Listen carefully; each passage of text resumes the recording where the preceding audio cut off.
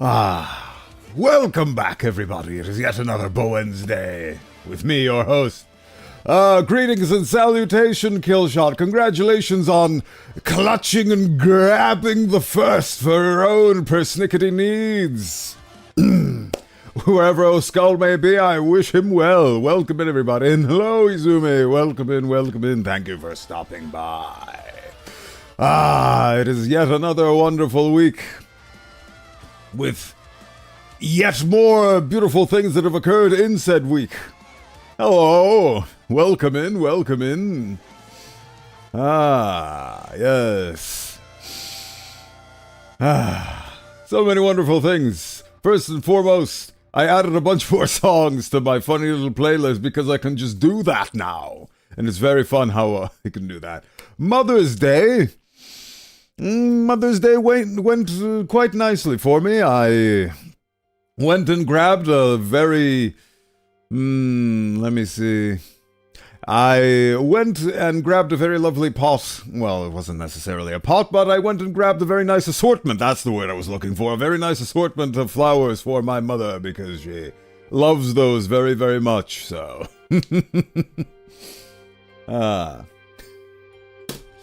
Hello. Hope you guys have fun streaming. Need the time to rest. Fair enough, Oskull. I hope you have a lovely rest. Take care. And hopefully you'll get the rest you deserve. As for me, I've got a Bowenthius to tend to with my fun little hands. I hope Mother's Day went well for those who celebrate. Mother's Day is a fun time to get with the person that, well, in my case, has bestowed a lot, and celebrate that. So, it went well, I think. I was very happy with my own results. It was a very nice bouquet. Should say so myself. Well, it honestly depends on your region of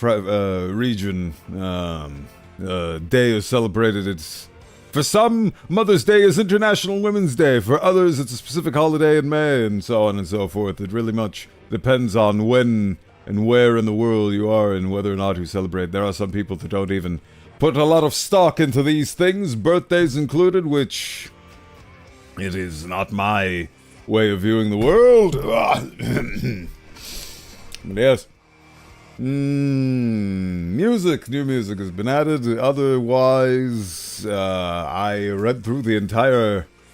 Well, the current run of comics for Battle Beast, the Invincible spin-off, which was absolutely lovely, and I had the song that played before this one blaring in the background. It wasn't particularly a very thematically fitting song, because Battle Beast is a creature that yearns to be felled in fair and brutal combat, because he has a rage within him that cannot be quelled otherwise.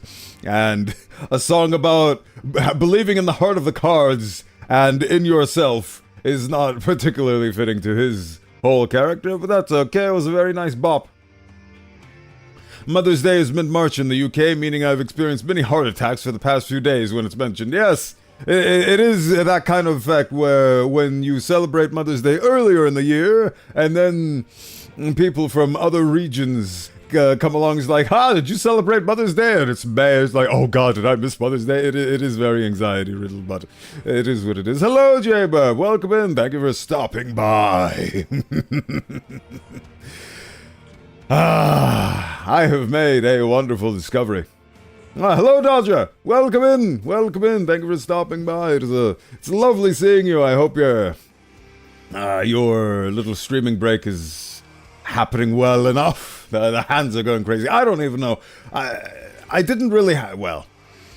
Throughout the stream, when I'm not streaming, I'm thinking about the things that I'd love to talk about during the stream and all that, but for some reason today in particular, my mind is drawing a blank and I do not know what specific things I should recount and talk about, but I had a lot of things to talk about, and none of them are coming to mind at the moment.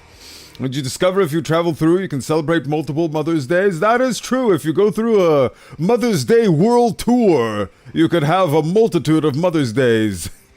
If your mother is special enough to you, then that is a worthwhile endeavor indeed, I think. it is, even without the special occasion, it is important to get in touch with the people that matter in your life and tell them that they are appreciated and beloved for having a positive impact on you and your life and your being. At least that is what I believe.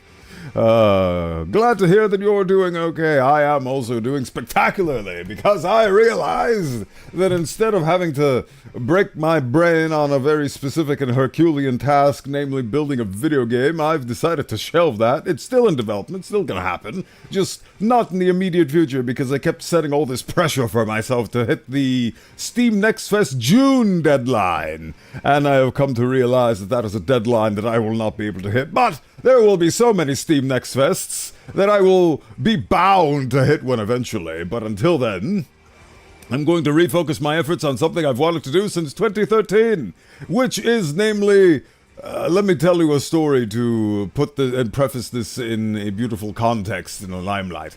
In the polar opposite, what is deadline? Well... See, deadlines have a very... They hold a very strange place within the depths of my soul, where I will always adhere to a deadline, and I can proudly say that I have never missed a deadline, but they are so arbitrary, frustrating, and stressful that I am starting to consider that it may not really be worth it, especially if I'm trying to go about this my own pace and I'm trying to go through things in my own manner of doing. I don't think a deadline is healthy for myself or for the project. I want the thing to happen, and it will happen when I am ready. And I'm starting to come to terms with the fact that I may not be ready at the moment, because it just feels like it's too much pressure to do too much in a very small time span. And the thing that I'm thinking of making is big and involved and complicated and requires programming. I guess it all boils down... Yeah, exactly. It can't rush perfection. That's why it took me a year. So if we count the development time of the 2.0 and the 3.0 model, it took me almost a year to make what you see before you, so you can't really rush these things. I saw what happened when I rushed these things with the 2.0, and I didn't like it, so I had to go back and remake it. Well, not remake it from scratch, but do so many changes and things and details that it basically amounted to a 3.0. Anyway. Point is that I want this game to happen and to be good and to be great, but I don't feel like I'm ready because coding is scary and I need to mess around with the S&D box first before I actually endeavor to do something as great and mighty and as powerful as making a video game. It's not an issue for me with academic work stuff, but personal projects. Yeah, exactly. It's kind of the thing. It's the endeavor where when it's somebody else, like an academic point of authority or a official, employer, that's the word I was looking for. If it's like an official body, like an employer or an academic setting or something like that, that expects you to adhere to the deadlines, like, that is a mindset where you adhere to them 100%, at least in my experience.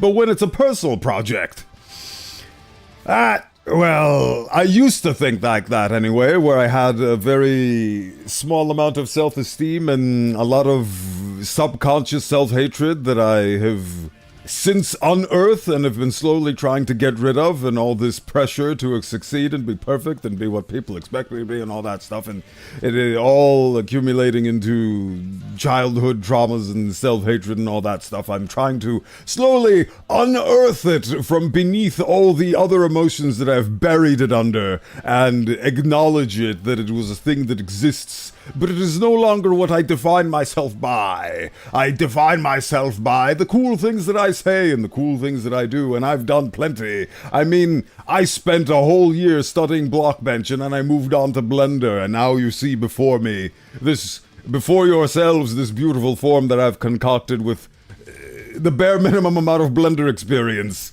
And now I feel like I'm cool enough, or at least experienced enough in the field of Blender to pursue even further projects, and what I was teeing up to this entire time was that I'm shelving the game, and I'm instead going to focus my efforts on making cosmetics for Sandbox first, to figure out the actual editor, to get into the nitty-gritty, to experiment a bit, to experience things in very small chunks, because it takes about 10 times less effort to make a funny hat than it is to design, develop, code, and make into manifest a actual video game. So I am switching breaks to do that instead. So I'll be focusing on making hats. I'll probably update my own hats for my stream along the way.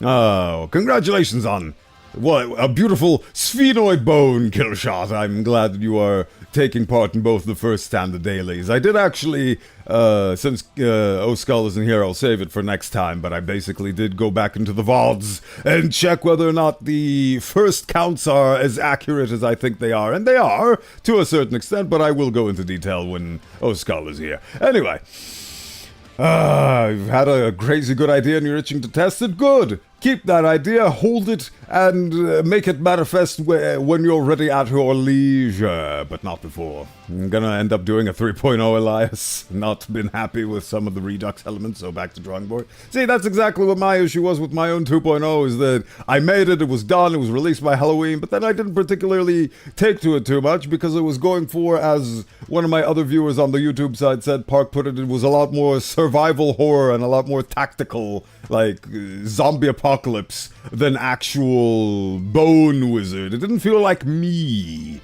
and I wanted to go back to my wizardy roots. And then it dawned on me, the realization that I literally control and shape bones to my leisure. So why not make bone-trimmed armor? I literally have the skill set for it. And so I did, and here it is. And it's beautiful, and I love it, and I'm happy, and I can finally move on to other things, namely the game. But then I realized the game is too big of a task, and I need to learn programming maybe, or find the guy again to do the programming for me, so I'll shelve that again, and focus on hopefully breaking through to the Steam marketplace by making assets for it, which then sell, and I get some sort of percentage from those sales, and that will allow me to be able to have the buku bucks to further fund these things, and so on and so forth.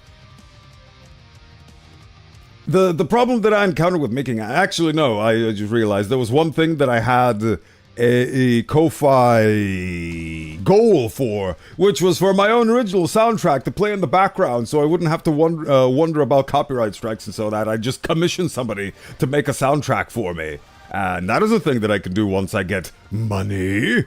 This beautiful thing that governs our life and is so... it's both the most consequential and the most inconsequential thing on the planet. It's something that our world runs upon, but at the same time, it's something that doesn't really matter all that much in the grand cosmic scale of things. Breaking tasks down to small bits. Yeah, something like that. I'm basically just taking out, like, instead of going whole hog and just putting this incredible amount of pressure on myself, I'm just gonna check what the editor's about, experiment and play around with it, make some hats, hopefully get them put in the hat store so people can buy them. Hopefully make something. Besides, it'll be a great opportunity for me to try something other than pixel art. I don't know what's going on with the hands today, but they seem to be all over the place for some reason. But anyway, this model would look hella awesome as a cosplay. That's something that I've actually thought about a lot myself as well. And yes, I think it would. I think it would. Someday, it's going to be very, I imagine, difficult to transform this into physical form, but I'm sure that where there's a will, there's a way. I mean, I have already... Did I mention that last Halloween I won a contest for spookiest costume, so it's not something that is beyond me. I would absolutely love... I think that is actually the only way I'll ever turn up to TwitchCon or any convention of that kind, with just a full-on face hiding gear that is basically me. So that would be a great... I love the cosplayers dark fantasy filled with medieval armors and all those beautiful things. There's apparently a phenomenon in the medieval world referred to, I don't actually remember what it was referred to as, but basically you feel the effects of claustrophobia at full, like, you are fully immersed in the claustrophobia because you have a big bucket over your head that basically tricks your brain into thinking, kind of like when you turn off the lights with birds or like you hide them under the covers. They're like, oh, it's nighttime, time to go to sleep. Same thing kind of happens with humans where you put a medieval helmet on them. I don't remember what it was called. But you basically get massive claustrophobia and you end up suffocating, even though your helmet very much has holes for breathing. I'm gonna con soon on the Deadlock cosplays. I mean, I imagine Paige would be a rather doable cosplay. There's a lot of characters in that. I'd love to see a Silver cosplay. I'd love. She just looks so cool. I feel like there would be plenty of opportunities. But the thing about Deadlock is that it is, at least from my perspective, do feel free to correct me if I'm wrong, it does feel like in Valve's typical style, it is very underground, sort of tight-knit community type deal where it's not necessarily as well recognized because Valve doesn't really do the whole advertising and shilling shtick that properties like League of Legends do, where they are very recognizable due to the absolute public relations campaign that go around with those properties. Same thing with Overwatch. So I feel like if you did do a successful Paige cosplay, not a like, were you supposed to be some character from Harry Potter? Is what I'd imagine people's reactions would be. But then again, it's not about the people, it's about you. And if you're happy with the cosplay, that's exactly why I went back and changed my own model, because I wasn't happy with the previous one, so I went back and remade it until I am happy. And that is something that is up to me and me alone, and I finally reached that goal, so. Speaking of Paige, fella played a game with her, then said, why do you... Well, I mean, the thing about Deadlock is it shares a very large amount of DNA with Dota, so I have a lot of, speaking from experience in that series, a lot of heroes are very custom tailored to specific neural patterns, let's say. There's a lot of heroes that just immediately feel right off the cuff, and it is a very super specific feeling that can only be understood by that very specific subset of neural patterns. So I can very much understand how him playing Paige and being like, why do you play this? Like, because he doesn't get it. He doesn't get it. I'm assuming you have a similar experience when you play Doorman. Like, it is something, like, characters in those games are so hyper-specific that when you find one that appeals to you, you learn how to play them, and they become your own niche, and they become a more personal... I guess that's why I sunk 5,000. It felt like a very personal experience when I played my favorite characters that I like, because they had these little tricks and tips and things and ways to play them that made me feel like I was expressing myself more than certain other circumstances of life. She's so squishy, and bro was running in like, I know she's bad, but I like her. I mean, it's not necessarily about whether or not something's bad or good. It's whether or not you click with it. Whether or not you can click with it.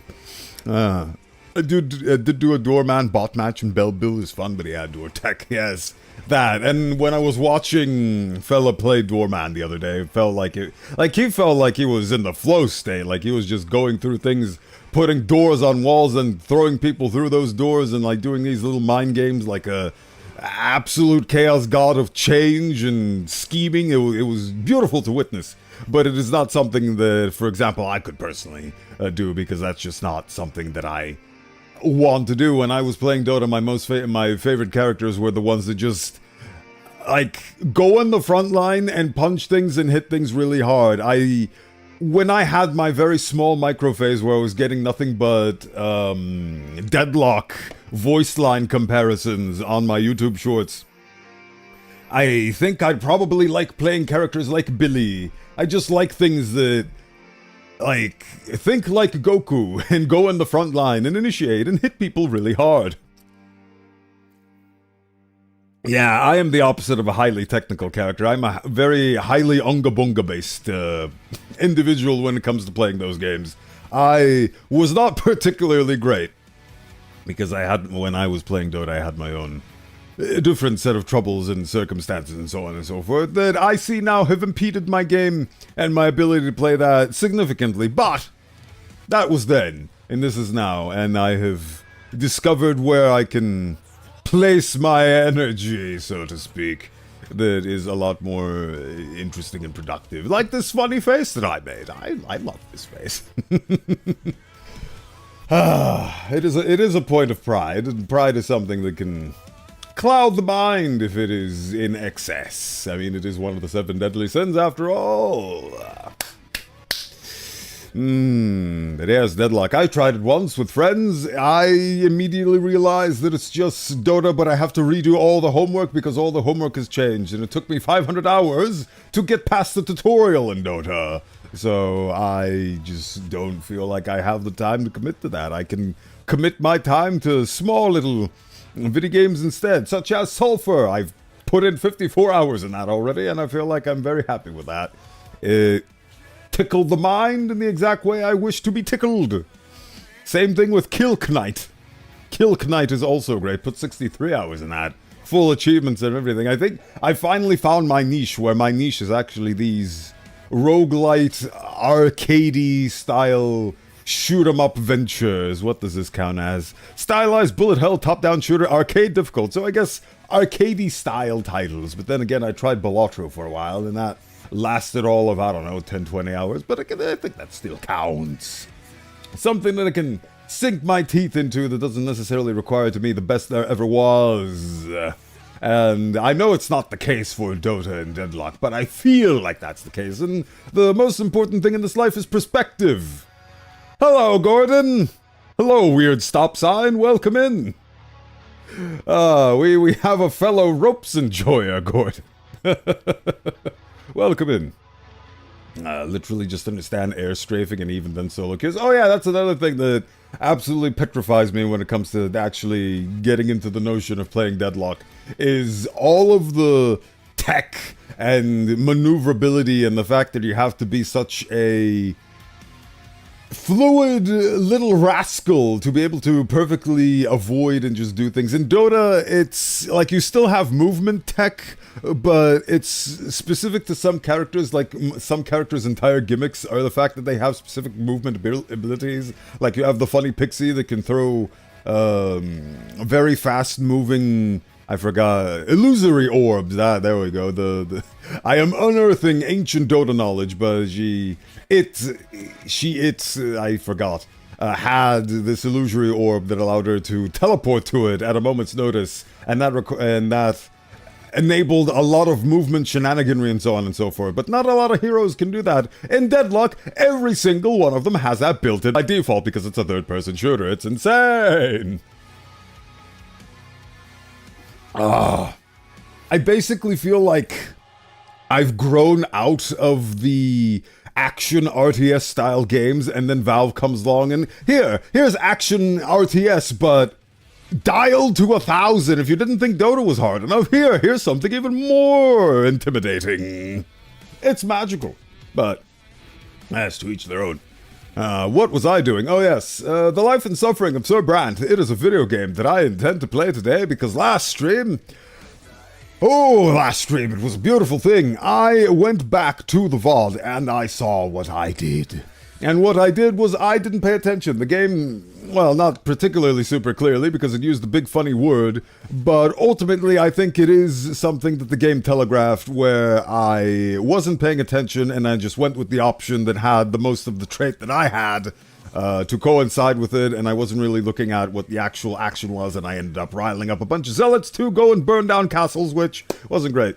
Yeah, the small oopsie, the small iconic oopsie that made me briefly consider not just save scumming, because I already tried that. I tried doing my classic Alt F4 and restarting the game, but that didn't work, so then I thought about, wait, what if I just replay the entire great game and go back to that point where I just did my choices identically up until that point? And I realized that is a gross overcorrection, and I have found solace in the fact that I actually do want to see where the game continues from this horrible choice. that I've made that is going against everything that I built up until that point of the game, because I want to see whether or not it will actually be able to pick up from where I dismantled the world. So, without any further ado, let's continue where we left off and see where it gets us. And besides, as soon as I finish this playthrough, I could just boot up another one. And I could just extend the life and suffering of Sir Brante until we reach October. Imagine me still playing this game all the way up until my Halloween special. Wouldn't that be hilarious? Now we're over here. Life and suffering of Sir Brante. Where is it? It's somewhere. There it is. It's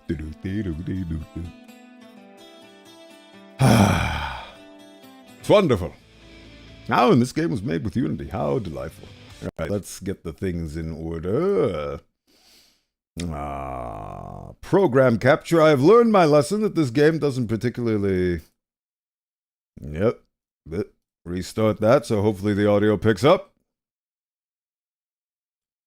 Let's see it. That's nice. Farewell, weird stop sign. It was nice having you for a whole 2 minutes. Anyway. Where were we? Game can... Yeah, it can be. Oh, there we go. It is doing the thing that I want it to do. Good.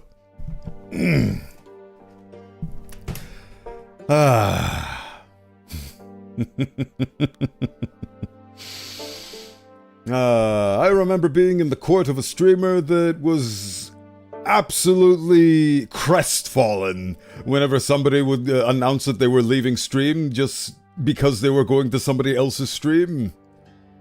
So much so that they put it against the rules and they kicked and banned anybody who would do that.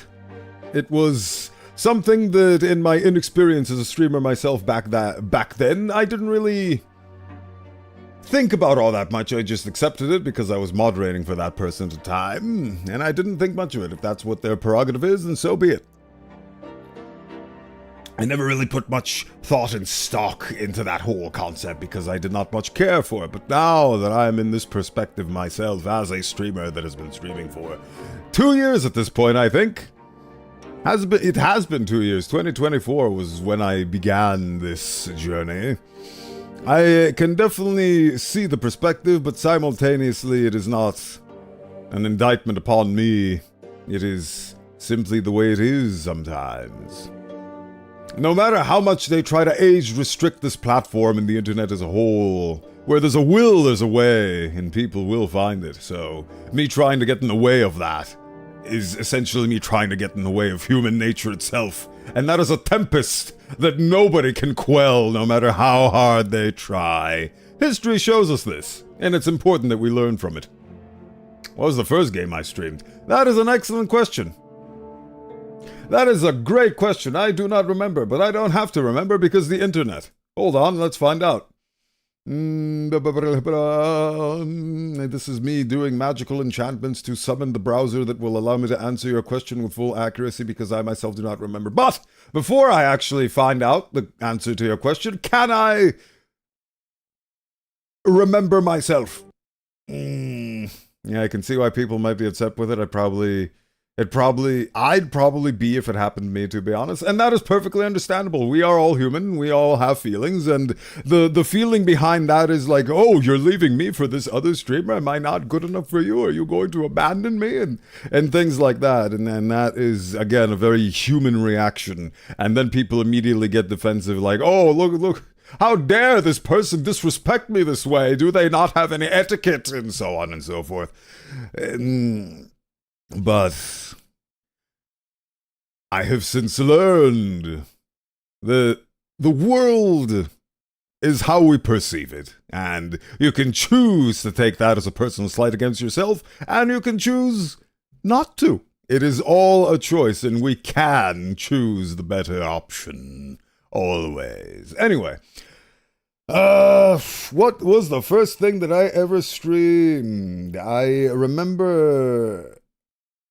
I believe it has been many moons, and I do not even remember what a tale of something not Tailspire, not A Plague Tale Innocence.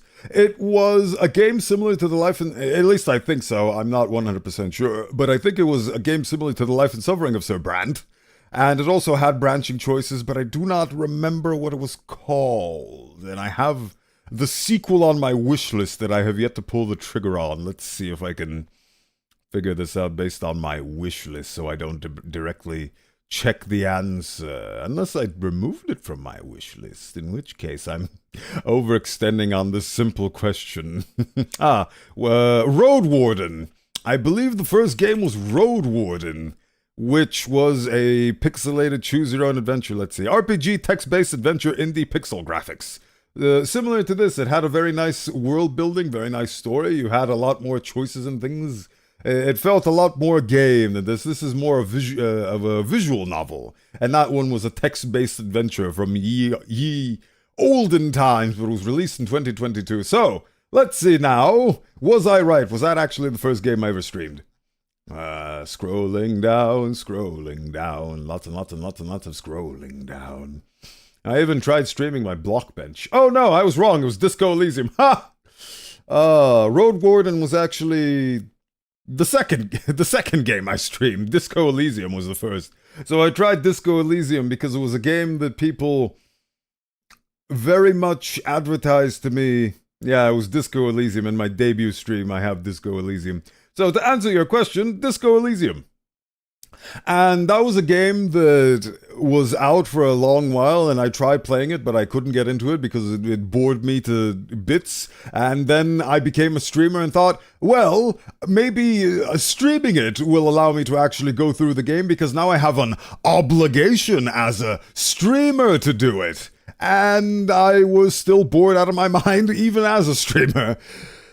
So I basically did 2 or 3 streams of it and eventually just gave up on it again, because there comes a point in time where you must realize that if you're not having fun with the stream, not having fun with the game, the stream suffers. So I made the executive decision to just call it a day because I wasn't into it, I was getting bored, and I didn't feel like I was particularly engaged and also entertaining, and the whole point of me being here is, in a sense, to be entertaining. Also, hello, Kingfish. I didn't see that it was you because your name is as purple as Killshots, and it also starts with K-I. Alright, bye. Gotta make carry spot posters. Goodbye, Kingfish. Thank you for not even saying hello, but your presence is appreciated all the same. Right, where were we? Yes, Disco Elysium, great game, just not for me, and that's okay. Not every game is for everybody. Hello, Selden. Hello, welcome in. Thank you for stopping by. Hello, Deltor. It is Bowenthius again. Happy Bowenthius, and happy welcoming to you, Deltor. Words, they're fun.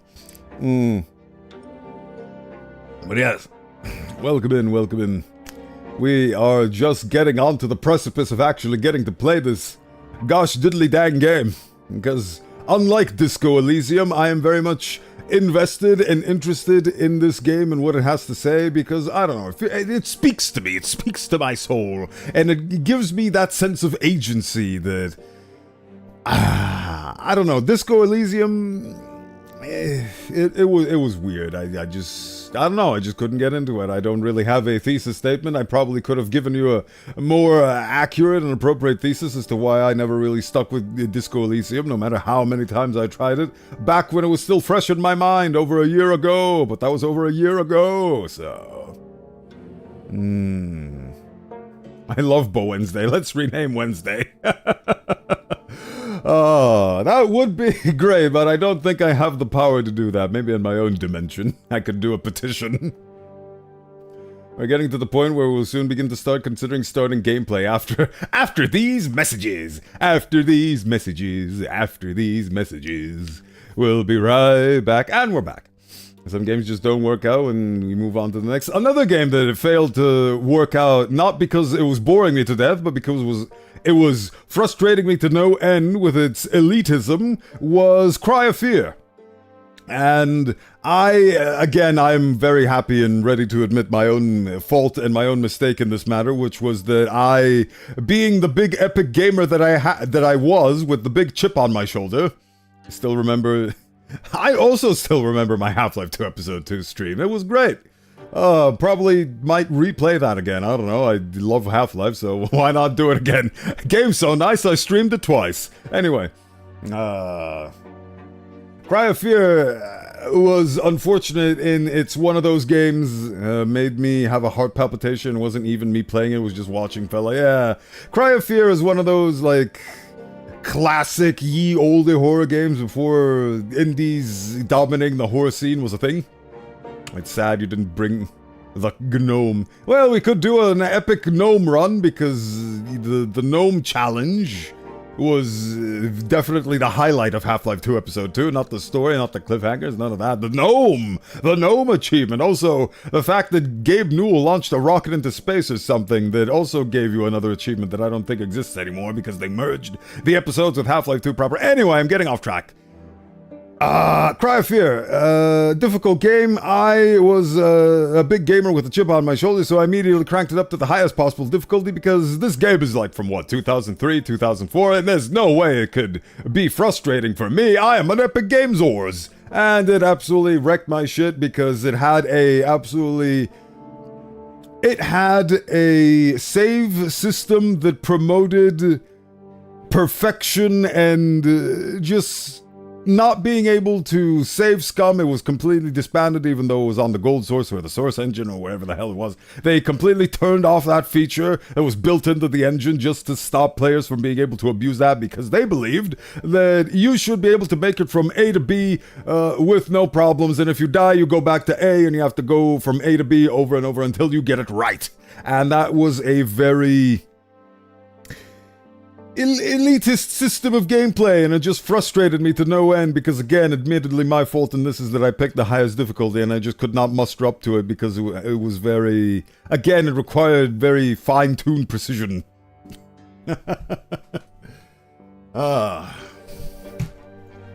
Half-Life named such because you spend half your life dedicated to playing and replaying it. Yes, I mean, my entire career has been Half-Life. I started it with a Half-Life 2 mod, now I'm continuing on as a spiritual successor to a mod for Half-Life that turned into its own standalone game in the form of Gary's mod and so on. I do not enjoy games that demand perfection. I'm ass and I deserve to play as such. Yeah, it's the kind of game that is made by people who believe that you should be... how do I phrase this in such a way that doesn't make me sound like I'm insulting them? It is a game made by people that expect you to just know what you're supposed to do and do it well, and it's kind of the principle of yeah, that's actually a good comparison. It is the same principle as Dark Souls without you being organized in such a way that is fair. Because I feel like the reason why Dark Souls as a genre and Elden Ring as one of the most popular properties of all time that is also getting a movie succeeded was because it had a lot of dynamic checkpoints in the form of the... oh my god, I can't believe I forgot what they were called. Not the bonfires, that was in Dark Souls. I've never played Dark Souls. What the hell were the checkpoints called in Elden Ring? Oh my god, this is embarrassing.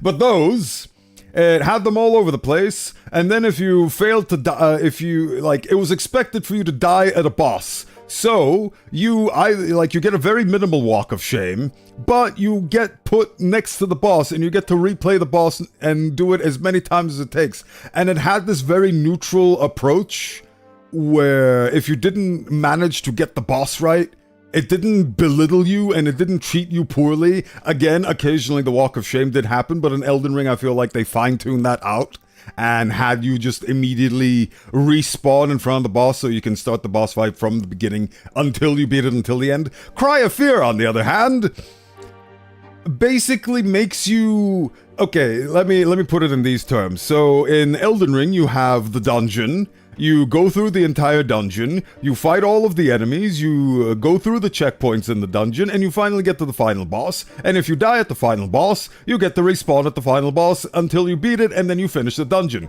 In Cry of Fear, when you die at the final boss, you have to go from the beginning of the dungeon, beat all the enemies, there are no checkpoints, and you have to beat all of the small fries until you get to the boss. And then if you die at the boss, you have to do it all over again. That was my problem with Cry of Fear. And that is why I ultimately ended up not finishing it, because that was a really, really frustrating form of gameplay. So, it wasn't for me.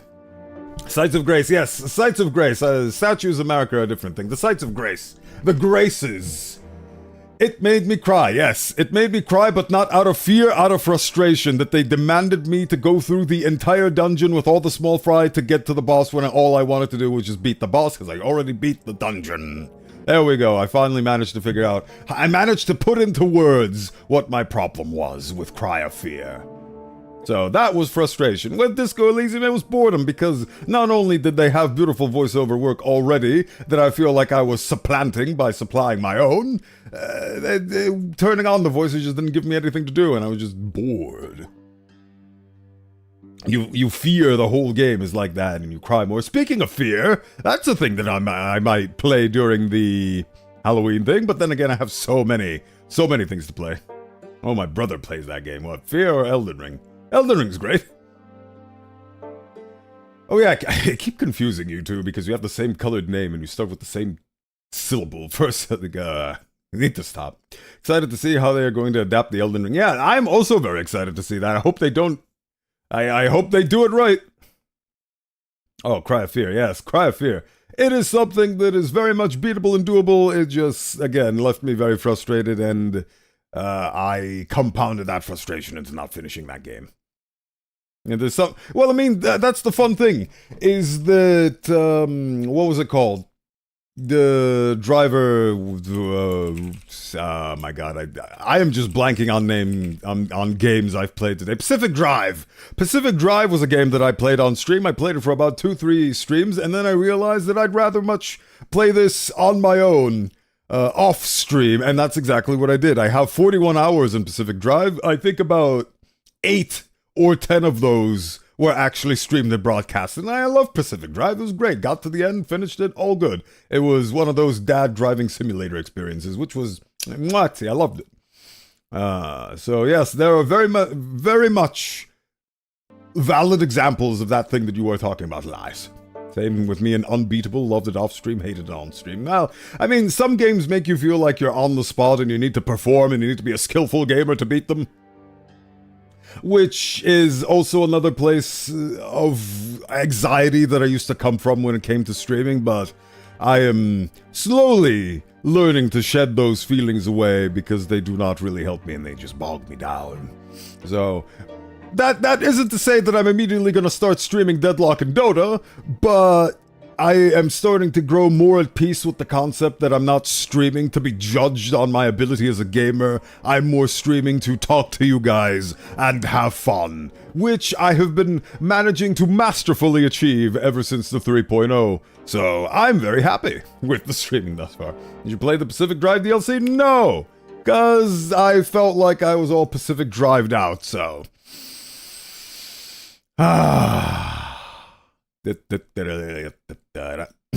Right. Where were we? We were Life and Suffering of Sir Brand. Let me see. Anything else? Got to enjoy games that ass and deserve. I am ass and I deserve to play as such. Exactly. It's not like the game doesn't provide a good experience if it expects perfection out of you, and it is a game for. It's not a game for everyone by definition. I have seen the beautiful Half-Lifes in VR games. They were a delightful series. Monstrous symbols on your hands. They are my attempt to make a interesting shape using bone, and they also help to make sharp knuckles for me to punch things with. They are not any particular shape other than the denotion of the Roman numerical 3, which is what this is. It is the 3.0. So, they're not monster symbols, but they are a shape of some derelict description. We judge you, but you are biased. You judge me, but you are biased. It is true. Well, I mean, we are all biased. It's whether or not we're conscious of our bias that is a determining factor in how we see the world. Think of Bowen punching the camera. I mean, I could do that. But yes, I like emphasis on knuckles, and as such, I shaped these bones to also have this emphasis. So, looks nice, don't it? Bone trident. I don't use tridents, I use swords. See? This is a sword. I built it myself. The sigils here are like osteomantic Wi-Fi booster signals. They're lovely. I'm very happy with my sword. Do you like my sword? My non-diamond sword? That is a blast for the past. Remember with Tobuscus? Alright. Trident is just a fork with 3 swords at the end. That is true. And people made it so that they could fish better, because if you try to stab the fish, maybe you were inaccurate and it got hit on one of the other prongs. And then it became a staple of gladiators for some reason. And then it became a staple for the god of the oceans. Used to be such a Tobuscus fan. Would it be rude of me to say that that is something that I kind of, like, when you say that, I was like, oh yeah, that makes sense. I find that statement to be accurate.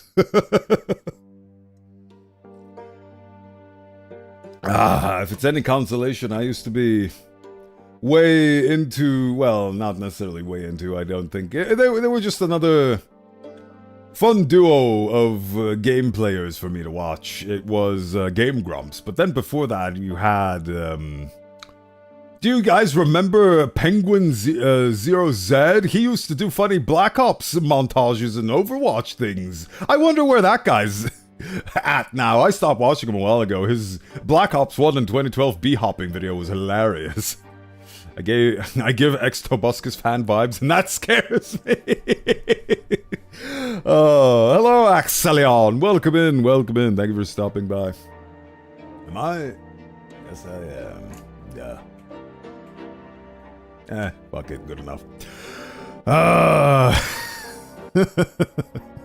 I mean, it's perfectly okay. You are not your past. You are who you are right now, and how you present yourself is how people perceive you. So if you want to be the ex-Tobuscus fan and be shamed over the things that you have done in the past, then people will perceive you as such. And if that is something that you fancy, then you are very welcome to continue.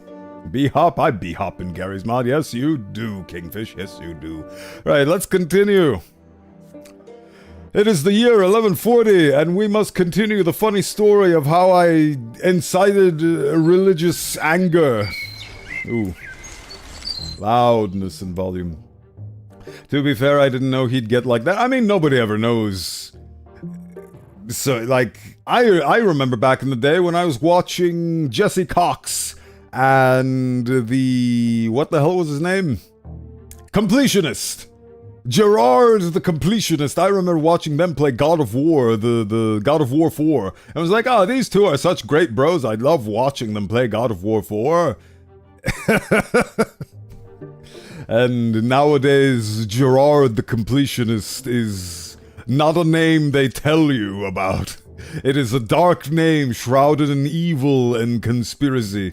Tend to stop watching people and find out years later they have become problems. Yeah, that's generally what happens as time moves on. You just grow out of interest and love because you outgrow them. I know for a fact that I had this exact experience with the Game Grumps, where there was just one day where I felt, you know what, these guys and their shtick, it doesn't really appeal to me anymore. I do not find them entertaining, and I just moved on. Wait, what? They were normal! Exactly, they were normal when I stopped watching. Oh. There was this one beautiful YouTube channel that I was very much religiously tied to as a young sprite. And that channel just stopped existing. It just completely fell off the face of the earth. And... It is... Sometimes the channels just come and go and they just disappear without a second, like... Just suddenly they're here, and then suddenly they're not, and it is a very strange phenomenon, but it is the age of the internet. Yeah, you don't, like... Hate is an extremely strong emotion, and it isn't hate that drives me. It is very much the vibes and my perception and my views and philosophies and so on, and well, nowadays... Like, back in the day, I was a fervent player of Dota, but now I do not touch PvP games for the life of me. I will do everything under the sun as long as it is cooperative player. Like, it's just focused on the people you know rather than the randoms you find in the public lobby. And that is very much an evolution of my beliefs and philosophy and so on and so forth. I was not this way some 10, 15 odd years ago. What if they stop? What if not watching them somehow cursed them to become evil, horrifying predators? Probably not, but, you know.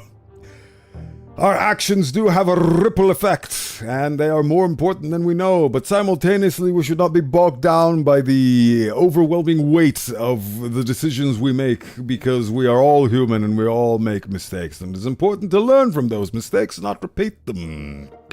Ultimately, it is my belief that evil is not necessarily a thing that exists. It is just something that is manifested as a byproduct of the ego and human desire to be well and to be happy.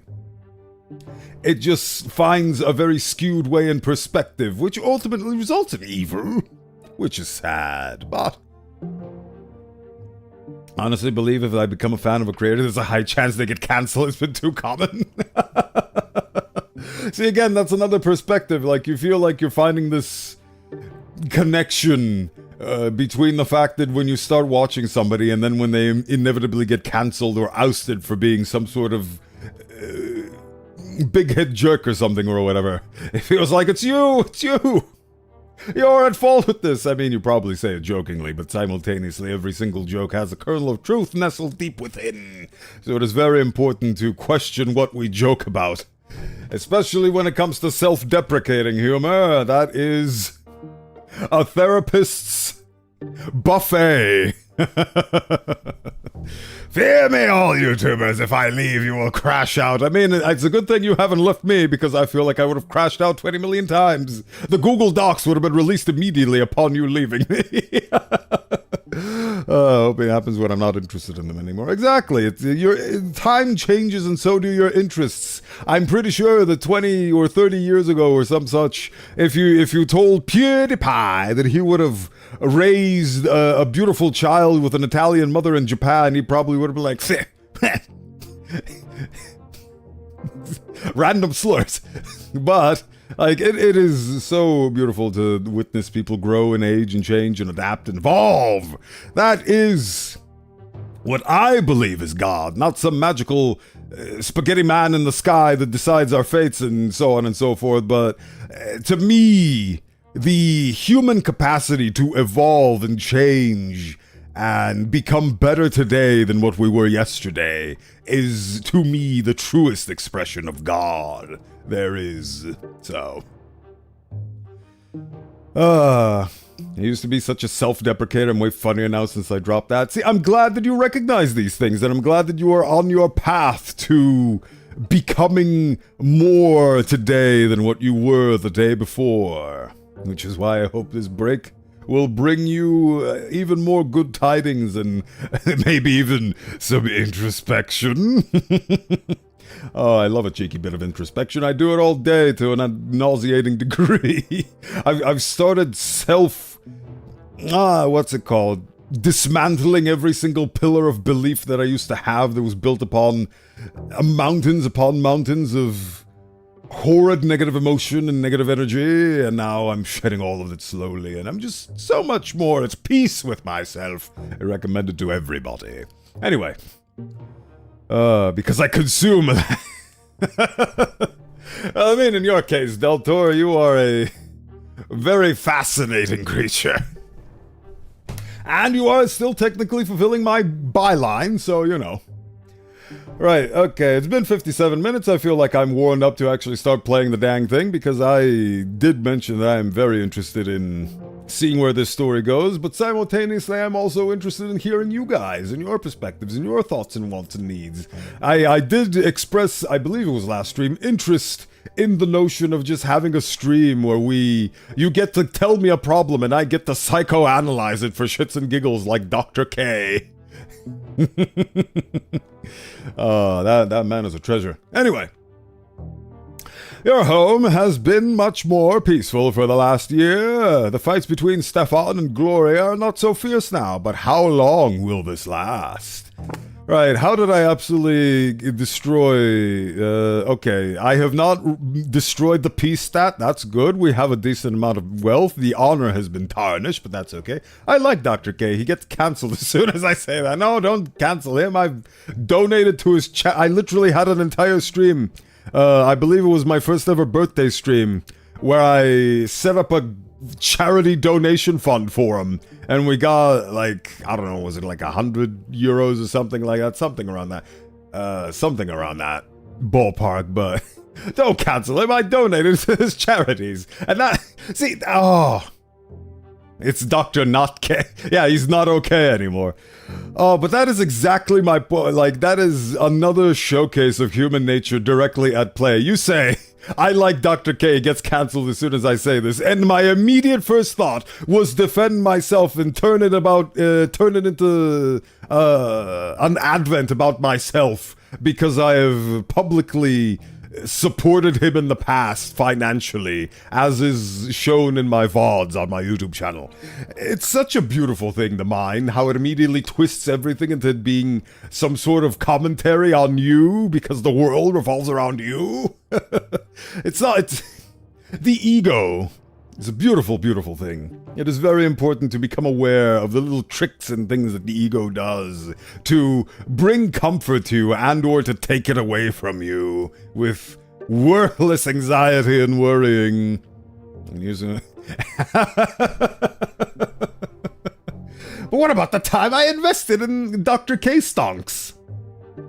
It's definitely interesting when you financially support somebody and they end up not great. I still have merch from a content creator. Hey, he's not a great dude. Yeah, well, same thing in the sense that you can also have merch from a content creator you are no longer affiliated with, or a content creator that you happen to be banned from ever seeing again permanently due to your own choices and decisions. Like, imagine having merch of a streamer that you're banned from actually watching. Or at least banned from chatting in. When you get banned, do you actually not... I think you still have the ability to watch the stream, just not the ability to chat in them. But yes, it is a conflicting feeling.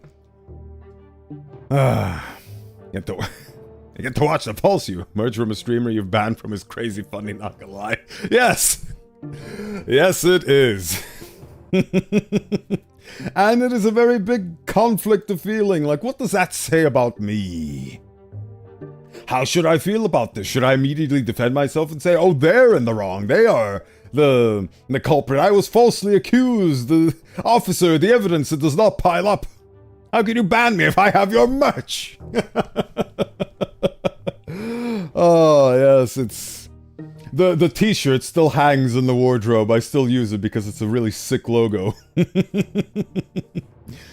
But yeah, that is yet another thing that is an indictment upon the self. Should you be crushed by this overwhelming shame that you did an oopsie and ended up getting banned off a streamer that you very much liked and or did not do anything wrong against, it is...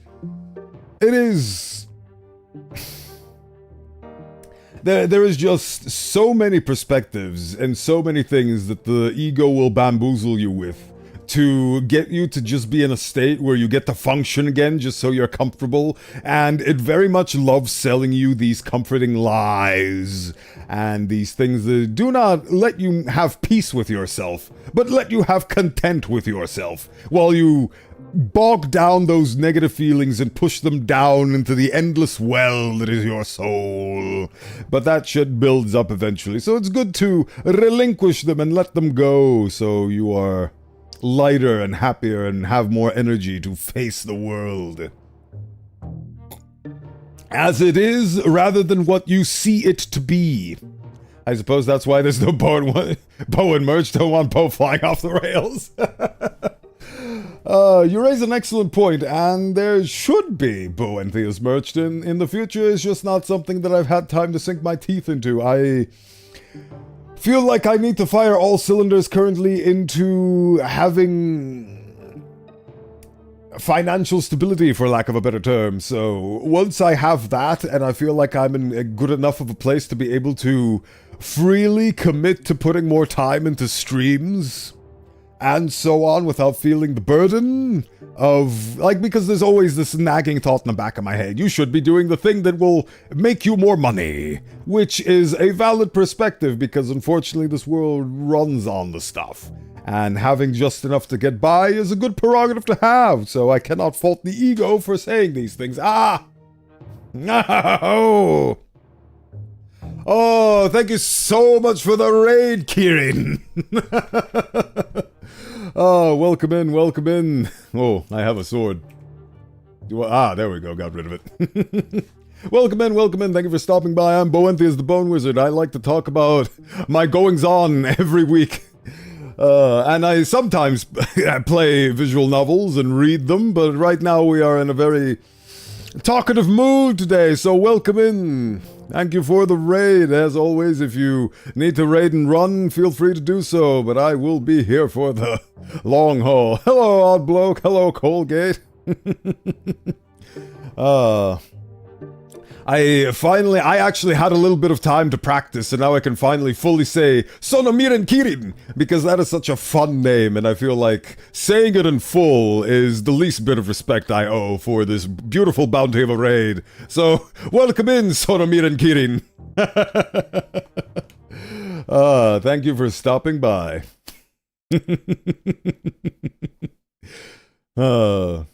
It is a fun name, and like, once you learn how it is pronounced, it feels like it flies off the tongue quite well. What, Sonomiren Kirin? It is fun. It is fun. I will admit, I am just doing it because it's like she sells seashells by the seashore. Like, I've gotten into the groove of it, and now I just can't stop saying it. Like, Irish wristwatch.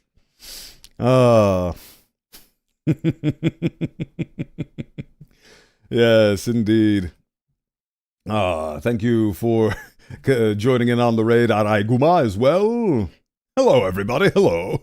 Bowenthius the Bone Wizard at your service. I did a big oopsie in this game last time I played it, but now I'm going to see whether or not this game allows me to continue after said oopsie, because life has tons of mistakes in it. You are going to fail, you are going to fall, and that is okay, because life continues, and you can always move forwards and move upwards. Every setback is just the opportunity to advance. So I want to see if this game echoes that philosophy. There we go. Very nice. Very nice on the sunglasses, Del Toro. Thank you. Gotta go eat something. I'm starving. Have fun. Hope you enjoy chatting. Thank you. I hope you enjoy food. Take care and farewell. Have a lovely rest of your week. Goodbye. Life and suffering of Sir Brante, ladies and gentlemen. Look at the cool Bone Meister. I am a cool Bone Meister. So cool that my hands keep randomly getting toggled on and off. But yes, I'm very handsy. I think it probably has something to do with the fact that I'm leaning further back, so if I go forwards, hopefully that will get the hands to be more cooperative with me. Otherwise... what was I checking? I was checking things. Yes. So my mistake last time was that I just saw that the choice required theology, and I was like, this is a good choice, this helps me with my theology. And then I realized that theology, much like all of these things, is a tool. It can be used for good or evil. And I accidentally ended up using it for evil, even though the game told me that I would arouse the anger and the ire of my followers and basically rile them up into horrifying zealots which would storm a castle on my behalf. And I didn't intend to do that. I was just distracted by the fact that I was very happy and I didn't pay attention to the choice. I paid attention to its requirements, and ultimately I messed up. But now we move forward. No need to posture, just fix your posture exactly. Sword, not sword. Yes, there we go. We have achieved not sword, but sword at the hip where the sword should be. Sword. Multiple sword jutsu. I have spares, I have backups, I have pouches full of bones. I can make as many as I please. Bada bing, bada booey. Right. Game. Oh yeah, I was checking other things. Province. Oh yes, the church schism is currently underway. That's okay. We will find out what happens. Hip hip hooray. It's not evil. It's evil, but not a bad thing. Okay, it is a bad thing, but that's fine. The thing about bad things is that they don't necessarily need to be justified. They can be explained, though. 100%. There is a perspective that drove that decision, that evil, bad decision, and from that perspective, that decision was actually really good and really necessary and yada yada. But ultimately, it is important to explain these things so that we can understand them, and by understanding them, hopefully we will not repeat them. That's what history is all about. We're supposed to examine the history, see all the horrible things that have happened in the past, examine them, understand them, and not repeat them. And unfortunately, there's a lot of people that can't read. Let's embrace the evil, fuck learning. Hey, we be fucking learning. Oh yeah, you had a comment about Scotland that I didn't fully read and I glazed over it. What was that about? I live in Scotland. If I want peace with myself, I make a sandwich called a peace. Ah. Fair enough, Deltor, fair enough. Yeah. Oh yeah, I was talking about Bowenthius merchandise. Eventually. Oh yes. When can support self and financially happy, then we'll merch. There you go. That was the end of that thought before the raid. So, merch in the future. If you're here for the long haul, as am I, then you will find the merch eventually. It is a thing. Lots 2 out of the 3 people I moderate for have merchandise. So, it's very much doable. It is possible. I just need to figure out the when and how and where and what exactly it needs to be. So, I think I had a good idea the other day, but then I forgot it, so I'll need to remake the good idea. And that is a thing that will happen in the future. First, I need to become a digital cosmetics baron, and that will take some modeling work. So, that's first on the chopping block, and then the merch will hopefully follow. A cup or a can of Bowen juice. Oh yes, I could make a very finely home-crafted mug of some derelict description. Oh yeah, or the juice with the moose Bowen can. That could also very well work. I do like mugs, though.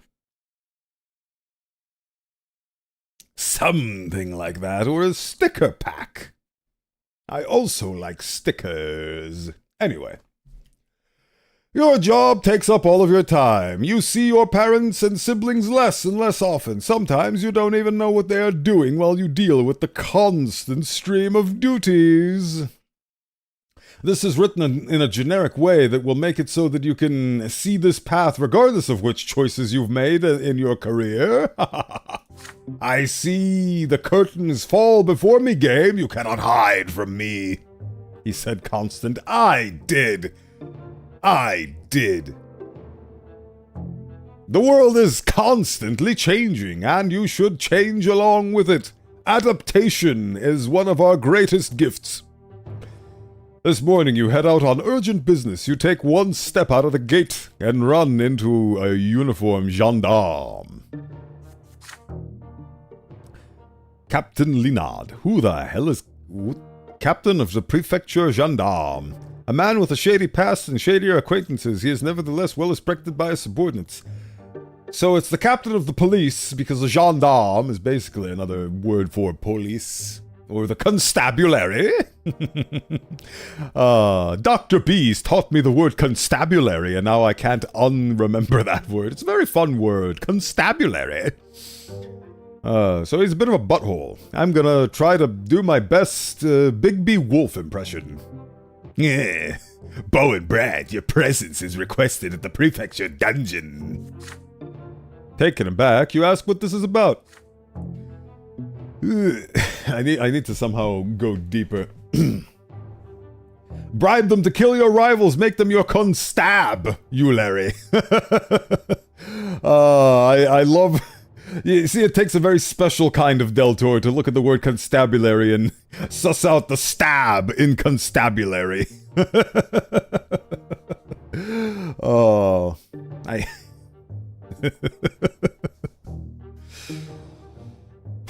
right.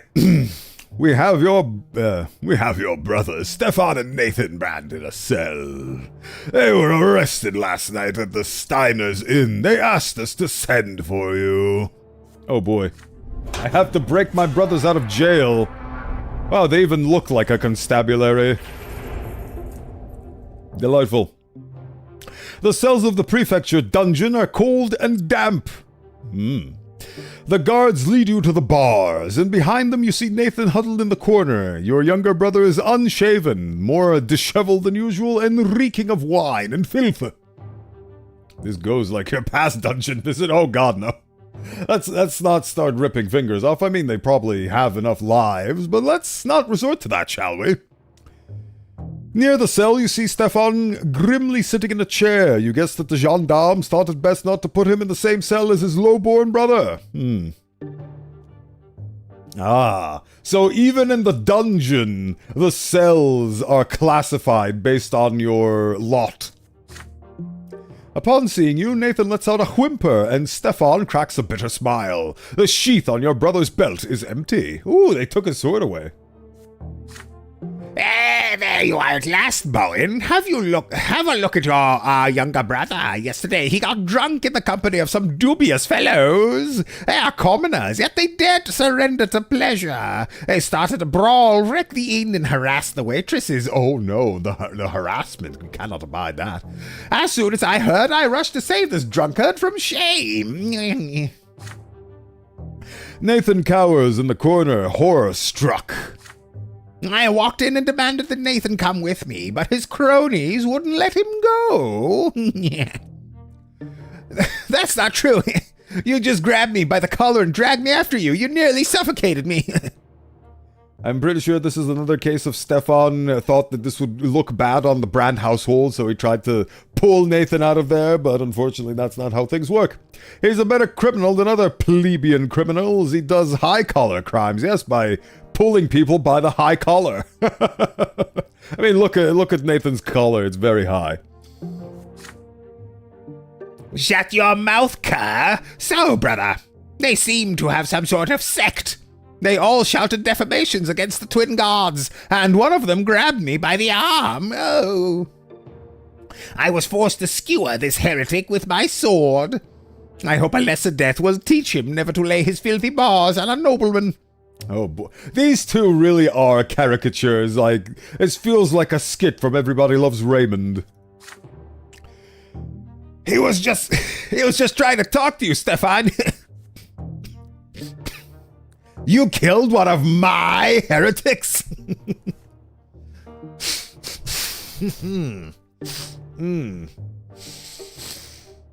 Oh. Nostradamus. 1 second. Yeah.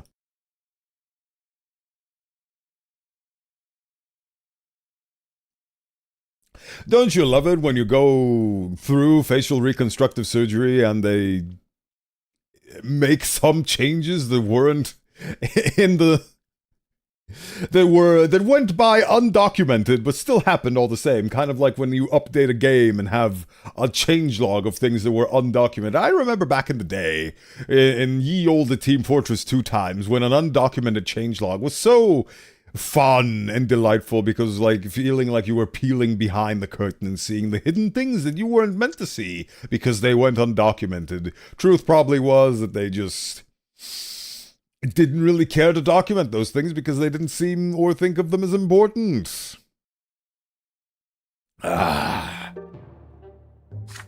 Silence! Then the gendarmes barged in, and here we are. I have been accused of an unlawful murder. Apparently, the new laws allow killing a commoner only if he attacks first or wields a weapon. They say that in the event of an insult, I'm supposed to file a complaint with the prefecture. So now they're going to seize my sword for a whole year. Oh no, they're taking his gun and badge away.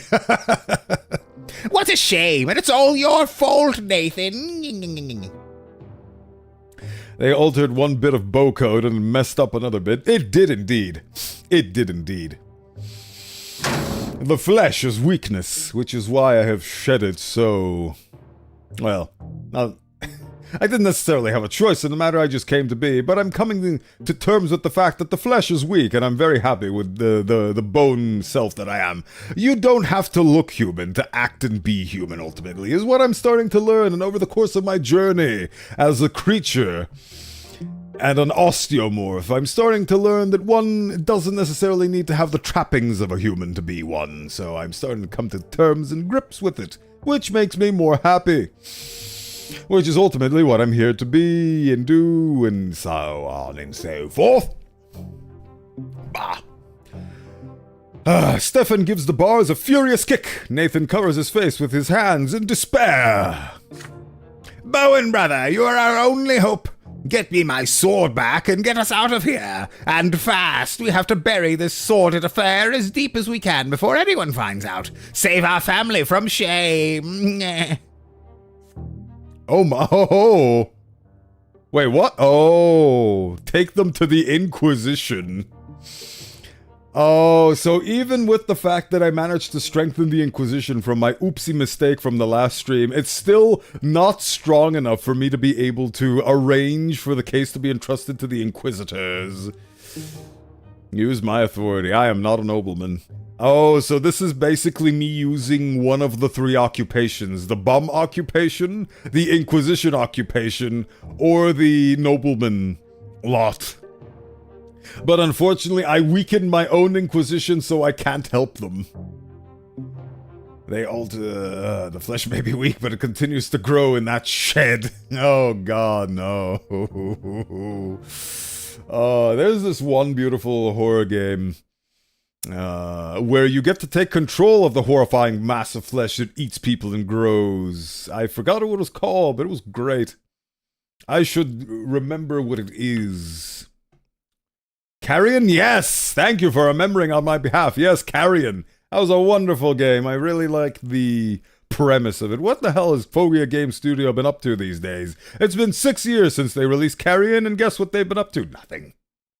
Or at the very least, they haven't been up to anything that has been released on Steam. They only have Carrion to their name. And you know what? That's okay. One game is better than my track record.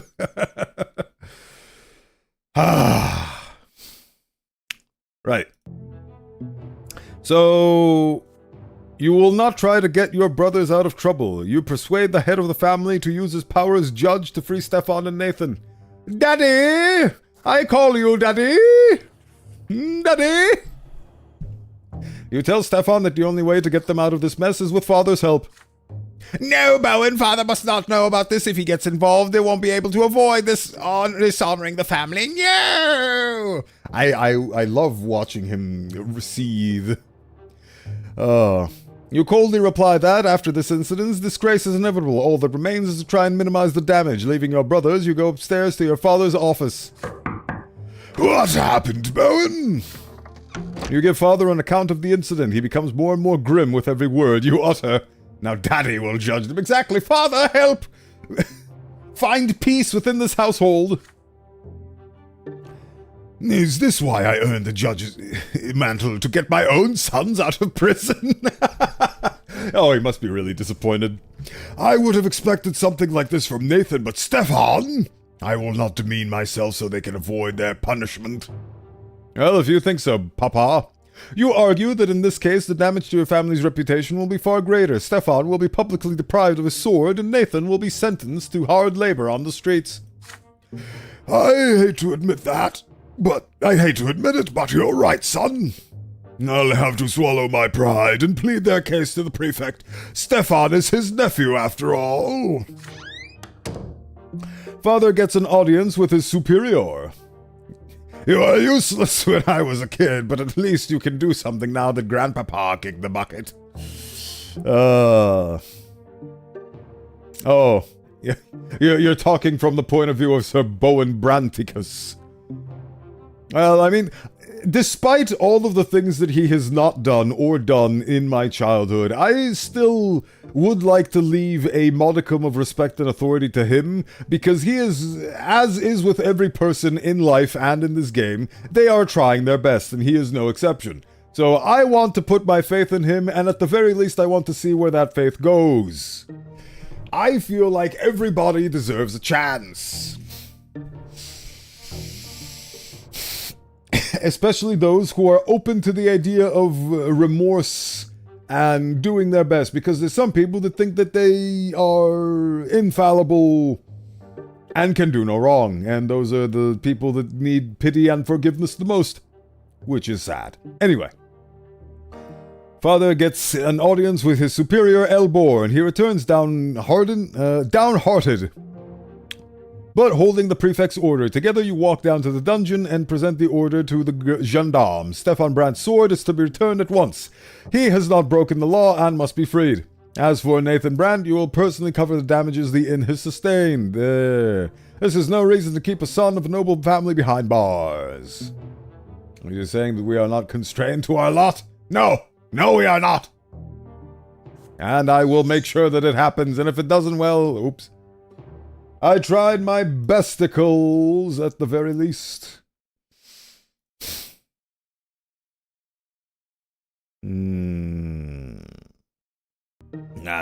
Seeing the prefect's seal, the gendarme nods obediently, returns Stefan's sword. Father, I knew you'd come to the rescue. I haven't really done anything shameful. No, your entire life is shameful. We will discuss this at home.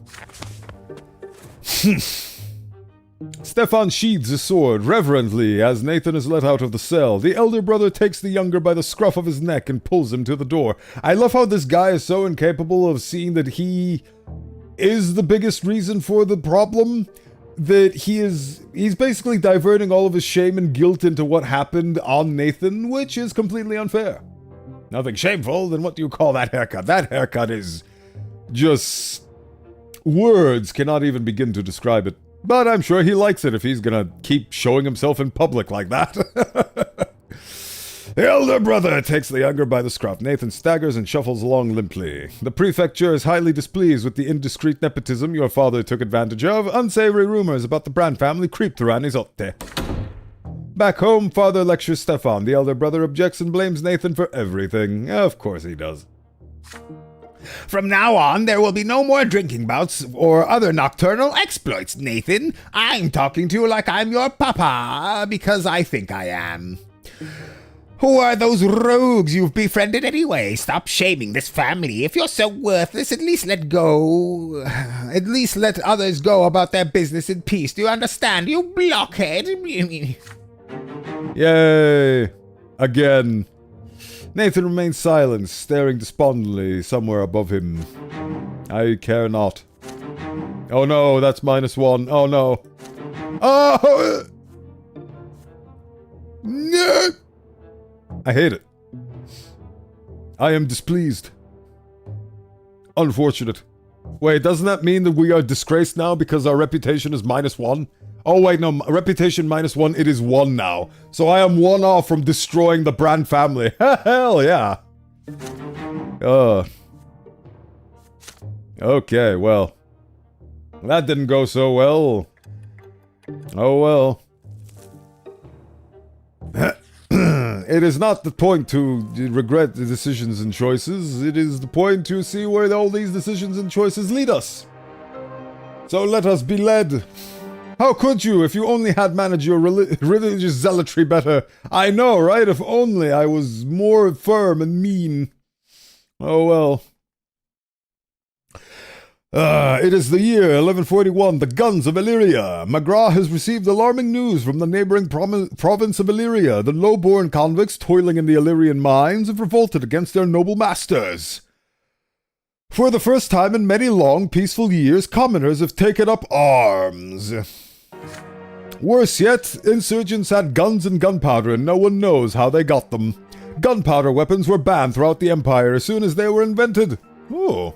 The lords deemed firearms dishonorable and unfit for nobles. Even legion soldiers are forbidden from using them. But now gunshots were echoing through the mutinous Illyrian mines. What's the big deal? It's just a minor rebellion.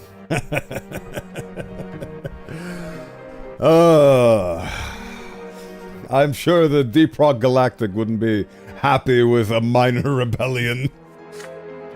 The Imperial Legion was deployed to quell the riot. The Legionnaires slaughtered the rebels without mercy, and the uprising choked to death on its own blood before it had even begun. The south of Illyria is now a forest of gallows. The convicts' corpses were left swaying in the wind as a warning to any commoner who might dare to take up arms. Although the rebellion quickly succumbed to the Imperial military's onslaught, many Legion soldiers and officers were slain by the insurgents' firearms. Their steel armor was no match for bullets. The rioters' weapons were destroyed in a public ceremony, but no one knows who built or smuggled them into the mines. All Imperial overseers soon issued public reminders in the provinces. The punishment for owning a gunpowder weapon is true death by execution. You know, in a world where they have multiple lives, you'd think they wouldn't be so scared of guns, but here we are. Anyway, I'm starting to realize, like, I didn't remember why why Disco Elysium was my first ever streamed game, because I was so bored of it. It just wasn't something that I recognized as my first ever streamed game because it wasn't a game where I had a good time in it. And the reason why I said Road Warden was because Road Warden was actually the first game where I actually recognized having a good time in it and recognized the fun I had as a streamer streaming it. So that's actually really fun. It's a really fun delve into the psychology of Bowenthius. Is that Road Warden was the first game that in my mind's eye I consider was the first thing I streamed, even though it technically was not. So the Bowenthius in my heart's answer was Road Warden, but the technical answer was Disco Elysium. Anyway. But the Empire is still restless, still anxious. Somehow guns found their way into the commoner's hands, if only for a short time. Could gunpowder and lead one day endanger the old ways of the Empire? One should hope so. Authorities of McGraw fear that unrest may soon spill over here. Due to the double tax, peasant farms and industrial manufacturers are facing harsh times. The province's wealth is steadily declining, but the discontent of the commoners is still held back by the eternal lot that demands they accept their suffering. We must accept the new faith and usher forth a rebellion! Miracles and wonders. You have not had any serious cases since the investigation of Father Lenart's print shop in the Latari Society. The only matter that currently warrants the Inquisition's presence is in the province is the ongoing struggle between the old faith and the new. Did Abbot Lenart lie to you about Patriarch Cossius's heresy? There is a knock at the door. Father Ulrich has left the province for now, so all petitioners are coming to you. You set your thoughts aside and focus your gaze on the visitor. A middle-aged nobleman enters your office. His jacket is decorated with large sewed-on beads. He states his name, Carl El Capo, and claims to have run afoul of magic. Sir El Capo owns a village by the name of Gracinia. The harvests there are abundant, and all plants and trees take root with amazingly success. What? Okay. The villagers claim it was a blessing from the twins, but Sir El Capo thinks otherwise. I mean, it's a good thing, isn't it? The nobleman claims that Sister Ariadella, the village priestess, is a witch. People have seen plants and trees blossom and bear fruit at her touch. Here is barren Magra with its lifeless soil. Here, in barren Magra with its lifeless soil. It messes with my profit margins. We can't have saints blessing the land. Don't you think that would ruin the economy? If gold is everywhere, then gold is useless, and all the gold that I've hoarded will not have as much value if I didn't hoard it. Ugh. You see, that's exactly the perspective there as well. You don't care about the fact that this is ultimately a net positive for people. You care about the fact that this directly impacts your coffers and your pockets, which is a fair perspective because, you know, you think first about yourself and so on, but this is a selfish way to think. But from the perspective, I've built up this empire and they are tearing it down with their empathy. I mean, again, all perspectives are understandable. Not justifiable, but understandable. We just have to find it within ourselves to understand them. A pious man, Sir El Capo, does not want to shelter a witch who corrupts his property and with her ungodly sorcery and feeds its cursed fruit to his men. Yeah, that's the real reason, Yep. You carefully write down the nobleman's every word, then leave for Gracinia at once, escorted by a squad of champions. Oh boy, we love our champions. From even the high road, the village is striking. The trees, the grass, the flower beds, it's all green. Only nobles can afford such luxury in Anizote, and they import fertile soil for their gardens at great expense. You grew up among greenery, but your family garden has nothing this green and lush. You come to a halt next to a small, well-tended little house. Now you have to go have a... Can I, like, pretend like I'm executing the witch, but instead I just put her in my house and she does beautiful things to my house instead? You come to a halt next to a small, well-tended little house. A tall, slender young woman dressed in a black cassock comes out to greet you. This can only be Sister Ariadella. In a black cassock? That's interesting. She looks at you, her eyes the brightest shade of emerald green. Oh, look at her, she's beautiful. Village priestess suspected of witchcraft, really suspected. Greetings, Inquisitor, please, come in. I have a feeling that if you try that, you may just accidentally execute them. Yeah, that's probably... Don't want to repeat the mistakes of yesterstream, now do we? This is a new Bowenthius filled with new opportunities.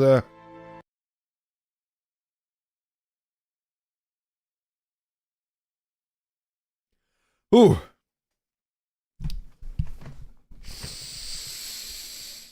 Let's see where we go. As unexpected as your visit must be, the young woman shows no fear whatsoever. You tell the champions of faith to remain outside for now. Ariadella takes you to the back of the yard of her home, a beautiful verdant garden. So, Inquisitor Bowen, have you come to proclaim the miracle? What miracle? Ariadella smiles. She gestures to the flowers and trees growing all around. New day, new opportunities, new mistakes. And the new opportunities to be better from those mistakes. Why, just look, it's a miracle. A vast garden has appeared here, all thanks to our hard work and prayers to the twins. There's no garden like it anywhere else in Magra, except for those with imported soil. I've prayed for this ever since I was a little girl. It all started when I prayed for my mother's flowers to not die. As soon as I touched the soil with a prayer on my lips, it became soft and the flowers grew strong. I've been doing it all my life. I just pray, touch the earth, and the soil lives again. Oh, so it's a witch that doesn't know she's a witch and instead has gaslit herself into believing that it is actually her power of prayer that does things. Oh, thank you for the hydrate kill shot. I need it. I have not stopped yapping for the past hour, 36 minutes, and 11 seconds. Oh yeah, hold on. I need to do it in your name, and your name needs to have my hands outstretched with bowl in hand. And by bowl, I mean mug. As soon as the hands turn on, there they are. There's the mug. Hydration in the name of Killshot.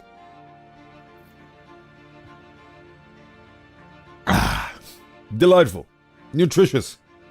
Declare her the... Can I actually do that? Can I, instead of declaring her a heretic, declare her a saint? And that way she gets even more perks? The problem is, if Ulrich sees those green eyes, he is immediately going to go, well, this is a heretic, we must burn her at the stake. And that's mean, and I don't like that. Drinking. Oh, hello. For once, you have the energy to be here. That's okay if you don't. I'm here every Bow Wednesday. Welcome in, Kiyomori. Nice to see you once again. I believe since the last time you were here, I did a little bit of digging to recall and recount your old visage so that I can grow accustomed to the new one. And I do recall now who you were and who you are now. So it is nice to get things in clear order. Yes.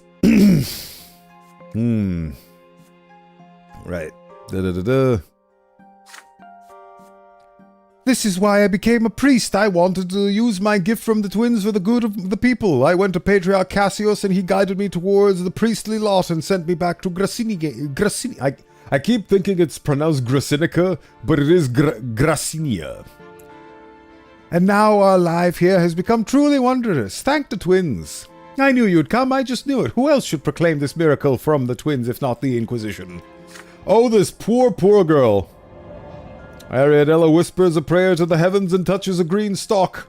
It responds to her touch with a little bud. A moment later, a beautiful flower unfurls to greet you. The girl turns to you. There is great expectation in her eyes and sparks of verdant green. I really hope I can send her to a very nice place instead of the dungeon. You try your best to let her down gently. Oh, God.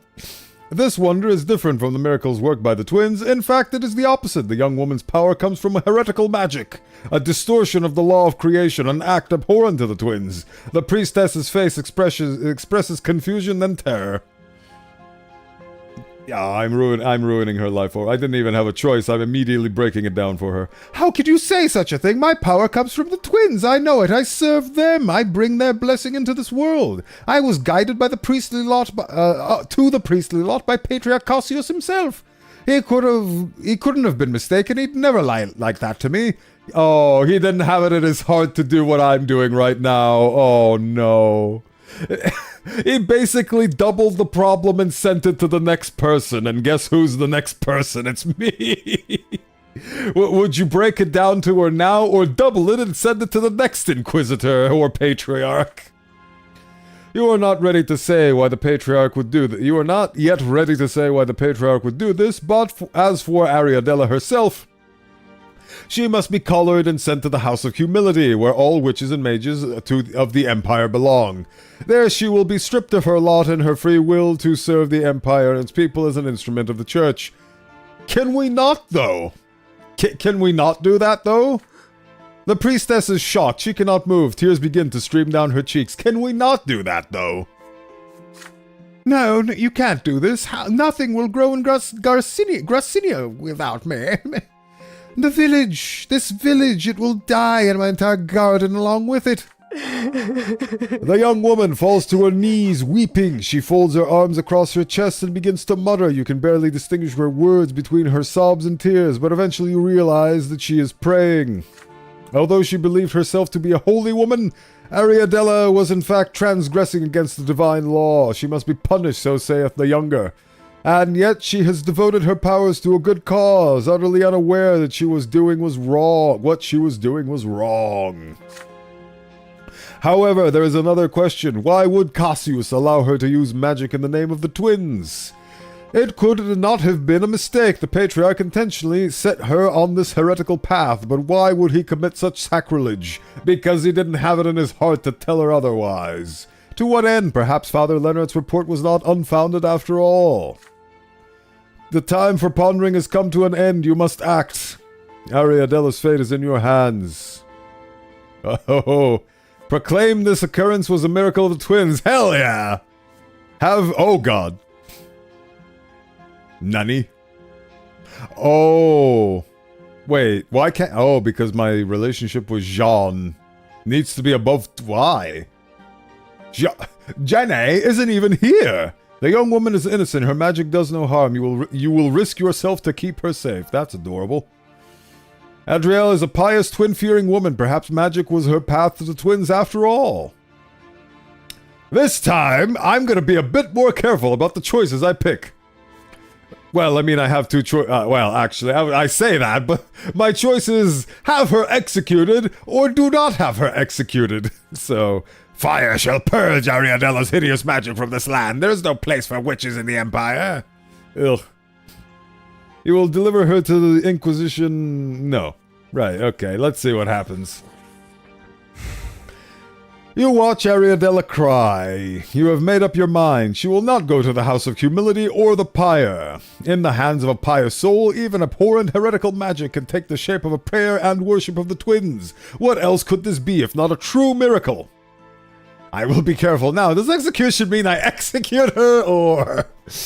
that is exactly the mistake I made last time. I basically chose the option I thought was what I wanted, but it turns out I misread it I chose the fantasy, and instead reality came knocking on my door. You sit on the floor next to Ariadella. Your hand comes to rest on her shoulder. She is safe. There is no threat, yet she was right. She was the wonder worker she thought herself to be. They sent you here to test her faith, that is all. She has been judged and found truly faithful. Her heart is filled with nothing but the love for the twins. Ariadella looks up. An uncertain smile appears on her face. Oh, good Inquisitor, you scared me so badly. Yeah, it was just a prank, bro.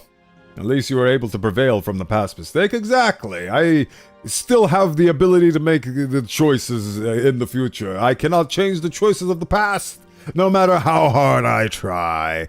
See it as a lesson to carry forth in your real life. You cannot save scum IRL. You cannot change the past. You can only learn, grow, and improve from it.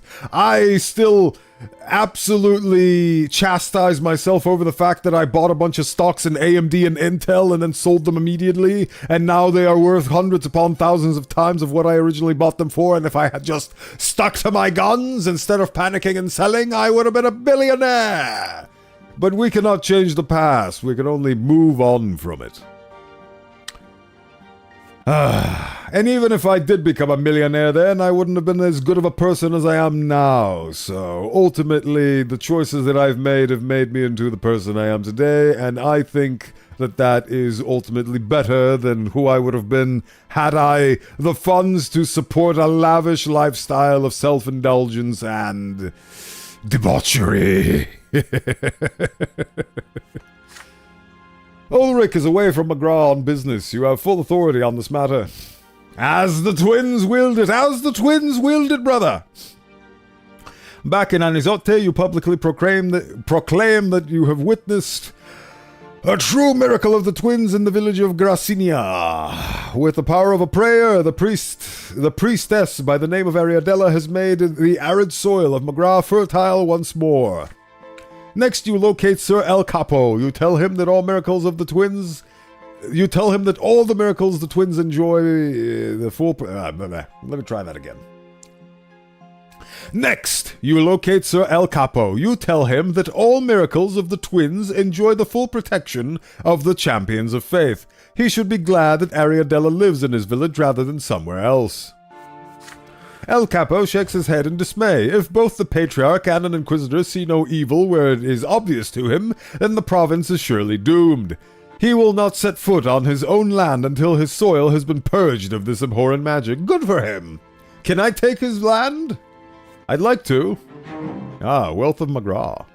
Soon after, you learn that El Capo has shared his opinion with a number of people outside the Inquisition ward. Rumors have begun to spread about an Inquisitor who spat on the laws of his own order. The young woman is safe, but the Order's authority in McGraw has suffered.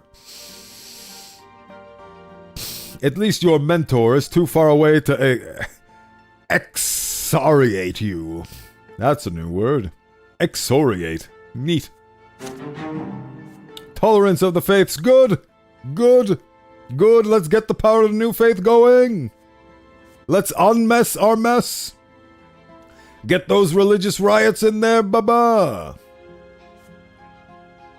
Oh, I'm getting, most important to the Inquisitor. I'm becoming a prophet, yeah.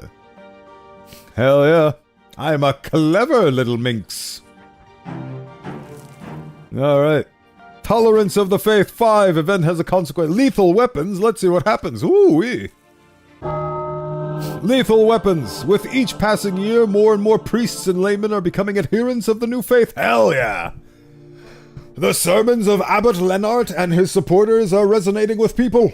Good, good. The new believers proceed towards the peak of the pillar while defying the law of Asatius. They are led only by the love of the twins. Good. That is exactly what I wanted.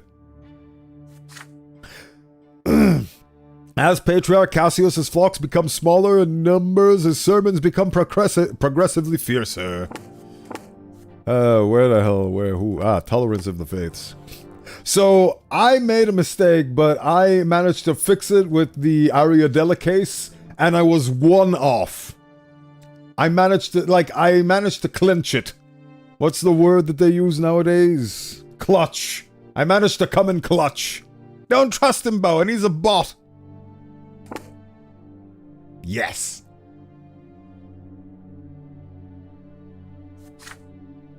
Brothers and sisters, the false prophet Phocis is dead, but his heretical teachings live on and continue to poison our land.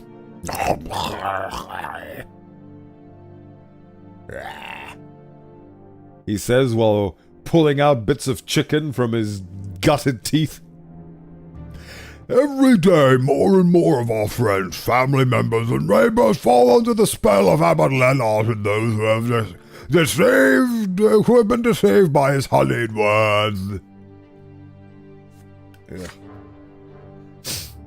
The Inquisition is supposed to be a shield for the true faith, and a sword of retribution for the heretics and apostates, yet it remains idle, so we must rely on ourselves. Heed my call, brothers and sisters. Save your loved ones, save those who have lost their way and their true faith. Bring them back, whatever the cost. The leaves of the silver tree rustle soothingly. If he gave us money, we would face a real prophet. Nature's prophet. I will pay you to stay in the old faith. Turn a beautiful prophet, won't we? The leaves of the silver tree rustle soothingly. You try to breathe deeply and evenly, taking control of your emotions, but as soon as you open your eyes, your stomach turns. The temple of silver tree reeks of death. Red blood flows over the white marble. In its hideous patterns, you recognize traces of bodies that have vanished after a lesser death. Every step produces a nauseating, squelching sound. Armed men barged into the temple during Father Lennart's midday sermon. Their faces were hidden, their clothes adorned with the symbol of the Church of the Twin Gods. They attacked the new believers. They took their own lives. Oh. Huh. Janae's voice echoes through the empty temple. I think we're done here, Brother Bowen. I have a full list of victims. They all suffered a lesser death. We'll question them thoroughly after they're reborn. The attackers yelled that they were willing to condemn themselves to eternal suffering just to purge this sacred place of heresy. They are commoners who dare to go against their lot in order to save people who have succumbed to the heresy of the new faith. Now it's pink marble. Depends on the marble. But yes, I do see your point. Like Pink Floyd, except blood. Do you think Cassius is right? Is the order to blame for what happened? You have no time to answer. A sharp voice calls out from the entrance of the temple. Who the hell are you? Elderly new believer and a fervent supporter of Abbot Lennart's cause. Ah, brother. Maybe you should get out of your cell once in a while, missy. The old believers slaughter us like cattle in our own temple, but you're willing to acquit them and blame the order for not taking charge of this bloody harvest? An unfamiliar, frail old man is standing by the entrance. Beside him stands Leonard, the abbot of the temple. Jean grows crimson with fury. How dare you say such things, old man? Am I wrong? Did your champions of faith come to our aid? No, you let the fanatics go ahead with their bloodbath. Calm down, Sylvan. I implore you. This is just anger and bitterness talking. Sister Jalnai, I pray forgiveness for this man and his harsh words. He is full of sorrow and grief. It is understandable. I like you, Father Leonard. Jenny heads for the exit without saying a word. You're about to follow her, but Father Leonard stops you at the threshold.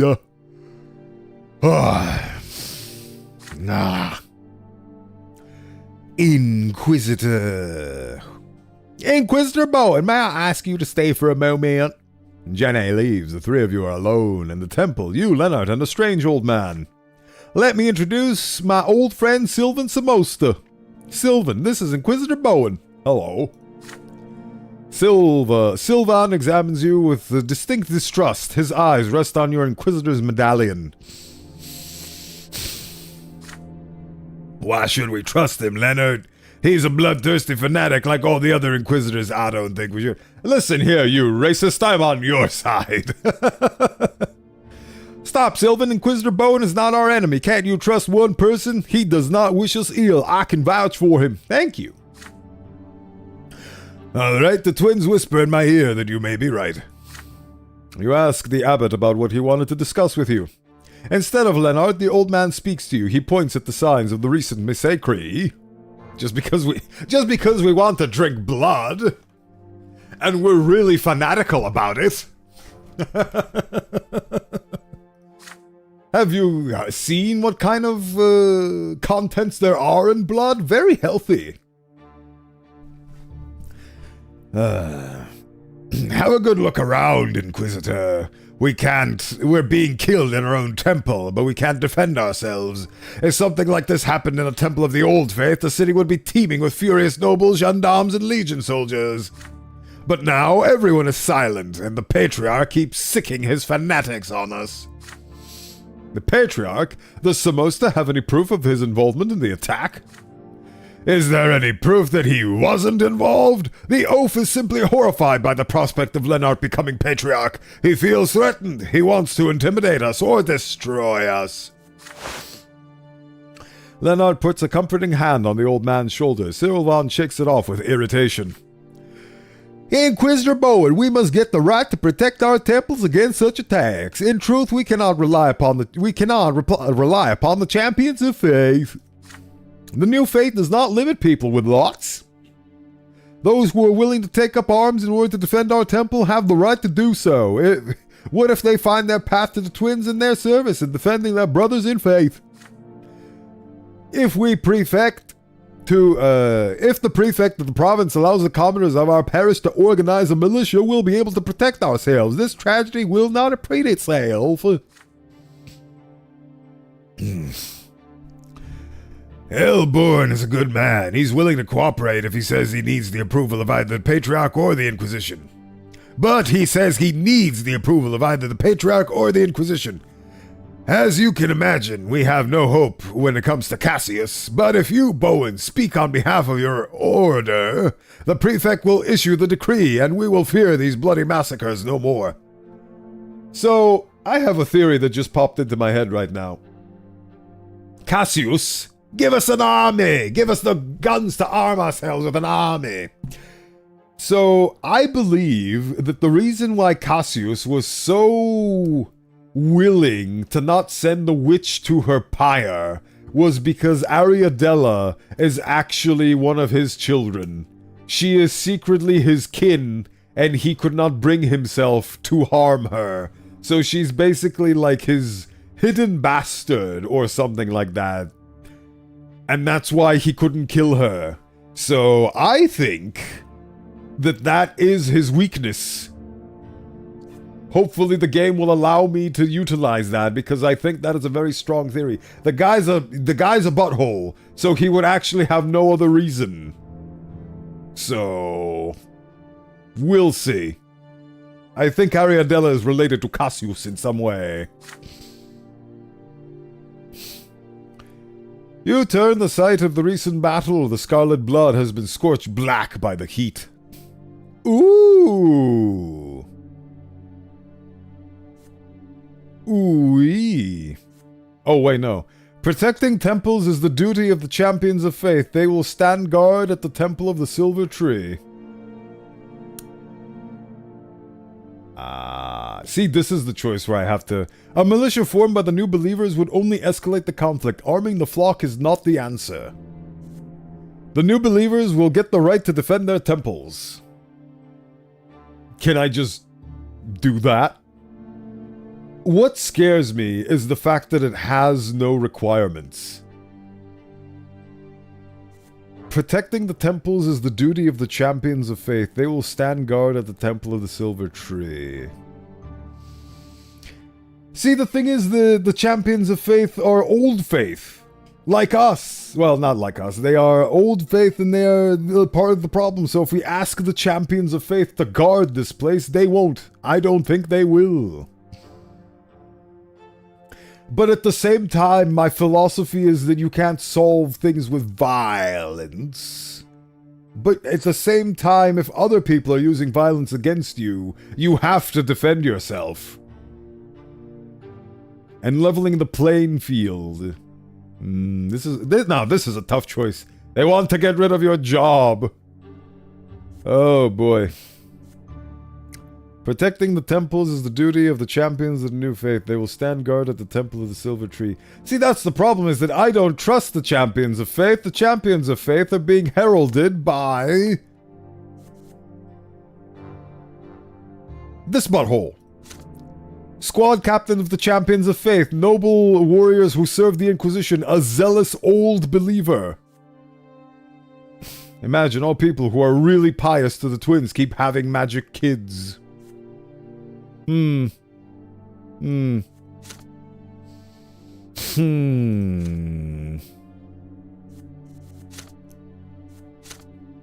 Patriarch of Magra, known opponent of the new faith. Since Father Cassius assumed the patriarchy after Photis' death, he has become respected by the clergy and beloved by the old believers. At the next sacred conclave, his re-election as patriarch is all but assured.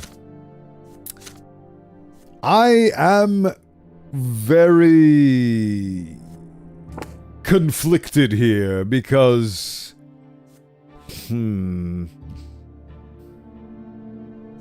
militia is formed by the new believers would only escalate the conflict. Arming the flock is not the answer. See, that's my problem, is that I think arming the flock is the answer. And yes, it will lead to an escalation, but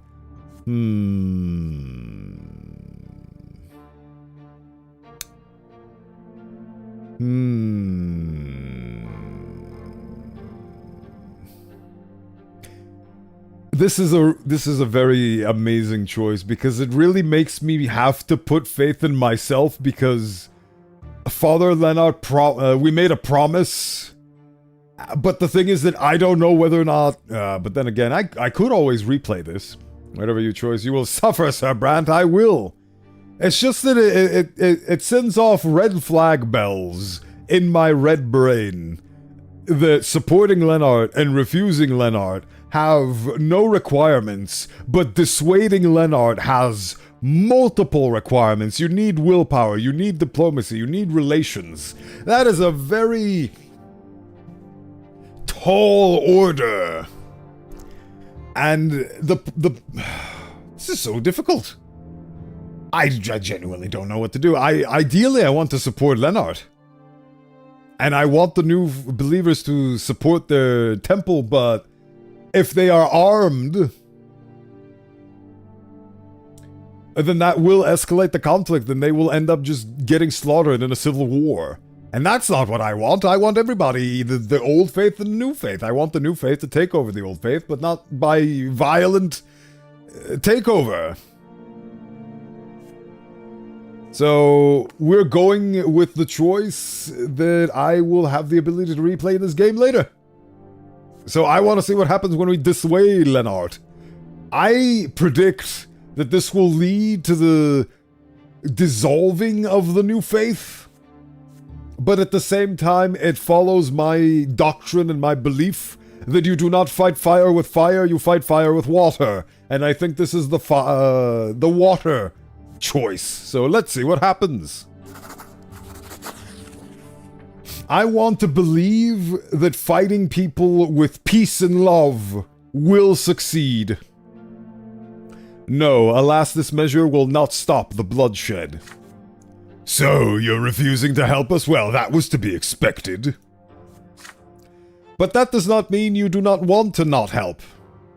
Lennart is mistaken in thinking that the new believers cannot rely on the aid of the champions of faith. You are all walking the path towards the twins. You are all children of the same church. The armed forces of the Inquisition will guard the temples to prevent further assaults. Exactly, kill them with kindness. Now you're speaking my language, J-Burb. Don't listen to him, Lennart. We must defend ourselves. The champions of faith are merely the lapdogs of the Inquisition. They are just waiting for an excuse to dispose of us. You made a vow to help the new faith take root in McGraw. Lennart must trust you. Sylvan tries to add something, but the abbot cuts him off with a gesture. If Inquisitor Bowen believes this is the best way, we shall trust him, Sylvan. I don't know if it's the best way. I hope it is. Let's find out together. The old man sighs, disappointed. The twins whisper in my ear that you have chosen poorly. You've always lacked decisiveness, my friend. This man is a zealot. But I see you have no intention of listening to me. I hope Lennart's trust in you is well placed, but if Cassius unleashes his fanatics on us again, this time we will not accept death humbly, like lambs to the slaughter. See, he is a problem child in his own regard because he is following the good thing, but with bad means.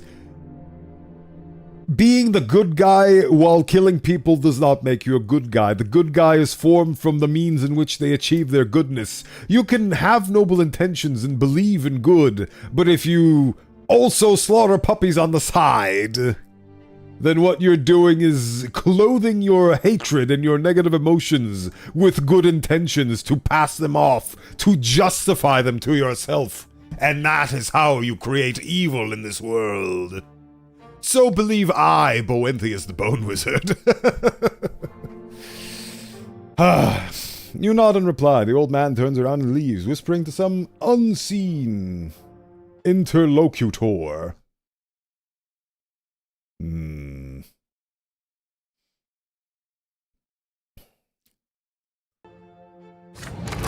Back at the Inquisition Ward, you call a general council of the Order to find a way to help the new believers.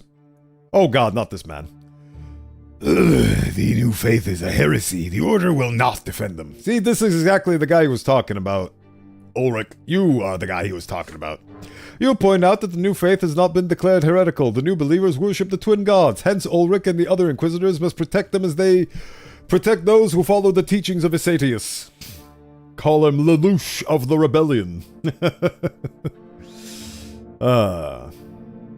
Kindness is what I named the gnarly bat with metal on it.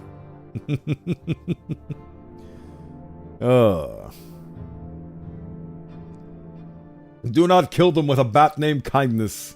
That is being a smartass while still committing atrocities in the name of good intentions. The new believers worship the twin gods. An attack against the Temple of the Silver Tree is a sacrilege. The commoners who shed blood there trespassed against their lot, thus condemning themselves to eternal suffering. Jean speaks up from behind you. Bowen is right. We must stop this not for the sake of the new believers, but for the sake of preserving order, protecting holy places against sacrilege, and above all, saving those who would risk their souls by resorting to crime. The medal is inside, so people can't see it,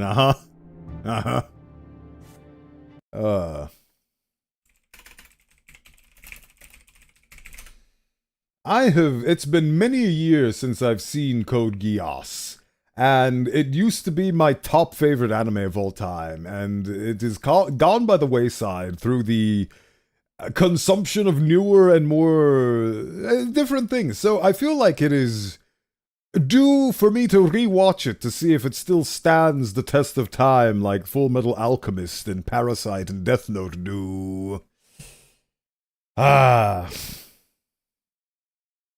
Anyway. And above all, saving those who would risk their souls by resorting to crime. So, see, here's another life lesson, is that just because you don't believe something can happen doesn't mean that it can't happen. I didn't believe that we could convince the champions of faith to actually do their jobs because they are zealots of the old faith, but Jean believes in me. So, despite my reservations... See, this comes from my own weakness. I chose that option because I know that that's the option I want, but I didn't have faith in that option myself. I just picked it because I know that if it was the wrong choice, I could replay this game. But you can't do that in real life, so you must have faith. Even if logically it doesn't sound like it's going to work, you need to try regardless. What matters is not in whether or not you succeed or lose, but in believing that you could in the first place. And trying your best. Even though I picked the right choice, I failed morally. A lengthy debate ensues. By nightfall, you are drained, but you have managed to win over the majority of your brothers and sisters in faith. Why be a priest of the twins if you doubt their will? See, that's exactly it. I'm nothing but doubt, baby. And that is my own personal failing. I'm glad that this game allows me to pick the choices that I would pick on papers, because I would not be able to... I guess I just lack the willpower to make them come into fruition, which says a lot about me, doesn't it? So I need to go back into the introspection cave. Love finding morals in the year 1141. They had them even before they started counting the years. Human history is vast and magical. You need to start twinning more. I really do. One must have faith not just in the things that they follow and worship, but in themselves, first and foremost. I did not have faith in Sir Bowenthius Brante that he would pull this off, but he did. At least I think he has. The champions of faith now guard all the temples in which the teachings of Photis are preached. All faith fanatics make a few more attempts to attack them, but bloodshed is averted. Oh my god, it actually succeeded. See, I didn't think it would succeed, but it succeeded. We need to believe. Old faith fanatics make a few more attempts to attack them, but bloodshed is averted. The cost may be high, but the new believers can now perform their services without fear of armed reprisals. Oh. See, I knew my spidey sense going off was a good omen.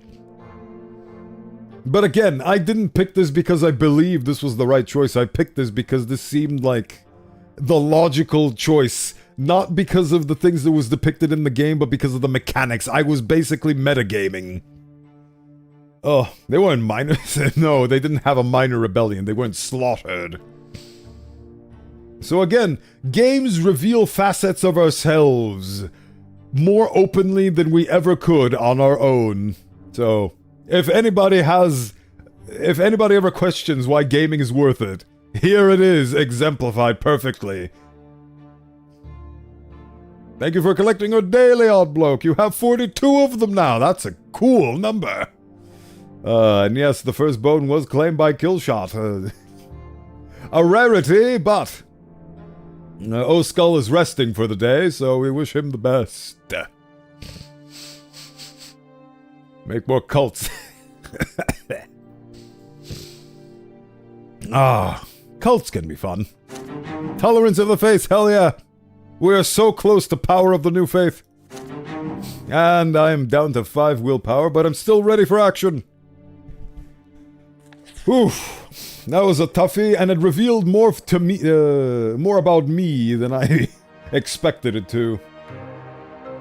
I still harbor within myself, as much as I want to purge it and relinquish that negative energy, I still harbor within myself a sense of doubt and a lack of belief in the skepticism that will ultimately be my ruin.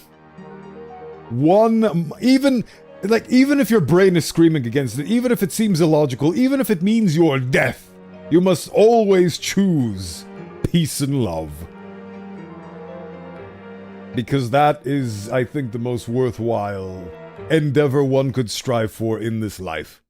Which is fun and easy to say on paper, but it's extremely difficult, almost impossible to put into practice into this modern day and age. And it's not the modern day and age's fault, it's just a really difficult path to pursue, which is why in media and stories and so on and so forth, it is the glorified path, because it is not a path many would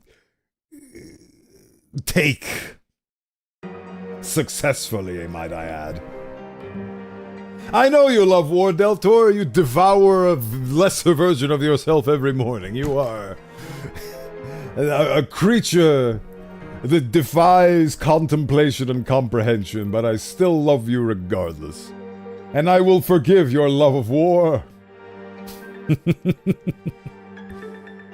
A holy day is coming, a day when the Empire thanks the twins for the silver tree, a sign they left behind as a reminder of their eternal presence in the world. The procession of the tree. This momentous occasion is especially important for Anizotte, but the clergy cannot agree on how to best celebrate it. Father Leonard has called all worshippers of the twins to approach the Temple of the Silver Tree and kneel before the sacred relic. But the old clergy balks at the idea of Leonard and the new believers leading the ritual. I'm glad to hear that, Deltor. Find peace within yourself, and you shall start exuding it outwards. Bowen, I agree with your philosophy there, but I also thought if I see a bear, I'm not going to try and hug it sometimes. See, that's the fun part. That's the fun part that your brain is... Like, I've read that in YouTube comments directly, word for... Well, not word for it, but the example of... You... Like, there was a comment that said, hate is a very strong word. You must let go of this hatred. You shouldn't hate things. Like, it leaves you barren and weak. And then the comment reply was, yeah, but not hating people makes you a doormat. Not hating people means that you're weak and you're going to be trampled on, so you need to hold on to your hatred and you need to hate the right people. And that is a fun thing that the ego tries to convince you of, is that holding on to these negative emotions is important for your own self-preservation and for your own, for your own self-preservation. But the thing is, in your example, is that choosing peace and love does not mean throwing logic out of the window. That is a false association your ego makes in an attempt to comfort you and bamboozle you and make you hold on to those negative emotions that you're carrying.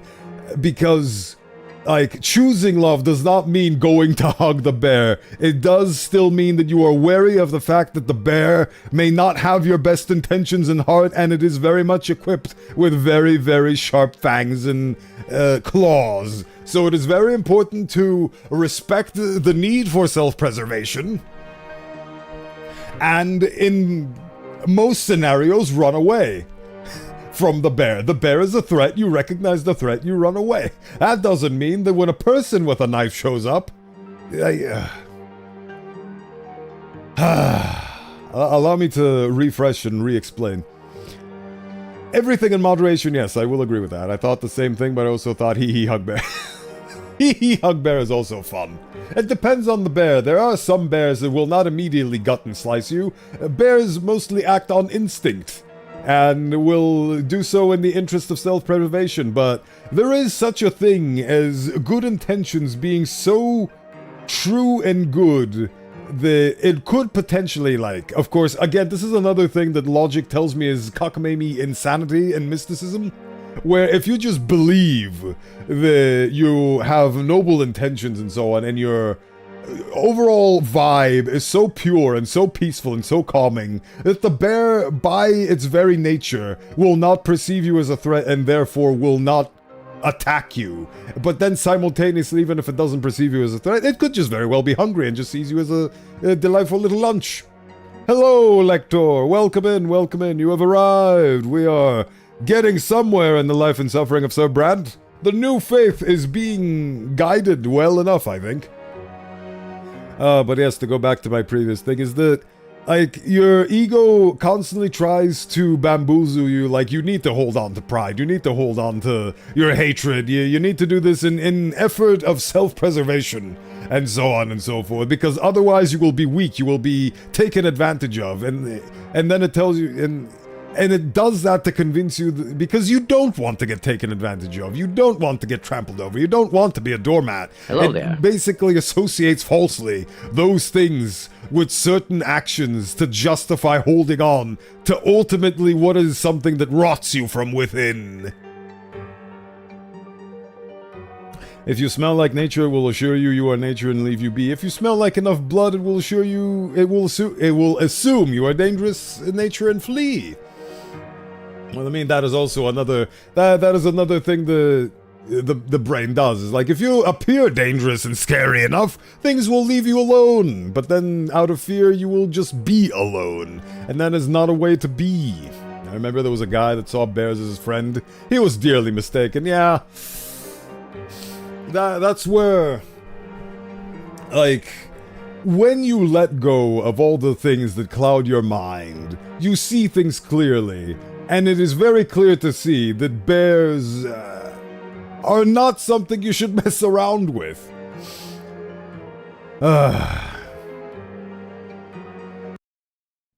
Like, it is difficult for me specifically to put into words, but it's just the philosophy of seeing things clearly and being able to assess the situation accurately, being hopelessly like... How do I describe this? It's basically the notion that just because you don't have any ill intention towards anything ever, that means that nothing will ever have ill intention towards you. That is false. That is not how things work. The bear can be hungry, the bear can perceive you as a threat, the bear can be traumatized in its own way, and even if you don't, like, perfectly symbolized in The Walking Dead in the Governor arc, where Rick tried to choose peace, but the governor was so far gone, he just denied his, like, he called him a liar, and then he cut the throat of a survivor. And that is something that he, in his perspective, saw as justified because he was so far gone he didn't see the genuine offer for peace as genuine. Because in a world where the negative emotions are clouding your brain, everything is perceived as a paranoid threat. And so yeah, it's annoying that so many cute things kill you. Yes, cuteness is something that modern society has weaponized quite well. I mean, look at Japanese idol culture. It is something the managers and corporations and all that will weaponize, use against you, and then the very talents themselves are squeezed for all of the juice they have in them and then discarded the minute the juice runs out. And it is a very sad thing to witness, but simultaneously you can choose to be better, you can choose to not do those things, you can choose life and you can choose love. In a sense, running away from the bear is also choosing love and choosing life, because you are choosing to value yourself and the fact that you cannot convince a bear to not maul you, and it is more worthwhile to run away than it is to try and hug the bear with peace and love. There is a very fine line between naivete, reality, and being the bigger person, because there's so many conflicting things can coexist simultaneously, such as the more difficult the choice to forgive an action is, the bigger the person, and so on and so forth. If you it is breaking my brain. This is like the human equivalent of this sentence is false. It feels like an AI contradiction, but we are humans. This is a moral contradiction.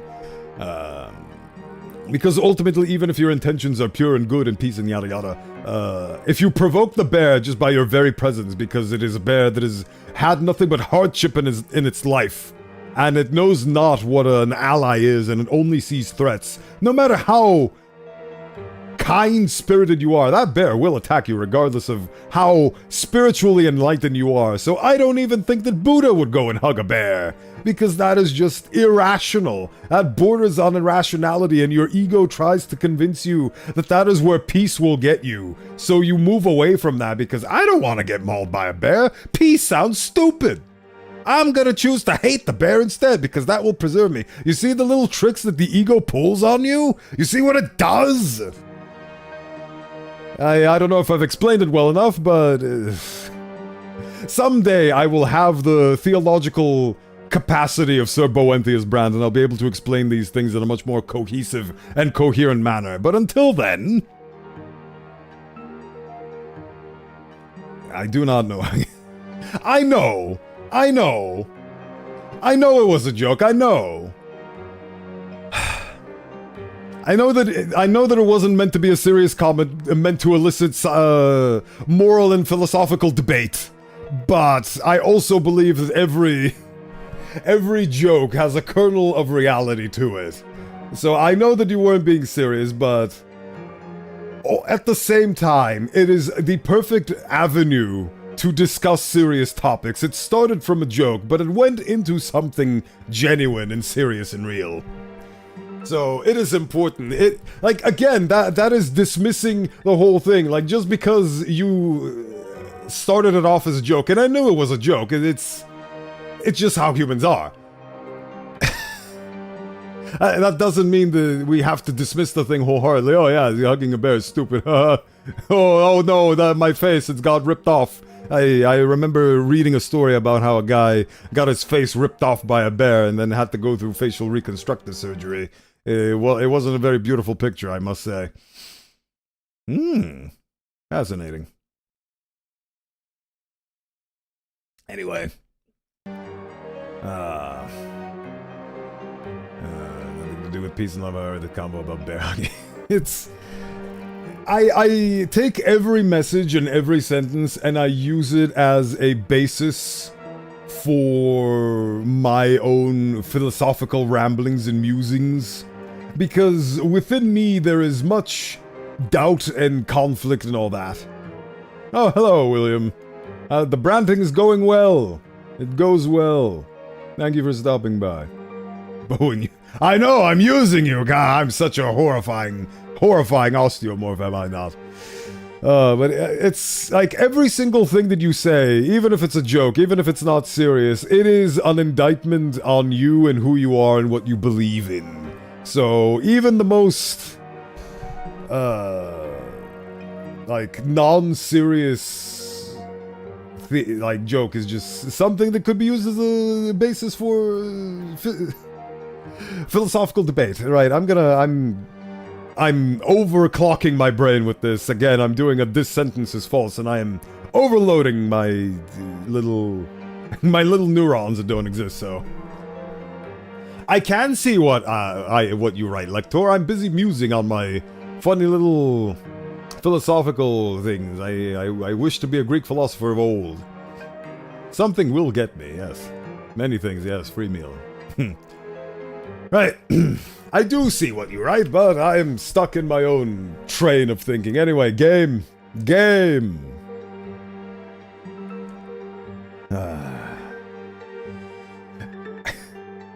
If I came across as confrontational and angry there, rest assured that I'm not angry at anybody present. I'm angry at the things that the ego does that people buy into wholesale, and I'm mad at myself more than anything. And it is a feeling that one must let go, because it is nowhere that leads to anything good. It's nothing that leads to anywhere good. Dev's confession, Brant was designed for a philosophical debate. It's totally normal. I mean, literally the game's plot lines are class-based, religious-based. It's very much, I think that's why I took so well to it, because it inspires a lot of thought and belief and introspection of choices and so on. I'm very glad that the choice to dissuade Leonard from arming the peasants was actually the good one, because we could manage to convince the champions of faith to actually do their job and not be, I don't even know what you'd call a religious racist. I love hearing these philosophical talks. It's nice to hear another's thoughts. It is! You feel connected, especially if you agree with said thoughts, and if you don't, they're just more paint for you to enrich your own perspective and views. The day has come. An immense crowd is moving in a procession towards the temple near the Silver Tree, where Father Leonard awaits, but an inquisitor by the name of Jeanne stands in their way. She strikes a defiant pose. Can I punch her? Confronted by a member of the Holy Order of the Inquisition, the procession reluctantly stops. People, turn back! Those who attend Lennart's rite will succumb to the new faith. Those who reject the lots will defy their divine design. You're about to bring the wrath of the gods upon us all. Open your eyes, go back to your homes, and pray to the twins. The procession wants to move, but the people are confused until Father Lennart himself walks out of the temple to meet Jean face to face. They're doing a duel!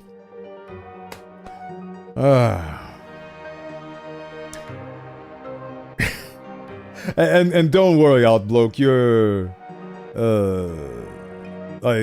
expressing your comment wasn't serious and meant to be taken as a gateway to philosophical debate did not dissuade me from seeing comments in the future as such. So you have done no damage, and there is no worries, my friend. We are here to talk and to we are here to talk, to express, to be entertained, and ultimately to come out of it with a greater understanding of both ourselves and the world around us. I have been a incoherent slurry mess today, but that is okay. Many thoughts plague me, and my ability to communicate has been impacted as such. I have a lot on my mind, so to speak. It is a phrase that I can very much relate to at this present moment in time. Can you tell how many filler words I'm currently using just to extend me talking without saying anything of value? Very philosophically, I do not want to be Melbeber. See, Killshot, you get me. Just because you choose love in life does not mean that you are willing to go into the arms of a bear, because that is irrational and goes against your self-preservation. Even even Gandhi would not get mauled by a bear. At least I hope not.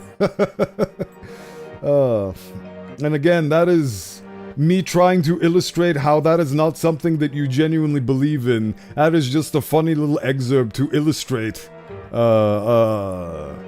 an irrational extreme, but the ego uses that as a jumping point to make you sorta kinda like associate what I was talking about with being dumb enough to go hug a bear. Owen's intellectual status rose. Oh boy. I played Civ, he'd nuke the bear. Civilization did so much to tarnish Gandhi's reputation, didn't it? We now associate him more as a genocidal nuke-throwing maniac. I mean, again, it's for shits and giggles, but shits and giggles allows you to relax and actually start genuinely believing things without even realizing it. Good old nuclear Gandhi. Yes, you could be a politician talking about nothing. This is not meant to be an insult. No, this is meant to be a joke about how politicians are really good at with saying a lot without having a lot of meaning behind those words. Basically a lot of filler without any substance. And I think your joke would have landed better without you immediately having to defend yourself. But that's okay. Oh, see, this is what I love about humanity. We're all such fun perspectives. The procession wants to move, but the people are confused. People of Anizote, no one has the right to deny you the sacred ritual of worshipping at the tree, not even the Inquisition. Is such a denial not more likely to provoke the wrath of the twins? The Inquisition must know that the new faith does not seek to challenge or defy the twins. We are merely trying to correct the mistakes of those who came before us. We do not anger the twins. We merely vex those who refuse to accept the dawn of a new age.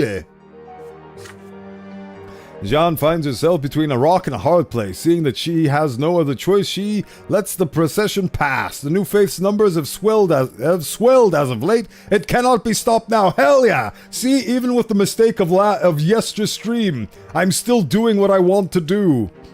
This is a perfect showcase of even if you misstep, you can always step in the right direction. 2 steps forward, 1 step back, and is still 1 step forward. Ha ha!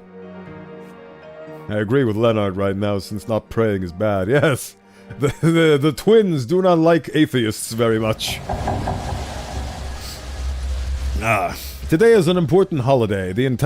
Imagine if you were God and you were real, and there was some guy that just was, you witnessed his entire birth, his life, and he was like, I don't believe God exists. Would you not be like, you deny my very existence? I literally watched you from a single microscopic organism to what you are today, and you deny me my own existence? But again, to be emotional is to be human. I can see what you mean, and I understand what you are saying, and I think you can say it, and I... Oh, Deltor. I can see what you mean, and I understand what you are saying, and I think you can say it, and that it should be understood. In fact, I think that you should say it, and I have understanding and talk about it, say, about saying it and be understood for saying it, and I say it as you did. Oh, I think God would be like, okay, cool, so what do you believe in, bro? So, bro, which religion do you like, bro? When you die a lesser death, you likely see and can talk to them. Yes, that's the fun part about this game. Religion is real. And by religion in our world, religion is also real. God is real. The deities are real. The higher power beyond us is real. I do hope that one day the game I'm working on will spark at least remotely the same level of amusement on this channel. Today we got approved. We got an approved category on Twitch. Which reminds me that after the last time you were here, William, I did go and check my rules. It's been so long since I had to check my own rules. And the second rule does say no self-promotion or advertisement of any kind, so... It has been so long since I actually had to enforce the rules, so I will kindly ask you to refrain. If I'd remembered the rules from last stream, it would have been very much a bannable offense, but let's choose peace and love and go resort to the reasonable claim, which is, you know, officially putting a kibosh on that. Enough of that. I understand and appreciate it is a difficult world out there. Getting eyes on you is in this world where we live and die based on the amount of attention given to us in any, well, not any given profession, but like public relations, making out a product, having people buy that product. Games are no different. Being a influencer and a streamer is no different. It is a constant grind, and you're competing with so many other people for attention and to get eyes on the game. It is 100% understandable, but ultimately, it is...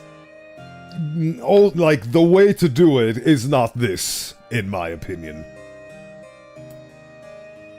Remember playing D&D and meeting an atheist in lore? I pointed at the cleric who was currently talking to a god, and he said hallucinations. Oh, brother, there is this wonderful story that I've had read out to me on a podcast.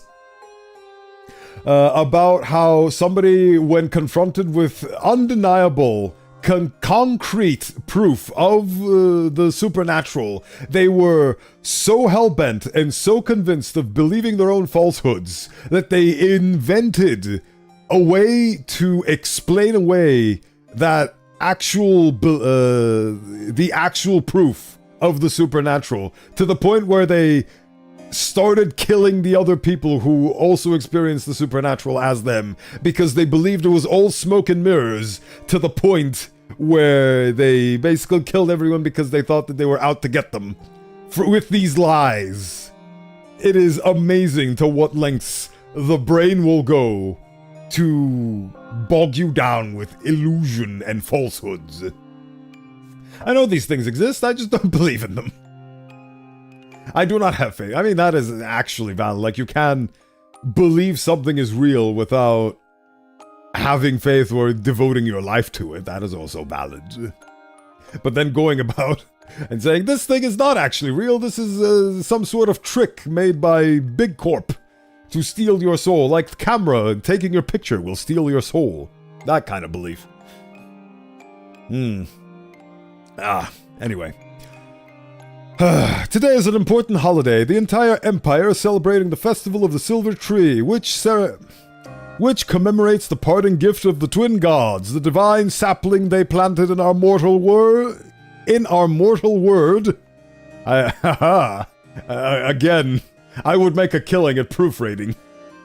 In our mortal world, in the middle of Anizote, the families of the city spend the day in peace and quiet, contemplating the divine roots that join together all people, their bloodlines, and the entire empire. Mother always oversees this holiday. The day before the festival, she seemed to have shaken off her usual apathy and engaged in the preparations with excitement. It was as though her illness had loosened its grip. Hell yeah, we're healing Mommy one faith at a time. As a doctor, I believe all these clerics are just suffering from a mass delusion from odd water. They need some bloodletting and such. Funnily enough, I actually talked to somebody at a party who studies to be a doctor, and I went with the classic, oh, you're a doctor, huh? Leeches and such, am I right? She was like, well, actually, bloodletting is a good idea in some cases. And they were like, yeah, hocus pocus, clearing out the blood. Good idea. Is probably why they believed it to be the main medicine. I mean, yeah, they are still used to this day, and I found that fun. They drain out your blood so you can replace it with new blood. They actively filter out the toxins from within. Speaking of, should go donate. If I... see, this is the shortcoming. I can't go and donate blood because there's no blood to donate. I thought of that and I made myself sad. I'm not human anymore. I don't have blood anymore. We've established that the blood inside the bone marrow is dry and deprecated. Anyway. Mother gathers the entire... Oh. Mother has grown very young and beautiful. Oh, wait. Mother gathers the entire family for the holiday meal. Father is in high spirits today. Also, I just realized being an adherent of the new faith immediately solves our edgy sister's entire character. Gloria's entire shtick is the fact that she's doing poems and shit when she's not supposed to, and if she's an adherent of the new faith, that immediately gets solved. You can still donate blood, Bo. Don't give up. Just take it from others. See, where there's a will, there's a way. But that would be stealing, and I don't want to unless they give it to me freely and willingly. Like, consent is a very important thing, I believe, especially when it comes to blood. So, with consent, yes, you can still donate blood.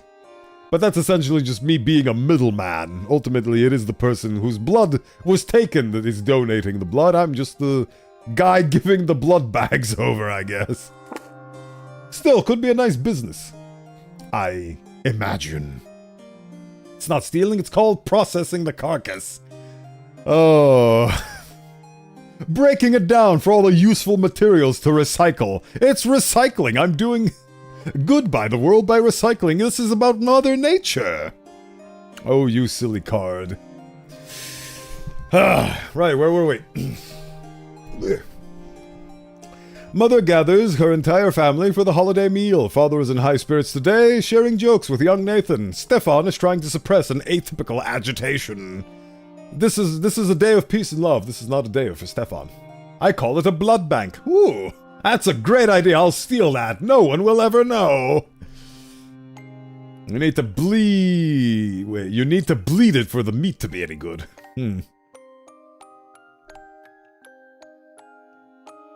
Yes. I mean, I don't... Where do you work? At the blood bank. What's your profession? Blood bank. I don't know what the actual profession's name is, but yes, that is what I'm talking about, Lector.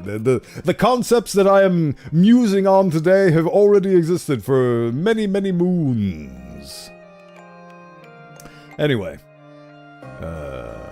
Gloria is the last to join you at the table. She is wearing new breeches with high stockings and a yellow vest. Okay. Gloria, you're wearing men's clothes again. Are you... Oh, let's see. No, Mother. I'm wearing clothes women are forbidden to wear. I mean, she is rocking it quite well, I must admit. Father gives Gloria a stern look. Stefan rolls his eyes but says nothing. Suddenly, Nathan speaks up. And whatever reason, I may have said this before, but my YouTube is bugged and I don't see actual names, only the @ names. Fascinating. Oh yes, that is not something that I know how to fix. I have made attempts to fix it, but so far none have borne any fruit, so it's almost as if I just don't know what to tell you. YouTube is weird that way. It for some reason tries to integrate the Facebook-like system, which I don't particularly approve or appreciate of. I'm not very appreciative of it.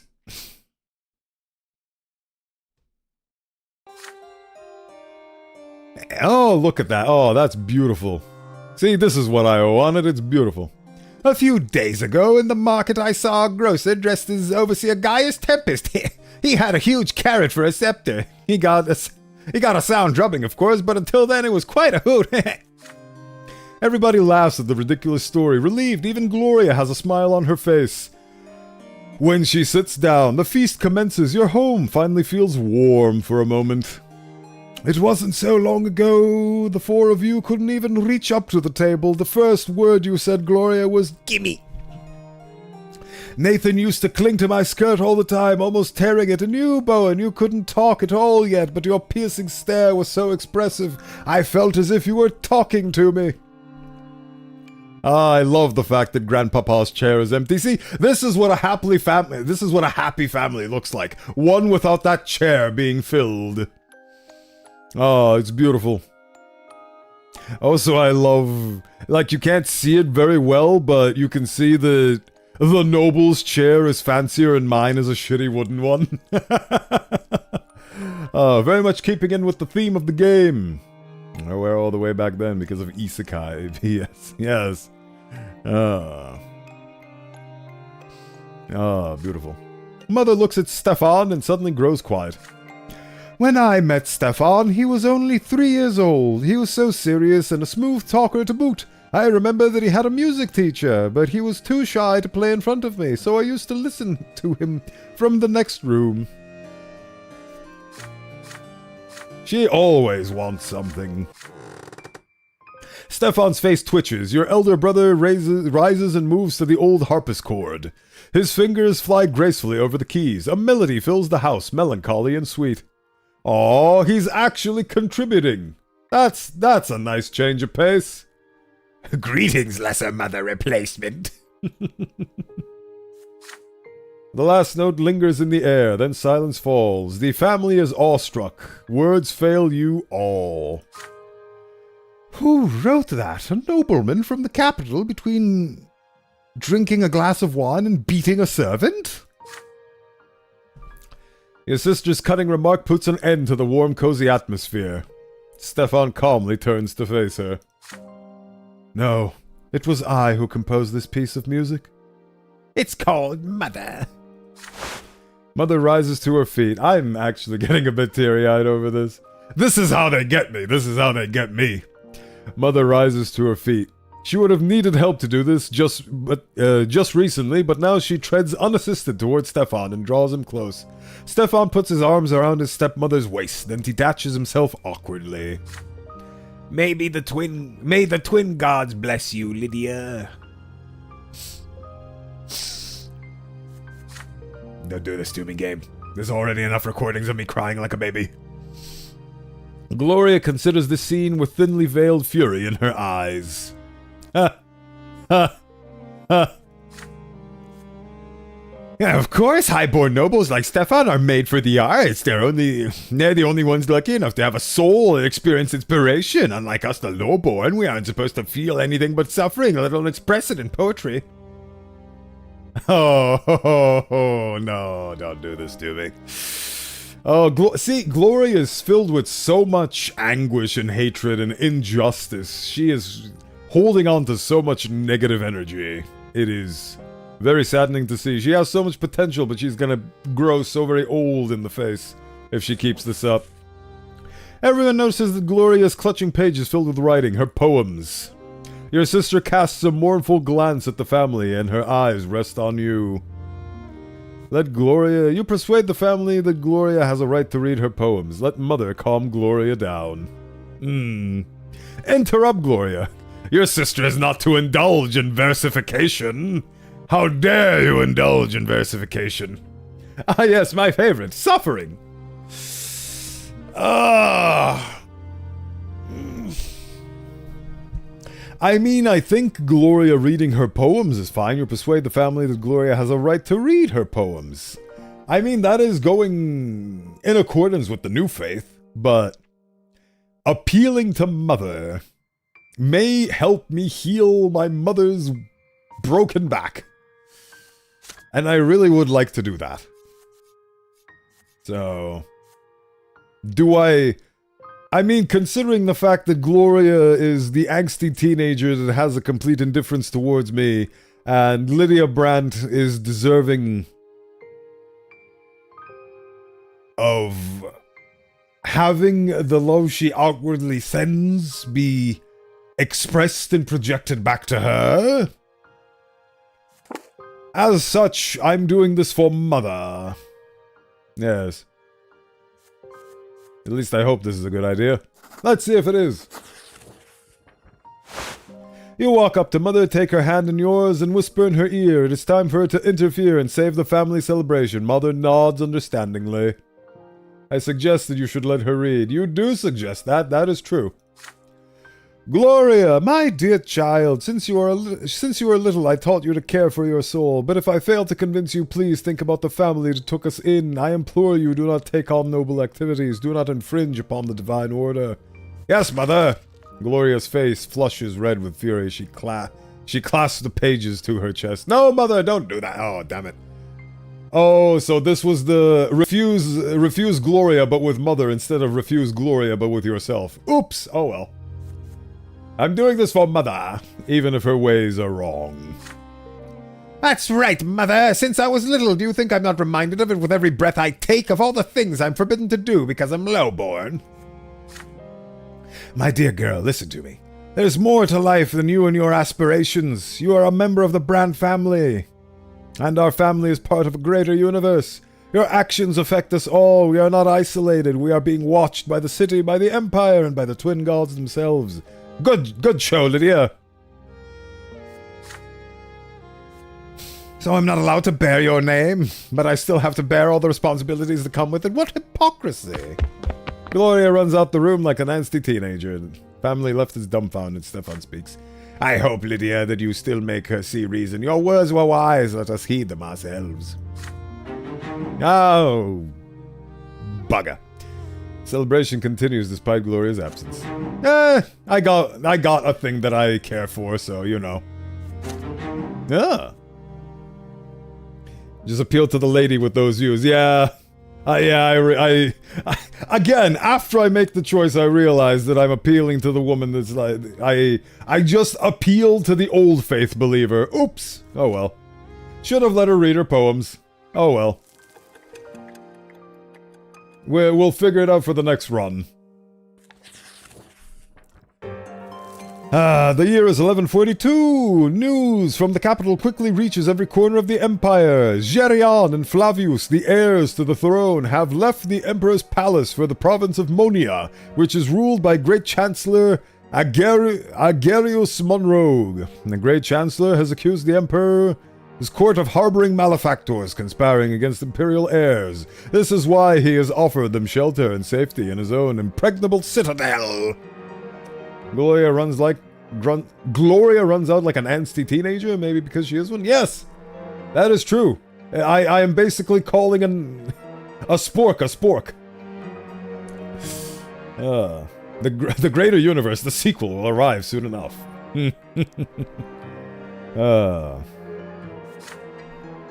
The common people are particularly worried by the news. They take it as a sign that the Chancellor is seeking to solidify his power by holding the heirs hostage.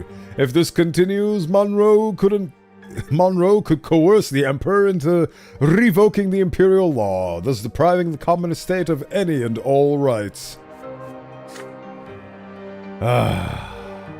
Decisions.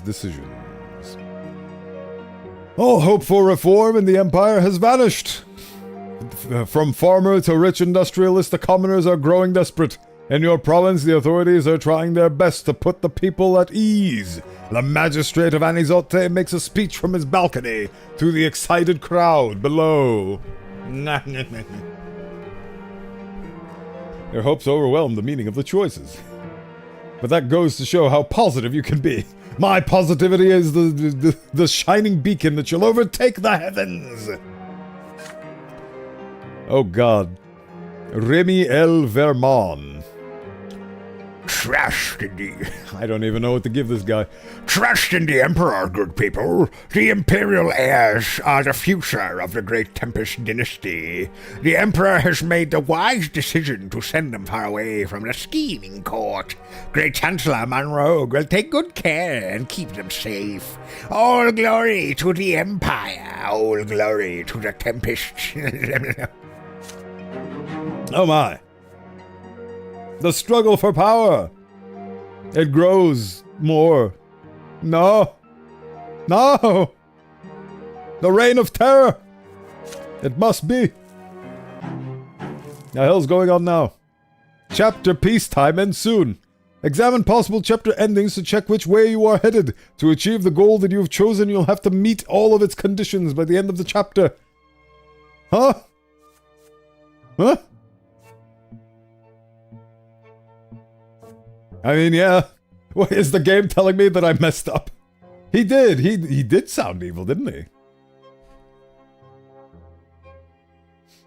I look forward to when you get a choice. Destroy the city and interpreters, making the city better. Oh, God. Oh.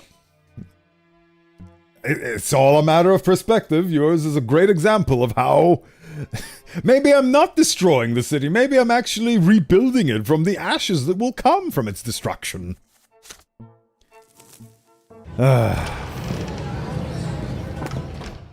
Well, I mean, I don't really... Ulrich bends the city to his will, Cassius overthrown. Hopefully we'll be able to do it. Evidence against... I never found the evidence against Cassius, but I think the evidence against Cassius was his weird non-daughter thing. Tolerance of the faiths. Oh, no. Cassius faces the tribunal.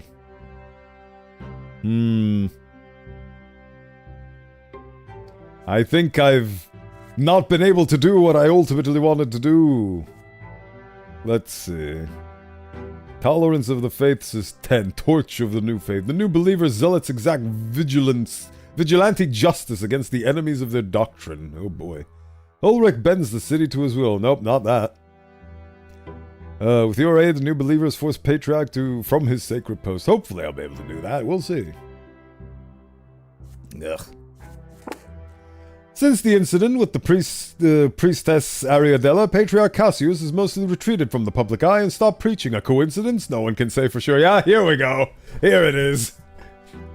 What a coinky-dink. What an absolute coinky-dink.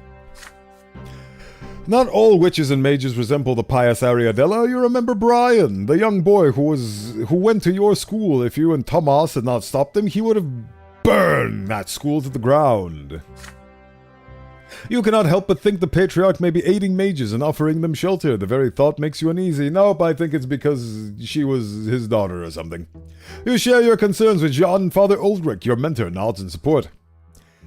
Hey... I'm sure there must be a way to not die in this game. I see it though it may seem unnatural for one of your lot. I am the one who is trampled by horses. I have seen this before. Junius Diamant, the Patriarch of Astinia, attempted to protect a couple of sinners once. There was a priest who was rotting with a witch, and Junius tried to protect them. So perhaps you're right, Bowen. Perhaps our Cassius has a soft spot for these abhorrent degenerates as well. I say we should investigate. You exchange glances with Jean. Both of you still recall the tribunal with Eterna 5 years ago. It is a shame the Order has no way to secretly gather information about the parishes that support the Patriarch. Everyone in those parishes knows each other and every Inquisitor by sight. I intend to ask the secret chancellery for aid. This should be a simple matter for them. Undercover outlaws who challenge and undermine the Emperor's sacred rules. Rebels who pose a threat to the twins' blessed order of the present. The secret chancellery wages war on all these foes. Ah, so the CIA. You know very little about their other activities. I forgot, the House of Owl? No. The SCP Foundation. The Order and the Secret Chancellery decide to work together. For the long year that follows, they painstakingly search for clues and investigate rumors. You examine each and every parish in McGraw, trying in vain to find other mages sheltered by the Patriarch. If such mages even exist, you lose nearly all hope for success. But then, one winter night, your efforts are finally rewarded. The sunset just outside the window has turned to dusk, but Jenny still has not returned to the ward. Normally, she would tell you if she were doing something after hours. You grow worried. Seeking reassurance, you approach the champions of faith who have stood guard for the day and ask them when they last saw Sister Jeanne. Oh, why, Sister Jeanne left early this morning to help the secret chancellery. Her agent ran up to her door at the doorstep. The scars make me slurred in my speech, you see. He gave her a sealed note and they drove away together. He said it was important. They say they found the trail of a runaway mage somewhere on the eastern edge of the city, in the warehouses in the old city walls. I say you shouldn't worry. We check a dozen such rumors from their agents every month, but we never find anything. It was a trap, and she fell for it hook, line, and sinker. Despite the captain's assurances, you remain apprehensive. You tell Agaronim to gather the champions and check on her.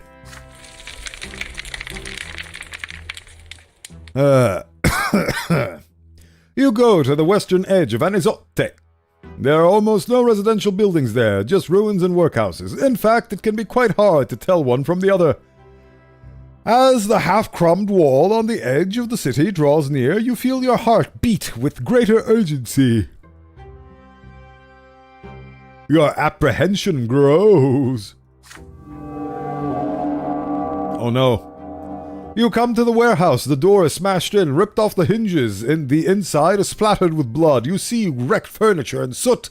An intense battle was fought here. By the basement stairs, you find a small pile of scorched clothes, the last remnants of someone's lesser death. It looks nothing like John's cassock, thank the twins. There is something on the lapel of the charred jacket, a brooch in the shape of a wheel. This belonged to the agent of the secret chancellery. One floor below you, you hear a blow followed by a woman's muffled moan. Jean could be down there. Captain Agaronim nods. Like a prayer, he whispers the usual words. Inquisitor Bowen, you are a weapon I now must wield.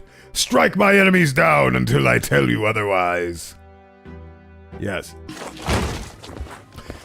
At his order, the champions of faith move out. Their heavy boots thunder down the stairs to the basement. You run down behind them. A tunnel low and dark. Jeanne is there, surrounded by half a dozen figures. Her face is bruised, her lips cracked, her eyes barely open. Her cassock shows several knife cuts, soaked with blood. The unknown thugs turn to face you. They have gunpowder weapons. Shots explode in the dark, swords flash like bolts of lightning. Screams! One of them summons magical fire in his hands. You clutch hard at a thin silver slab with a prayer to the younger. And the magical flames are doused as the silver melts in your hand. You continue the whispered prayer. You continue the whispered prayer, staring straight into the mage's eyes. At this moment, in this place, it feels easier than ever to invoke the younger's ruthless wrath. You know what would be cool? A continuation of this game where at the end the twins send you back for a redo, New Game Plus. Your character keeps certain stats and remembers and the story starts the same but different alter endings. Now you have another genre. Ah yes, the life, death, and rebirth genre. Also known as a roguelite. Oh, your cheekiness knows no bounds, does it? Oh. I don't think I've ever actually played a narrative roguelite text-based adventure. Would be interesting. Somebody make that. Imagine how much text you'd have to write. 12 hours worth if it was all spoken aloud, I'd imagine. At this moment in this place. It's so easy to invoke God. The mage glances around as the champions of faith push the outlaws back despite the flurry of explosive shots. The rebels' weapons are too slow to reload, and in close combat they are clearly weaker. The mage turns tail and runs away down a long dark tunnel. Slay the princess? Yeah. I think that qualifies. Actually, yeah. That's a perfect example. That's literally it. At the end of the game, you learn the darkness and you are sent back with new knowledge. Kinda, yeah. Not perfectly one-to-one fitting, but kinda. Slay the Princess is a good example of that. So, where there's a will, there's a way. It exists, and it has really nice art. Real nice art. You glance back at Jenny. Blood still oozes. Oh boy. Capture the mage. Heal her. Chase the mage. Help Jenny. You glance back at Jenny. Blood still oozes from her wounds, but more slowly now. Her head has fallen on her chest. Her eyes are closed. I will chase the mage because I care not for Jenny. You leave the narrow room and fighting behind to run after the mage. The tunnel ends in a pile of rubbish, concealing a secret passage. Once you emerge outside, you pray to the younger once again. Grant me the strength to smite my enemy, bind him by the power of the law. I mean, she has been nothing but antagonistic towards me for that entire run, and simultaneously she has also had my back and defended me, but she is very much...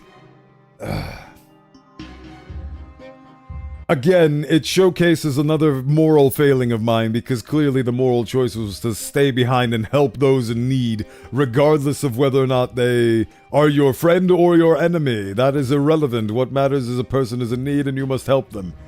But simultaneously, I want to see if I can get some proof on Cassius and so on, and I do not care much for Jenny, so here is my own personal moral failing, is that I'm making a selfish thing by choosing to chase this guy in a dark tunnel rather than to help the helpless. You gotta get the guy with the weaponized magic. Exactly, that's the justification my brain tells me. You leave the narrow room, like, now my ego is like fighting and giving me like 50 million justifications. Like, you gotta get down to the bottom of this. Jenny has a lesser death, she can die, and so on. Emmy logic, yeah, oh god. Oh, don't get me started on that guy. You leave behind the narrow room and fighting the other tunnels rubbish. Once you emerge outside, you pray to the younger once again. Grant me the strength to smite my enemy. The silver melts away at your fingertips. Another thin slab of the twins' blessed metal has been sacrificed, but they hear your prayer and grant you the power to perform a miracle. A white glow surrounds the mage, binding him, depriving him of the ability to move. I use my great magic power. He falls down on the road, unable to move or speak. He is scrawny, apparently an adolescent. The champions of faith emerge behind you, battered and scarred from the fight, pushing the bound outlaws ahead of you. Jeanne is nowhere to be seen. She died. You meet Captain Agaronim's eyes. He slowly shakes his head. Jeanne died a lesser death, but the sinful mage has been caught. The secret chancellery takes your captive away for questioning. Is Patriarch Cassius involved in this? You can only hope that you will learn the answers soon enough. Jeanne returns to the Inquisition Ward the next morning. She meets your awkward greeting with a smile. Then all of a sudden she grabs you by the arm of your cassock. Gee, I wonder what the... Oh boy. There's something I wanted to tell you, but not here. Let's go somewhere else. Maybe the yard? The yard of the ward is full of sunlight and thick lilac in bloom. No window can see you from behind the lilac trees. I wanted to tell you not to worry about what happened to me. You did the right thing. You caught him. Oh God, now I know I did the wrong choice if she's approving of it. You did the right thing. You caught him. The cost doesn't matter. Our lives are given to us to serve. Oh God. Never before is it more obvious to showcase how you made the wrong moral choice than if the immoral character agrees with you. Again, her morals are her own. She is a firm believer of the old faith, and in her eyes, that is the status quo which has led us to live and to be maintained and to prosper. And that is her perspective and her right to hold that view. Her fingers are still there, holding you by the sleeve. You both notice that this at the same time. Jean's cheeks grow... What the hell is this? Jean's cheeks grow pink. Softly you put your hands over hers. You feel as though you are a child under the silver tree again. Her hand rests in yours. You stand like this until the bell rings for the moon sermon. When has there ever been any denotion that I had any romantic feelings towards this woman whatsoever? Where did this come from? Bowen, buddy, I think this may be the bad run. Odd bloke, my guy, I think you might be onto something. Oh, what the hell? You could have cured her zealotry, I assume, but now that she died, she reasoned her way into it being right. Oh, that actually... You might have a point there, Del Toro. I see, so you become an unfeeling enforcer, or you can be her husband. You didn't save her and prioritize the mission. That's her Oh my god, that's right. Oh my god, treating her like garbage and prioritizing the mission instead of her made her horny. Oh no, what have I done? What have I done? I just wanted to catch that guy and interrogate him and then let him go. What have I done? Oh, what have I done? Oh well, I mean... Again, if I just followed my own doctrine, I should have saved her instead, because that would be the wrong thing to do from the perspective of the mission, but it would have been the right thing to do morally, so... Going on here about to be wifed. I don't want to, not by her. There's so many characters in this game that were absolute awesome wife material. Why did it have to be her? Where's Sophia when I need her? Where's this one?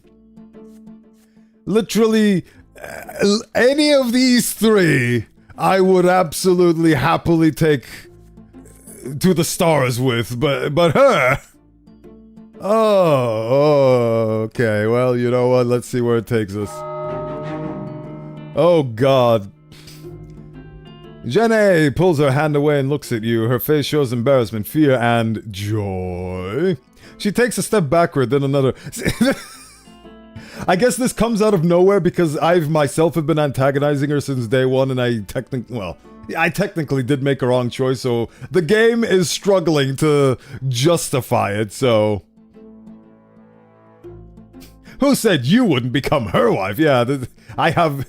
You are being husbanded, please do not resist. You are being rescued, please do not resist.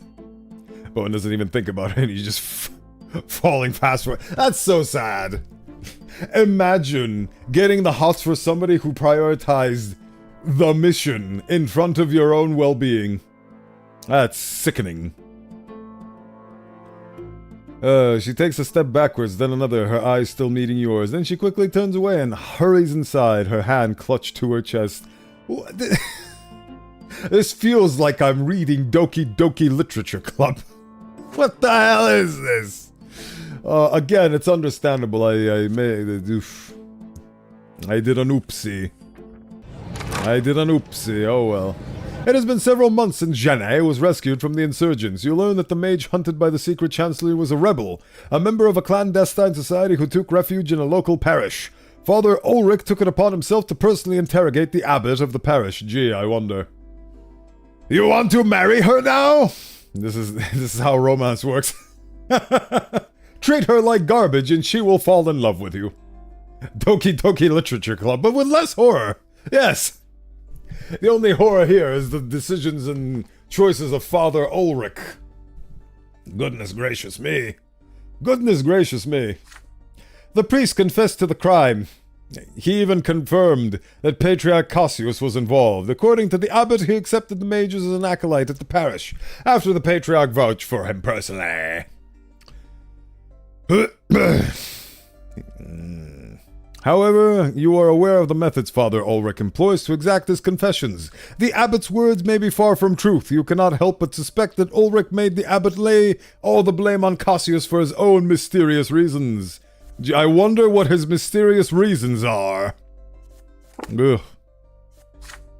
Jenny, on the other hand, is more eager than ever to believe that the Patriarch is guilty. Of course she is. She literally... Ugh. Ugh. Poor woman. I feel for her, but not in the way she wants me to.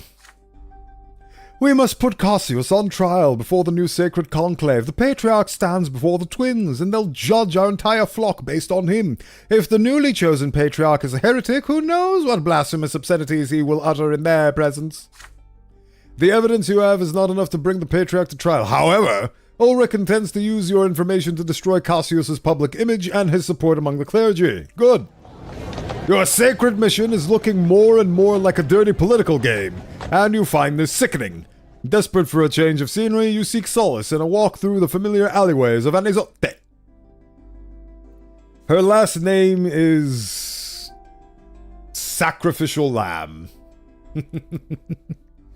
I feel like she has absolutely nothing on Jeanne d'Arc.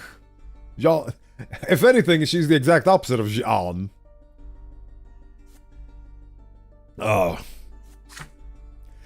You notice something different. An unusual number of people on the streets of Anizote are armed. Not just nobles, even commoners have defied their lot by carrying small hatchets and clubs tucked in their belts. Father spoke of this at the dinner table last night. The city's gendarmes are unable to maintain order on the streets. The commoner members of the lesser quorum are calling for the common folk to fight for their rights, while the nobles are mired in the ongoing struggle between Archduke Tarquinius Melanitis and Imperial Overseer Gaius Tempest. Because you haven't burned her at the stake yet? No, because I don't think she has as strong of a will or character as Jeanne d'Arc. You feel uneasy. People are beginning to challenge Eustathius' vision of the lots. Good. Too many now reject the divine law that brought order to the Empire by shaking its subjects' destinies to the lots. The Empire is changing, and you cannot help but feel a sense of foreboding as though some dreadful world-shaking event is about to take place.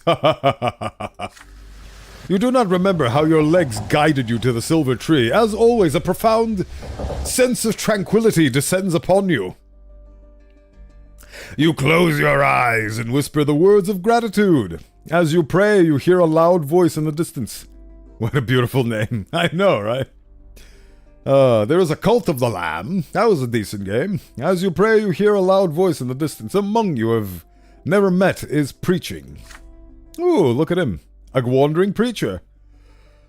The most powerful thing that happened when the twins descended to our world was their deaths on opposite shores of the River Etern.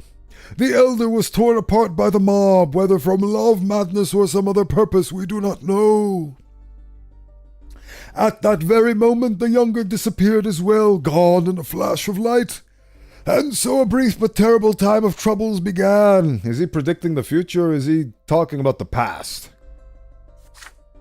The people were lost, unsure of what to do. The twins had told them of the peak and the foot of the shining pillar, but before they could tell the people how to reach the peak and meet them in the hereafter, they were gone.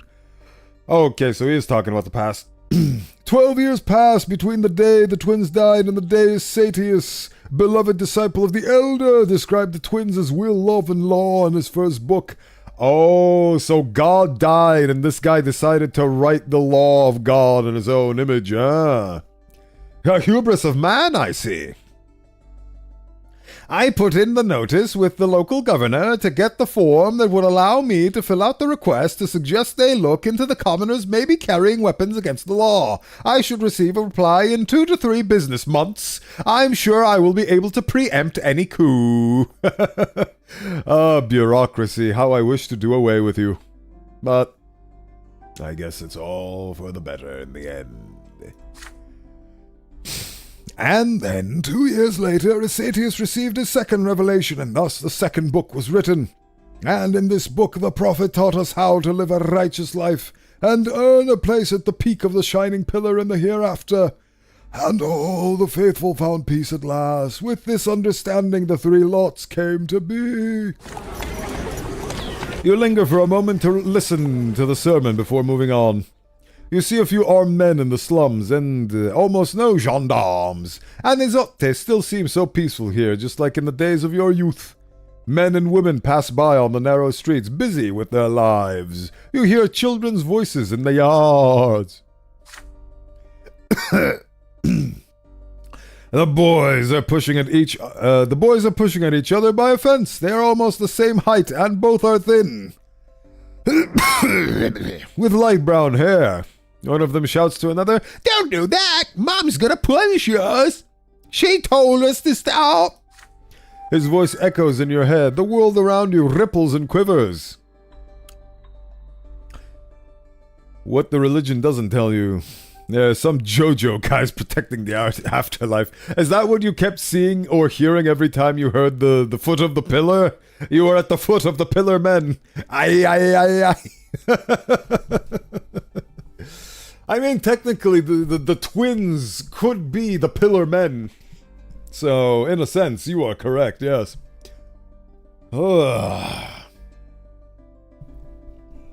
Yar. I agree. The color grows more vivid for a moment, then instantly turn pale. Everything is getting brighter and brighter. Oh no, the comet is hitting. There is a light coming from the silver tree. It fills the slums. It hurts to look at it. A brilliant flash blinds you. The light drowns out everything. You see a crowd of people. Their faces are blurred and inscrutable. Like faded old paintings, they are listening to a man's silhouette standing before them. You cannot hear his words, but you can feel the love emanating from them. Half of them do. You cannot hear his words, but you feel the love. It washes over everyone like a wave of warmth. He is a wise teacher offering guidance to his disciples. A peasant crawls up to the teacher on his hands and knees. He is harnessed to a plow. His reaches out in a desperate plea. And the teacher removes the peasant's harness. And he helps him to his feet and hands him a sword. And in this act there is love. You have felt this sensation only once before. You cannot remember when. It is unquestionable, endless, absolute. The softest touch, like a hand wiping the tears from a child's face. The next moment, another silhouette appears beside the first. Your heart skips a beat. Crime is always followed by punishment, inevitable, merciless retribution.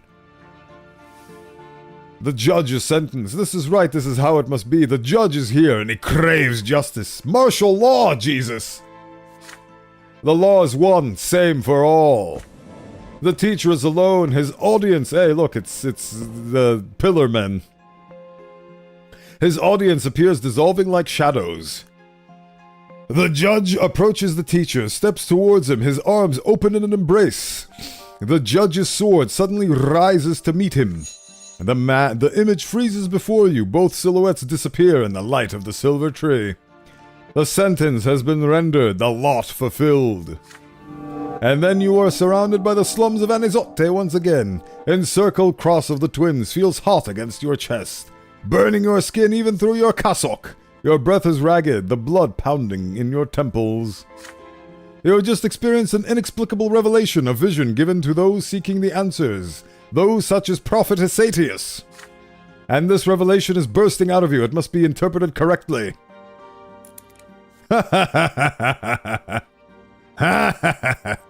Yes! Oh, thank God. Go home. You go to your family. They are more dear to you than anyone else in this world, and then you want to share this revelation. Like the Latari, for a brief moment, you become one with something greater than yourself. Nah, we're doing new religion, bruh. If you deny it, then you are. Oh. I'm not the Messiah. Don't build statues in my honor. I'm merely trying to elevate humanity. You go to the temple by the silver tree to share this revelation with the priest of the new faith. Well, I mean, the choice is obvious here, but prolonging the revelation seems like a fun shtick. Oh well. To Father Lennart we go. Yep. You enter the temple at twilight. It is empty. Father Lennart walks towards you from within the temple and greets you with a smile. Then he sees the trepidation on your face. He grows grave. Are you looking for me, Inquisitor? What, has something happened? Without any preamble, you tell him about the vision you experienced in the flash of the white light. The abbot listens to you inherently. His face grows more and more thoughtful with each sentence you utter, and then he seems to have an epiphany. Oh, not disassociating in the middle of the street anymore. Oh. What's the matter, big boy? Not disassociating in the middle of the street next to the big tree? No. Brother, this revelation is a sign from the twins, a sign of great mercy to the new believers. It shows us that our faith is true. One's lot is not a shackle of stone, not an immutable form that cannot be changed. You saw it with your own eyes. You hallucinated what you wanted to see. The elder took the commoner's lot away from him and gave him a new one. So a commoner may become a noble. Such is the elder's mercy. The elder chose to hail people, and the younger made himself their judge. They chose their own lots, and so we must seek our own path to the twins. And if one path does not suit you, then choose a different path and blaze your own trail to the peak. Am I not literally the poster child for this? I was the bastard child of a noble and a peasant. Two conflicting and different lots. And I had the choice between the peasant lot, the noble lot, and still I chose my own destiny by going through the religious one. And then one twin killed the other, and what I assume is a prolonging. Oh God, let's not contemplate what would happen if I were to prolong my religious revelation. I'm begging you, please speak of your revelation at tomorrow's sermon. I will. You agree, although you know that openly supporting Father Lennart could deal a blow to your family's reputation. I don't care, my family's gonna die. Oh God, no. I should care, but ultimately I should not be shackled by them. Among the nobles, the new faith is still considered a heresy for the lowborn. Stefan will surely be furious, but that does not matter anymore. Hell yeah. This is the person I wish to marry. As you walk home, you consider Father Lennart's words again and again. Your doubt grows. The chanting of lots was not the most important part of your vision. There was something else, something unjust, yet also orderly and natural. Yes! Power of the new faith! Oh no! Oops! Oh, dearie me, what if... Oops, did I do that? Oh, no. Oh. Hello, Vandor. Welcome in. Thank you for stopping by on such auspicious circumstances. Moral of the story. If you have a sword, you decide the law. Oh, I wonder if Grandpappy is happy with this turn of events. I will admit, there is a small inkling of joy in knowing that I have destroyed everything he worked to build in his life and even in his death. It is the pettiness within me, the inability to be the bigger bone boy, that is making me share joy and glee now at this prospect. I didn't intend for it to happen, but it happened all the same. Maybe there's a part of me that needs to admit that I subconsciously let that happen. Who knows? There's enough to get the hands out.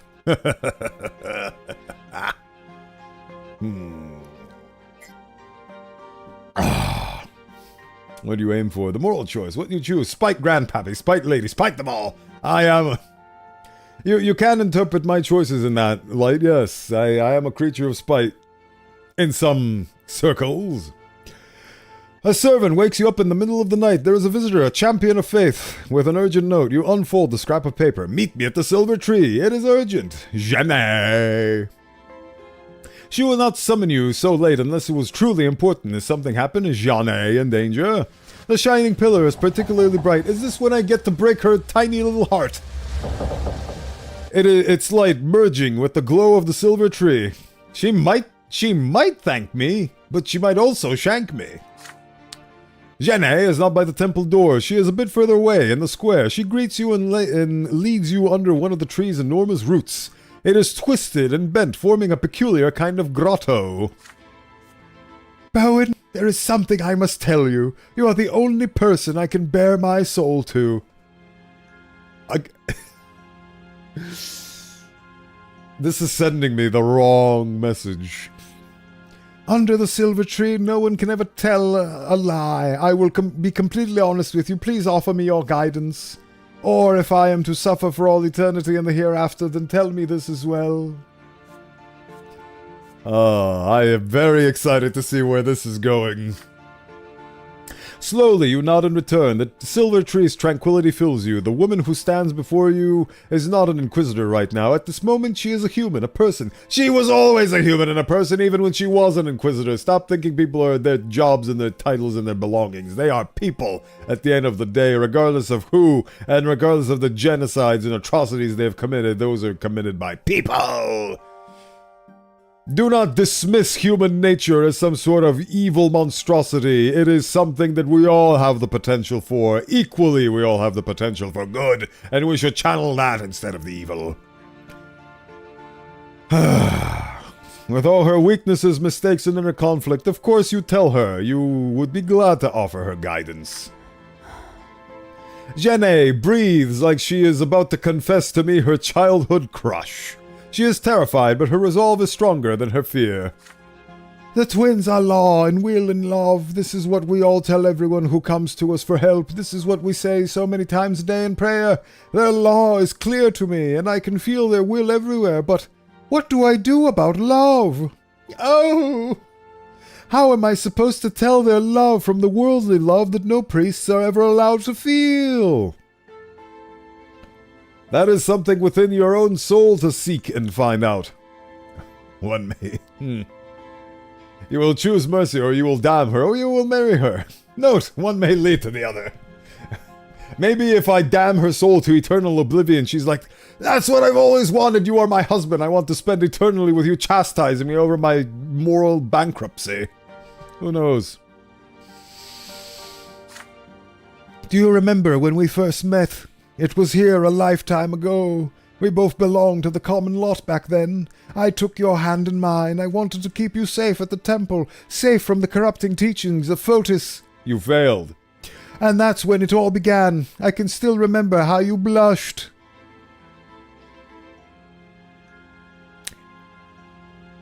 All my... So this is what it's like to be on the receiving end of this. This woman is the human equivalent of Russian roulette with the bullet being marriage. Her cylinder spins constantly. You can never tell where the bullet is because the chamber is hidden. It is a complete game of chance with her. All my life, service to the twins has been my only truth. I've only known my path and the sacrifices I've had to make ever since I was a little girl.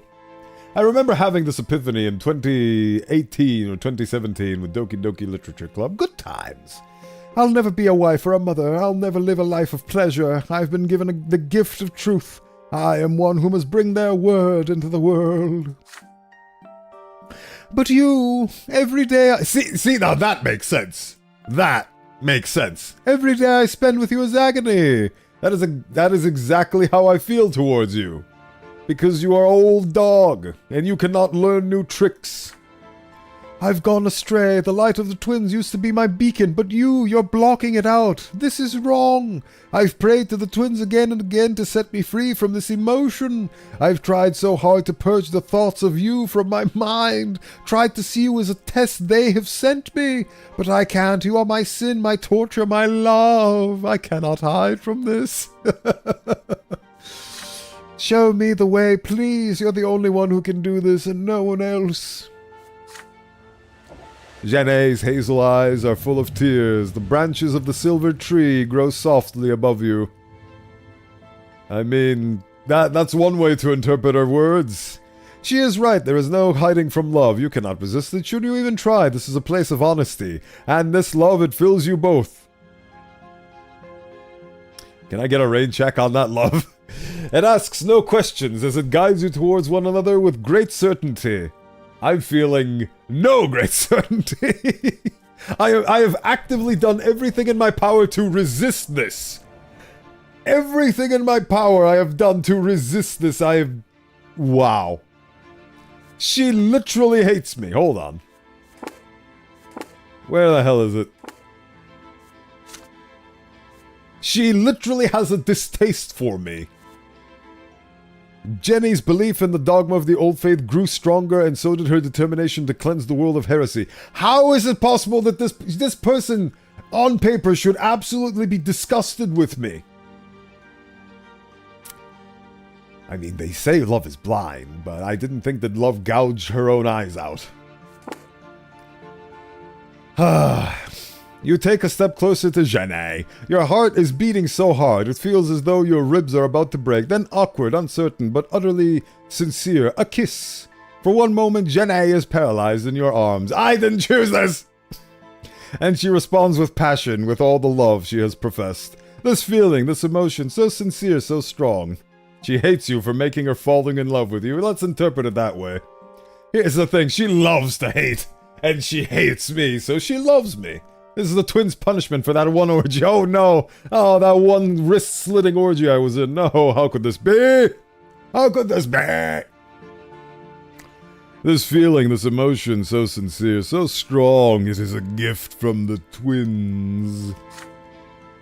This touch feels so unfamiliar to you, so frightening to her. Your bodies have never known it before, bound and shackled by years of taboo, but right now you are both guided by something more than attraction and lust. This is love, profound and absolute, that which only they may give. By they mean the writers of this plot. With a sense of awe, you remove the veil from her head, her hair. It has been so long, you forgot what color it was. It is blonde, and it shines like a halo in the silver tree's glow. Jenny moves away from you, her fingers caress your neck, you cover her palms and wrists with kisses, and undo the buttons and belt on her clothing. She had a belt? I guess I need to learn cassock anatomy. The fallen leaves tell a story of that one time Sir Bowen Brand got his rocks off. Like the softest bed as you lay down. You cross a line you must not cross, but the power of the divine love is irresistible. We fucked in a grotto in a tree. The twins will not give the love with... You are going to be loved. Please do not... Oh god, no, that sounds terrible. Oh, I did not ask for this. Let it be known. There are no more secrets between you. You close your eyes. Sight is only a distraction now. You find her lips blindly. You share in her passion, relish her tenderness, and put her fears to rest. I didn't even get a choice in this. This just happened to me. Life lesson here, folks. Don't seek this out in desperation. You'll never achieve it. Just live your life, and this will happen automatically whether you want it to or not. This is human nature made manifest. Good God. Good glibbity glob from Adventure Time. And she responds to you in kind, in perfect unison. All is just as it should be. I mean, every single route has a token love interest. So I get it from the game's perspective, but good lord. Vague choice texts. This just came out of absolutely nowhere. Like, why do you need to have a love interest? You're the religious guy. Half your shtick is the fact that you're forbidden from it. It's taboo. I understand on a moral, like, I 100%, like, my philosophy is love who you want to love, and love is free and all that, and, like, you shouldn't stop yourself and repress positive feelings out of a need to adhere to societal standards and all that garbage. If it makes you feel good, and it's not hurting yourself or others, then go for it. But this just came out of left field. It just came out of left field. Like, if she was New Faith, I'd understand, but I guess my choices made her whatever the hell this is. I don't know. I can't tell. Did I do this? It's so weird. Like, thematically, she's Old Faith, but story-wise, she's on me. All happened because you left her to die. Literally, all of this happened because I left her to die, and much like What's-Her-Face from Invincible, she became very aroused by the prospect. Good lord. I am at a loss for words. All is just as it should be, everybody. All is just as it should be. Warmth spreads through your bodies. I'm starting to see where the negative reviews for this game were coming from. Warmth spreads through your bodies like a roaring fireplace on a rainy autumn day, like a long conversation with those you hold most dear, honesty and awe. I wanted to have religion in my pants. The game decided otherwise. You have never felt so alive. This is more than mere intimacy, so much more. It is stronger than both of you. We must do well to let go of our prejudices. So what, if what I wanted to happen in this game didn't happen for seemingly weird and arbitrary reasons? Let us let go of the negative emotion that has been brought to me by the revelation of this chapter, and instead let us see what the developers wanted me to interpret this as. I'm glad boy got I'm happy for the guy. Love is a great feeling, don't get me wrong. Didn't feel like it was very relevant to the story, though. Faith is my gender. No, but what's in your pants? Zealotry.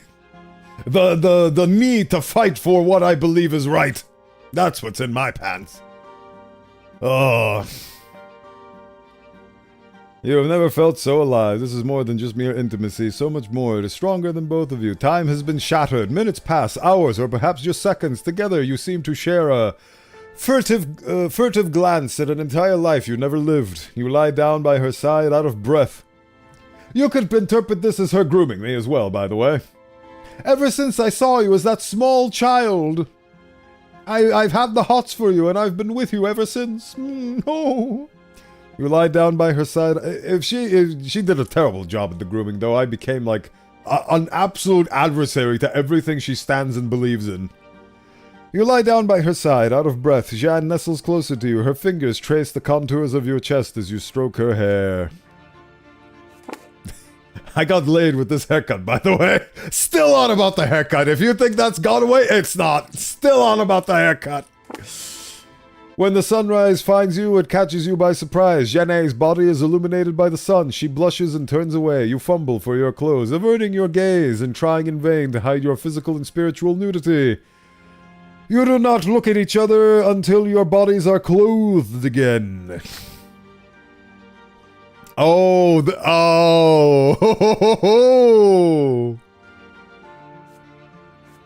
the fuck? It was an I literally have no choice here. We can't deny this. We can't pretend it didn't happen. But what do we do now? You must control your passion. These feelings are real. You accept the love you share. Huh. Wait, what? Her being steadfast in her...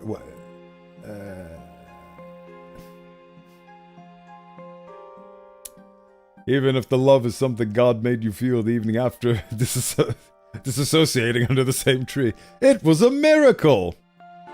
The twins have blessed you, for such is their will. You have both transgressed, and there will be retribution. Huh. So what you're telling me is that I was, this entire time, by not giving a fuck about her, I was actually doing right by her. And if I had better relations with her, we could have actually become like a proper couple. Fascinating. This is giving me much food for thought. But it was all a lie. What happened was not your will, it was the will of the silver tree. It filled you with a craving for a love you have never known, but the law of the faith cannot be altered. For priests, physical love and the union of the flesh are forbidden. Janae looks downward. You are both silent. The hum of morning life fills the slums around the tree. I guess I can still reject her after getting my rocks off in her. A thought surprises you. There were so many people around, it feels awkward. When Janae can finally look at you again, her eyes are glistening with tears. You're right. It was just an illusion. What we did is forbidden. I have to go. Well, there we go. Broke her little heart into 50 million pieces. I was gonna do that without the boning, but hey, I guess... Go team. Go team penis. The tree wants people to fuck, I mean, yeah.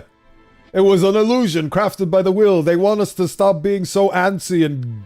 Actually, yeah, that's the way I choose to interpret it. The tree wanted us to calm down, relax, and be a bit more open with ourselves. So, go team. There you go. Perfect tree.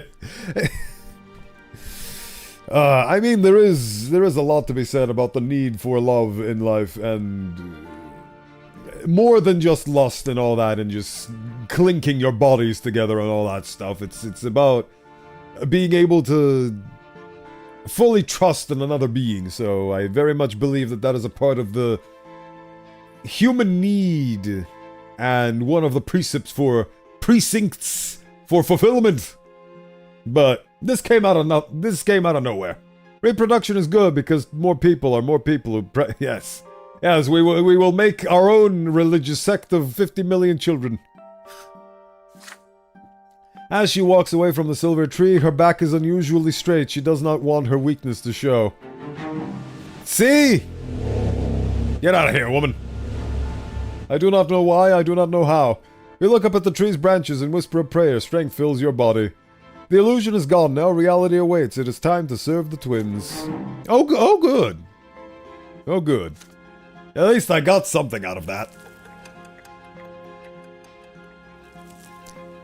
I should not be so dismissive of Janae, even though she has the wrong beliefs. She is still a person. The family falls apart. Hell yeah. Hell yeah, the mark of dishonor. The event is a consequence of your previous actions. Hell yeah.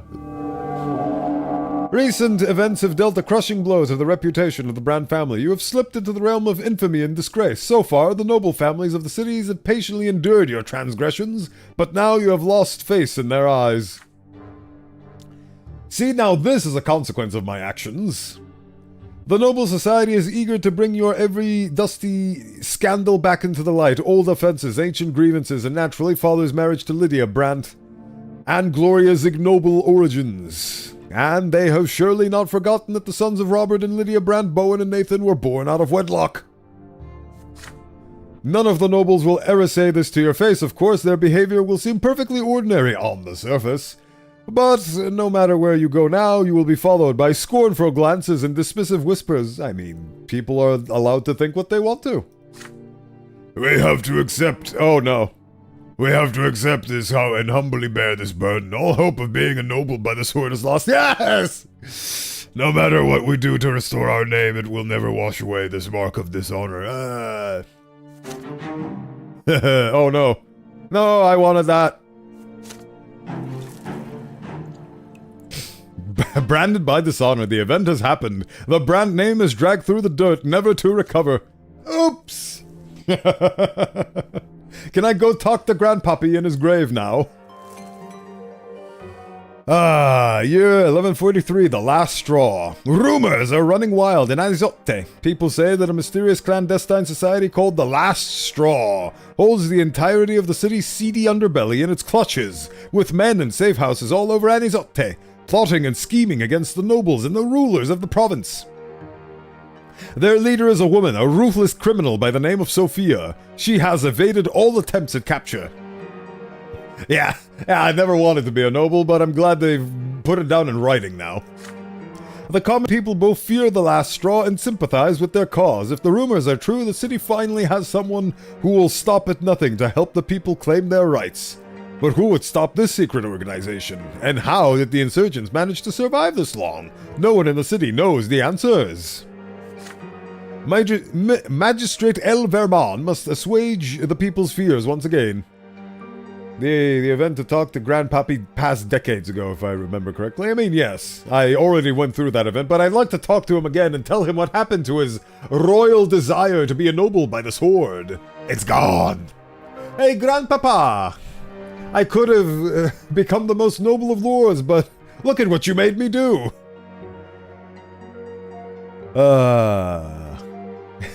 Decades are just years in a zip file, my friend.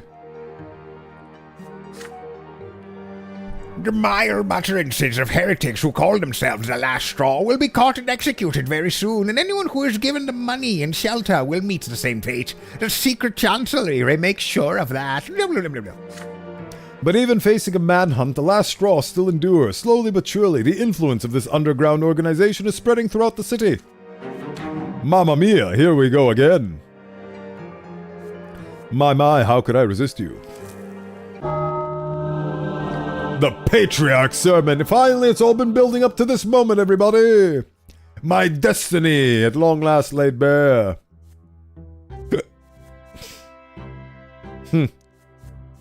So I couldn't manage to do Family at Peace, which... Stefan, well... Oh, I failed to unite the family is what happened. Also, why did this... I mean, I can still do this, surely. Surely there is still much to be done. Thanks to Father Ulrich's efforts, Cassius has lost much of his support among the clergy and the flock, but today the Patriarch has summoned the people to his evening sermon in a clear bid to regain their trust. You are destined to... probably die. Oh, ain't that the case for us all? The top left bit was indeed shiny because it wanted me to show that I've been branded by dishonor. Let's see what happens. With several champions of faith for an escort, you walk to the square by the silver tree to hear the Patriarch speak. Cassius stands tall above the worshippers, his feet firmly planted on the stars leading into the temple. The old believers crowd the center of the square, while the new believers, led by Father Lennart, stand on the outer edge. This is how I read my scripts. You arrive at the square as the sermon is about to begin. The Patriarch calls for silence, and the din of the crowd dies down in an instant. He speaks in a somber voice, clearly chosen for his purpose. As Cassius addresses the crowd, he lifts his arms towards the heavens. I never even thought about the fact that I basically make that voice happen and it's not my natural speaking voice. I just find myself doing it whenever I'm recording lines. And I just imagine I'm recording lines right now, which I technically am. But not for the purpose of them being used, it's just for the VOD's sake. What do you think is the shape of the town square? A triangle. As time goes by, the false teaching of Patriarch Fortress are spreading further and further, poisoning our land. Every day I try to guide people to the true path, to save those led astray by the heresy of the new faith. Why don't you go on a treadmill, dude? And when I saw that our brethren from the Order of the Inquisition has paid us a visit, I felt great joy, for I knew they were here to purge all the lies of apostasy from the province of Magra. I assume pentagon, but triangle works. I honestly, I think triangle, but I want it to be as octagon. It's an octagon. But my trust was betrayed. Those who were supposed to guard the true faith deceived us all. Those who sworn an oath to the twins to purge all heresy now abet it. It was supposed to be my strength, but they have turned against me. He doesn't seem very happy anymore. It's octagon. It's octagon, yes. Nah. Hundreds of eyes turn to you, stern, unblinking. They came to revile me and besmirch my name. They have clouded the minds of my flock and turned my brethren against me. And now I call upon you, Brother Bowen. You must now answer your order, for I will tolerate this treatment no longer. Come to me now, approach me and accept my blessing. Kneel before me and kiss my hand, so that all may see that you are a humble servant of the church. Show everyone that the order of the Inquisition stands with the true faith. The crowd parts before you, forming a narrow passage to the temple stairs. The Patriarch extends his hand to you. Kissing it would be a public statement tantamount to acknowledging that the Order sides with Cassius and supports him and the Old Faith. Oh, I don't have enough willpower because Father Ulrich is... what? Ugh. But do you have a reason to challenge the Patriarch? Is this the time to openly confront him and his entire... Hell yeah. Hell yeah. You call upon Father Leonard to stand with you against Cassius. Yes, this is the thing that we've been building on to. This is the thing I wanted. I wanted nothing else. Do you have a reason to challenge? Yes, I do. This is what I wanted this story to amount to. You turn to Father Leonard. He nods in understanding. The abbot of the temple lifts his staff above his head. The people around him part so that he may be seen and heard. Yes, my buddy Keith is here. I am the Ellis to his Keith. Patriarch, as far as I'm aware, the Inquisition works to protect the faith of the twins, which is more than the teachings of Asadius or the dogmas of the old faith. They serve the elder and the younger, Cassius, not you. I'm so happy I burst into song. And somehow this will mean you will marry Cassius. Oh God, see, if you put this... The game is taking notes from this Twitch chat right now. Do not give it more material. Father Leonard's words echo across the square, followed by silence. Leonard, sooner or later you will realize that the teachings of Fortis are nothing but a lie you desperately wish to believe. But the soul you've dragged to the foot of the pillar, will take you and your followers down with them.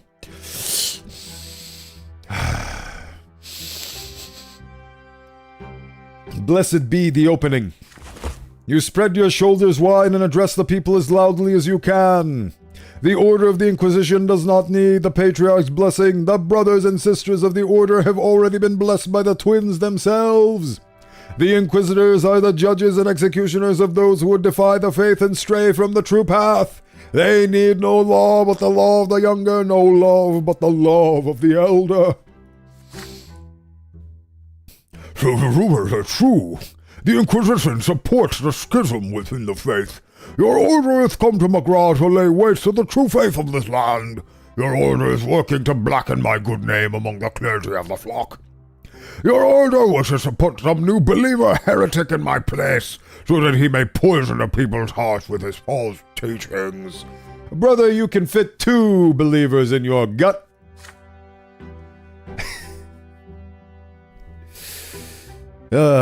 You can tell a lot about a person based on what they've done with their body. I choose to believe those who are steadfast in both mind and body. Cassius, every year more and more people in McGraw and the rest of the Empire are refusing to obey the merciless laws of the old faith. Our teacher, Patriarch Fultis, preached this in this very square, which is potentially a pentagon, triangle, or a shoctagon. Shooketh are we. Shooketh are we. Right, let us continue to be shooketh. Our teacher, Patriarch Fultis, preached this very square, and it is in this very square that he was murdered, but even that didn't stop his teachings from spreading out and gaining support. One day the new faith will come to replace the teachings of Prophetess Atheist. You too will be replaced by a man chosen by the parish. But the Inquisition will still stand guard to keep us safe from the witches, apostates, and enemies of the faith. Brother Bowen, you should go. You will find nothing but lies and false accusations here. The schism, it continues. You leave the square accompanied by Father Leonard. No one who was in the square will ever forget the gesture or the words you spoke today. Good. Hopefully I will amount to something. Like the new faith. Hell yeah. The Inquisition is dying. I am so close.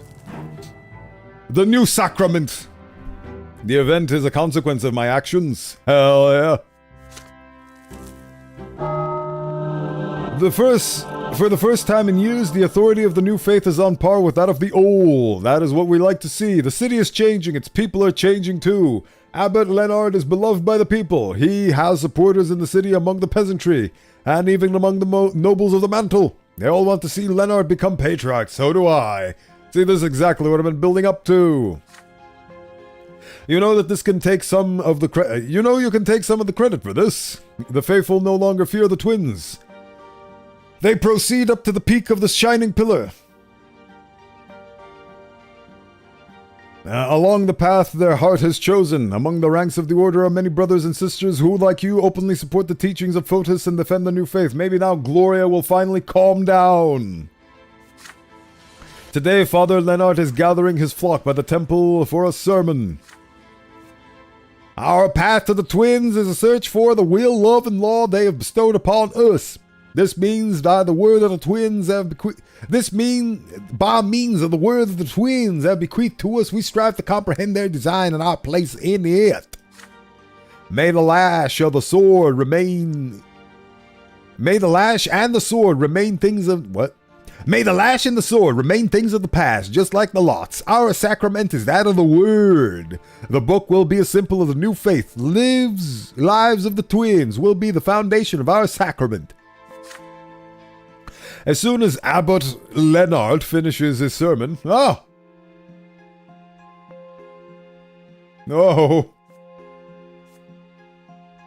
Thank you for the resubscription. It's very much appreciated. Thank you so much for your support, Mr. and Mrs. The Killshot. It is great to see. I don't understand why they had to... Why Ko-Fi Bot had to send it 20 million times, but you know what? All the better. Thank you for the support. It is very much appreciated. It is true you can support me, and maybe with your support, my great streams will become even greater, and we can actually have that full-on Dr. K sesh someday. Ko-Fi is Ko-Fi. It is a means to an end, and I'm glad that you have chosen it to be a means towards the end of you supporting me. Thank you so much. Delightful. I should figure out more exclusive content, but every time I think of something to talk about, I immediately yap about it on stream. So I need to be even more exclusive with my content. Did you guys... That's fascinating. Where was I? Stun lock. Still stream, okay. Fascinating. I feel like this happened. This is not the first time this has happened, but we can speak of this in private. Fascinating. Fascinating. But yes, thank you very much for the support. It's very much appreciated. Just don't start a Bonely fans. It has been something that I've considered, but much like Twitch.tv, it is a Herculean effort for the hope that eventually we'll score as big the big numbers of the big names upon the platform, so it is something that trades in dignity for the chance at money. At least with Twitch, the only thing you trade with Twitch is your time. With OnlyFans, you trade both your dignity and your time. Or at least, if you care about those sorts of things, some people find it as a horrifying slight against their very being. Others do not care much for it, so it depends on your perception of dignity. But yes. I do have a special ability. The special ability is that I spent so long making this model, but now I'm finally happy with it, and it shines! Look at the beautiful Metallic shine upon... Wait, hold on. There's a better way to do it. Look at the beautiful shine. Look at that material. Isn't that beautiful? I have no idea how I did it. Just trial and error until it magically happened. And now it is here within the grasp of my leathery hands. Very gloved hands. Bone polish, yes. It is beautiful, is it not? Right. As soon as Abbot Leonard finishes his sermon, a familiar voice cuts through the din of the crowd. Ah, there's this guy. New faith, new sacrament, new patriarch. Wowie, wowie, wowie. The parishioners echo Sylvan's cry. Pray right here on the street. Preach to the people. Spread our teachings. Give your neighbor the sacrament of the book and set them on the right path.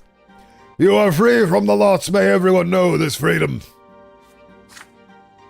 The new believers take over the city in a matter of days. They do not rob, loot, or commit acts of violence. See, yes, that is what I'm talking about, people. That is what I am talking about.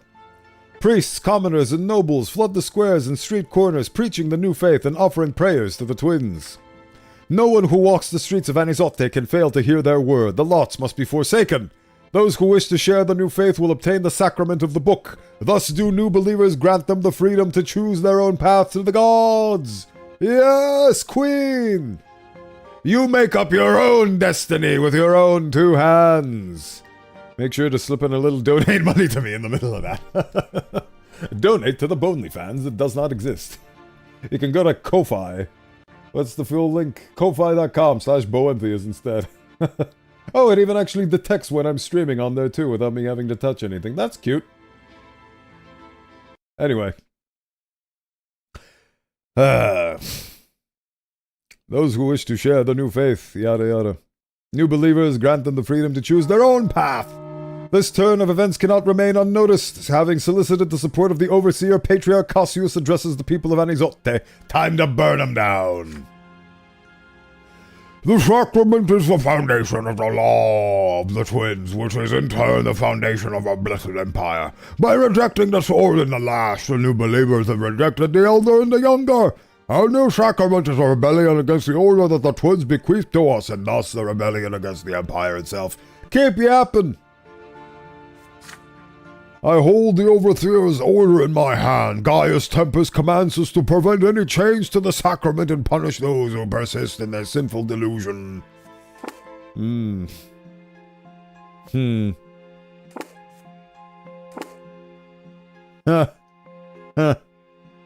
Let's see. Jane echoes Cassius's words before the brothers and sisters of the order. Of course she does, because she sucks. The new believers are not going to bow to our will without a fight, but our righteous indignation is the manifestation of the will of the younger. Punishing those who trespass against the divine law is our lot and our sacred duty. The prefecture grand gendarmes are on our side. But several brothers and sisters suddenly begin to advocate for the new faith. They do not see the sacrament of the book as a heresy. They also point out that the matters of the faith are beyond the power of the overseer. Gaius Tempest has no right to give orders to the Inquisition. The Inquisition is here to protect the faith, not here to protect the old faith. Outraged by their words, Oleg suddenly defends Jane. See, now they're against me. The world is their weapon, but ours have always been sword and the lash. Death is a better admonition than 1,000 sermons. Tomorrow the Inquisition will send those heretics to meet the twins. There they will know the light of truth. See, this is the main antagonist, and now I can finally confront him and defeat him. Defend the new believers. You persuade your brothers and sisters in faith to defend the new believers. We will forsake Ulrich and he shall die in obscurity, the worst kind of death. You stand up to address the Inquisitors. The new believers are not heretics. They serve the twins just as we all do. It is the duty of the order to protect the faith, and now the new faith is in need of our protection. The overseer has no right to interfere with matters of faith. He must be reminded of this. The order must defend the new believer's right to the sacrament. Your words resonate with both inquisitors and champions of faith. Ulrich's eyes are ablaze with anger. Good, good. We have destroyed the old puppy, And we will destroy the new one as well. Where was it? You see this? I am the Father Destroyer 9000. You are making a mistake, brothers. The blessed Archnean Empire will fall unless we put an end to Photis' foul teachings. But his voice is drowned out by the shouts of the Inquisitors. Persuaded by her ardent speech, they side with you. Jeanne watches in evident bemusement. She is so furious it renders her speechless. See, this is what I wanted, game. Not to do Google, not to go gaga with her under the tree. I wanted to see her cope and seethe. The Inquisitors and the Champions of Faith walk across the city, encouraging all faithful to follow them. You move slowly so that your procession can be joined by as many people as possible. An immense crowd approaches the temple by the silver tree. Much like how people say that your personality is determined by the Warhammer 40k class that you play in Darktide, so too can this entire game be showcased as a personality test, depending on the choices you make in this game. Like in a single run, if you do it without knowing what consequences the choices will bear. Just wait until she has your... Oh, no. Oh, I didn't specify whether or not I pulled out. Oh, God, no. Oh, God. Oh, the twins and their illusions. The Inquisitors and the Champions of Faith walk across the city, encouraging all faithful to follow them. You move slowly so that your procession can be joined by as many people as possible. An immense crowd approaches the temple by the silver tree.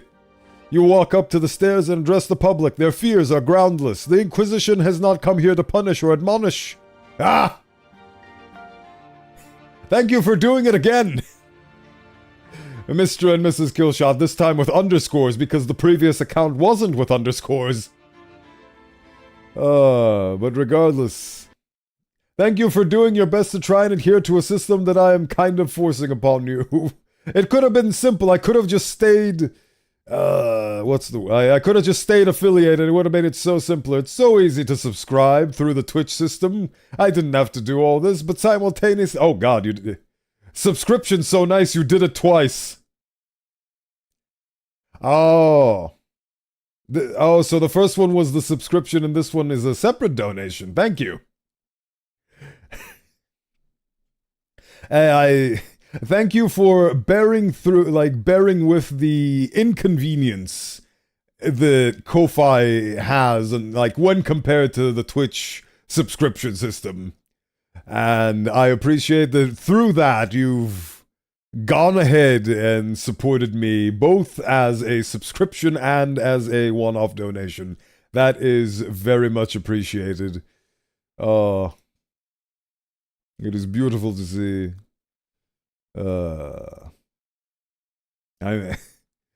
Donate buttons yeah, it was.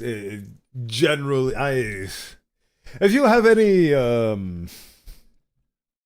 as people who actually use those buttons, if you have any feedback for me to utilize for said buttons, I would greatly appreciate it. I would like to make the process as non-intrusive and as not frustrating as possible, so if you have anything that could help me along that endeavor, I would very much be keen to hear.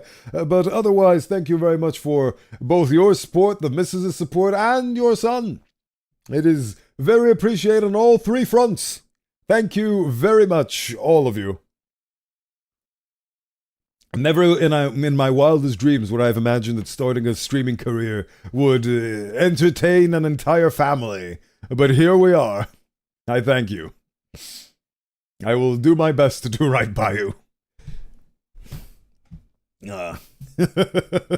They are wonderful Bow Wednesdays, are they not? Hey, where were we? Yes.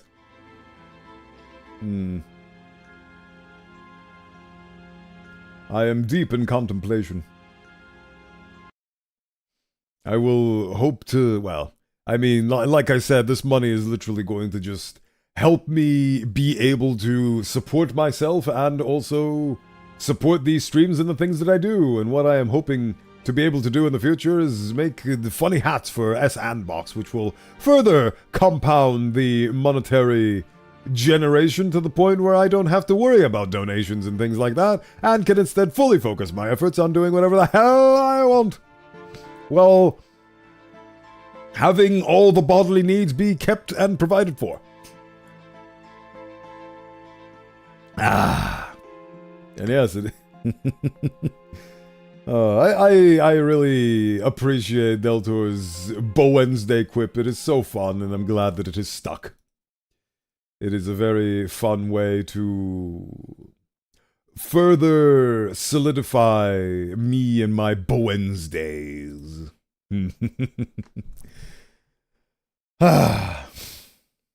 Thank you so much. Truly. Right. Today the Inquisitors and Champions of the Faith have come to the temple and admonished themselves. The new faith is a way to serve the twin gods, so anyone who defies it is defying the elder and the younger. Father Leonard and Sylvan Samosta stand by your side before the eyes of the massive crowd. You take a sacrament of the book. The crowd cheers, one after another. Commoners and nobles step forward to give the sacrament of the Inquisitors and the Champions of Faith, tentatively at first, then growing with confidence. Being able to get whatever you want, I don't know about you, but I like money. See, that's the thing. I don't like money itself. I like the things that money provides. Those are the things that I like. Money got me my computer that has allowed me to stream. Money has... Well, actually, no. Money had nothing to do with my model. This model was done completely by my own hand, and it was done with free programs. Firstly with Blockbench, and then with Blender. Everything I have used to make this model was done with my own two handsies and was given freely for non-commercial use. I am referring, of course, to the Poyomi shader set that I'm using right now. And this is not commercial use. I'm doing this because streaming is a hobby. Anyway. Money give keyboard good. I mean, that goes under the subset computer. That's literally the... Oh, actually, no. Money also afforded me all of the Lego that I have used to build beautiful custom bonkles, which adorn my shelf, which is another thing. My glass enclosure, which keeps all the dust out, which is also a thing that was bought with money. All this and more. Money. But I do not like money. Money is simply a means to an end. An unfortunate one at that. But it is what it is the world we live in, and we must conform and adapt. Some people have adapted by trampling others and literally stealing people's retirement funds. I'm not one of those people.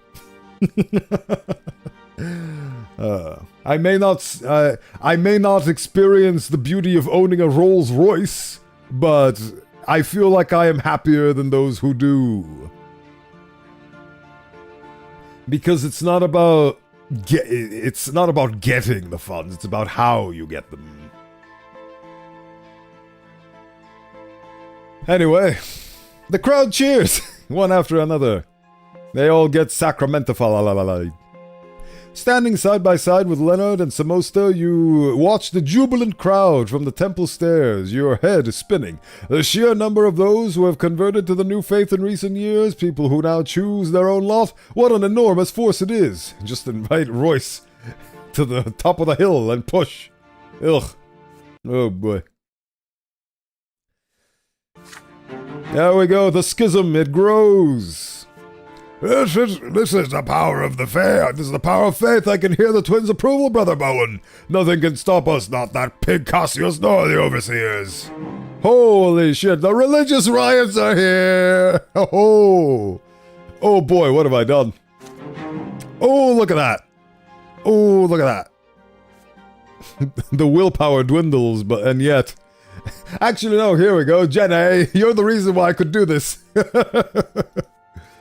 There it is. There it is. We have done it. We are continuing to do it. The hunt for Tomas, the hell? This event is a consequence of your previous actions. Fascinating. Why are we hunting for my old bestie? What the hell is this? You are shaving before going into town. You scoop some warm water from the wash basin. The morning light reflected in the mirror is blinding. A servant rushes in with an urgent letter, or rather a crumpled up note.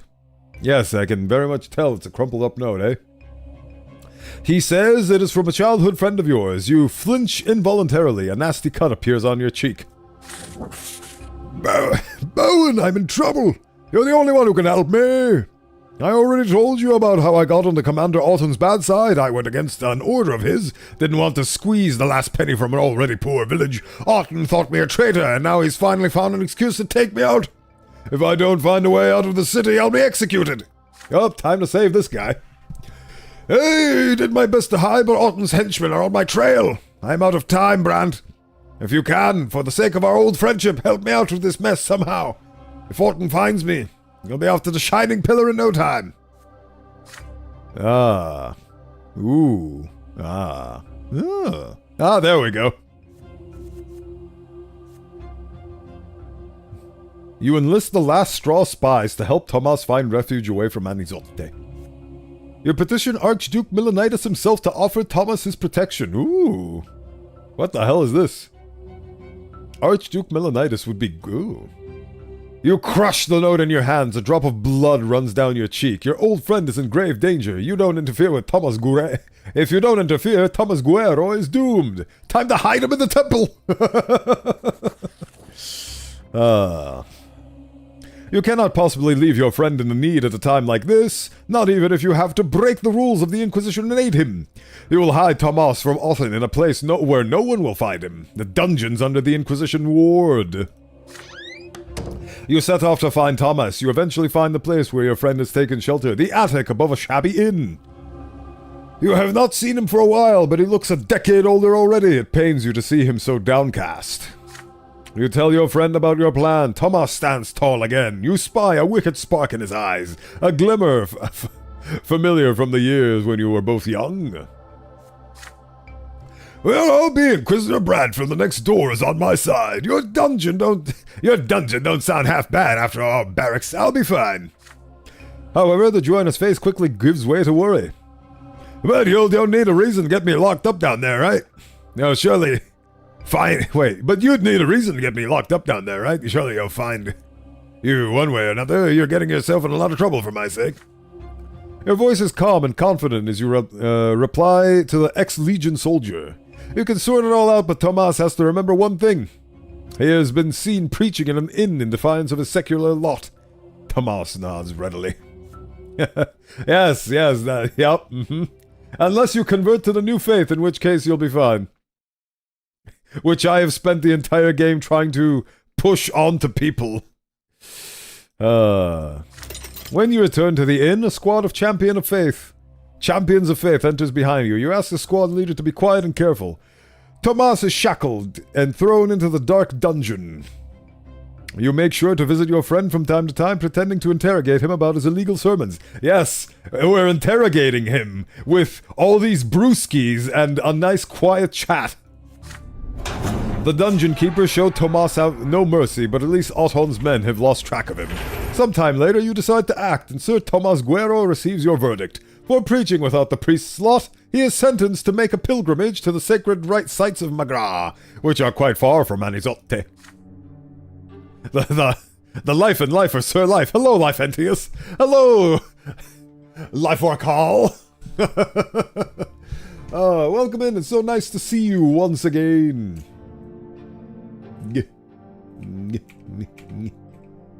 I need to see that. Seems weird. Yes, I love seeing your text. The text that is your avatar representation and the lovely bear that you have as a icon. Yes, hope life has been treating you well. As you can see, I'm doing great, as is evidenced by this image of somebody being shackled, but it's not me. I'm doing great.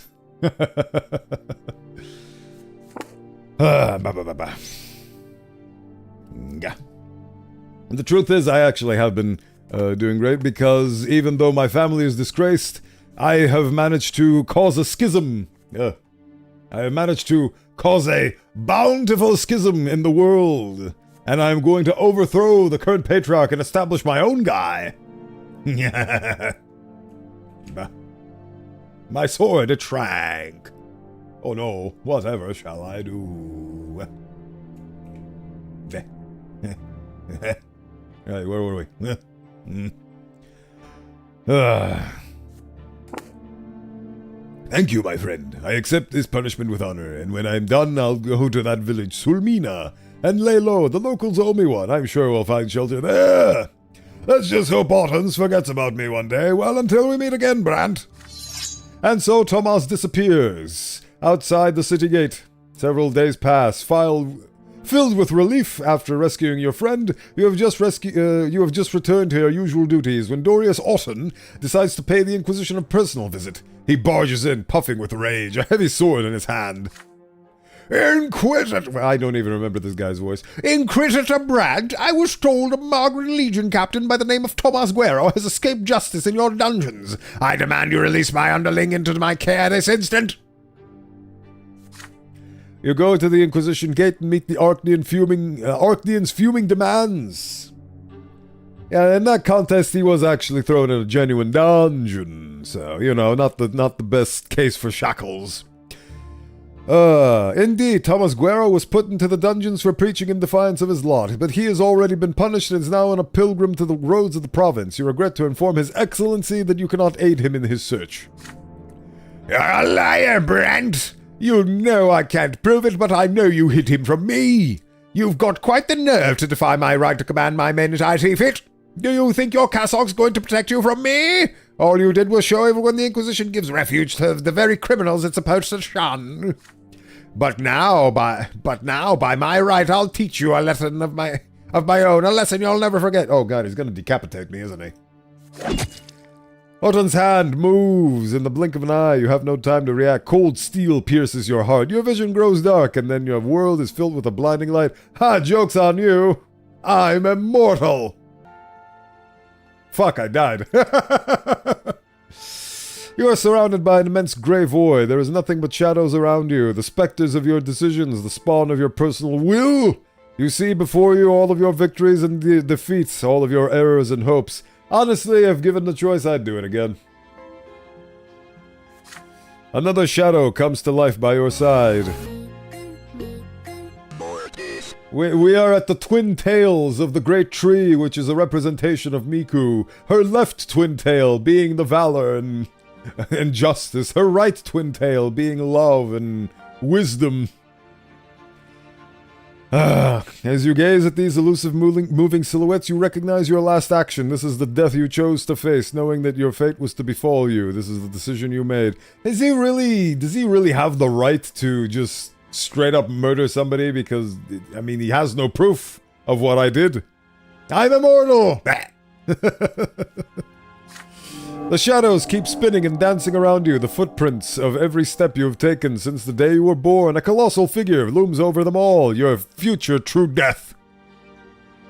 You can no longer deny its imminence. It has always been there, waiting for you. Now you are only one step away from it, but you will take this step yourself. The familiar gigantic figures of the twin gods appear from the void to meet you. They effortlessly lift your tiny soul and hold it in their hands. You have always been in the twin gods' hands. Their will created you. The elder did not grant you his love. He forced it onto you. Ugh. The younger shaped you according to his law without giving you a choice. That is true. They did do that, especially with that Gene sex scene. An enormous whirlwind arises in the void. The twin gods release you into it, and the torrent of an unfathomable will whisks you away. You are merely a minuscule particle of this universal tide. This will is the sole determiner of all events, past, present, and future. Your puny actions and choices are nothing in the face of the force this torrent harbors. Well, that's not fair. I like to think I have agency. You whirl in the cosmic vortex of the twin god's will until it casts you out. You careen back down to your earthly life. It is only now that you regain your ability to act. You see all the wills of the universe intertwined in a perpetual struggle against one another. Which will you follow? Ugh. My own will? The will of the elder, the will of the younger. You follow the will of the God who brings love onto the world. You follow the will of the God who imposed his law upon the world. You abide by the worldly manifestation of the law and the will of the authorities. You obey the will of your ancestors and your family legacy. Ha ha ha ha ha! History has a will of its own. You must assume the position that was assigned to you by this will. The only will you are willing to live by is your own. Yeah. You fall into an endless web formed by the wills of the mortal world. Now that you are free of the cosmic vortex, you can finally exert your own will and make a choice. It feels like the first gasp of air after being suffocated by an alien will, the will of the gods. But for your chosen will to be incarnated here in this world, one decision is not enough. You will have to follow this path to its conclusion, to turn this will into reality by way of your decisions, deeds, and actions.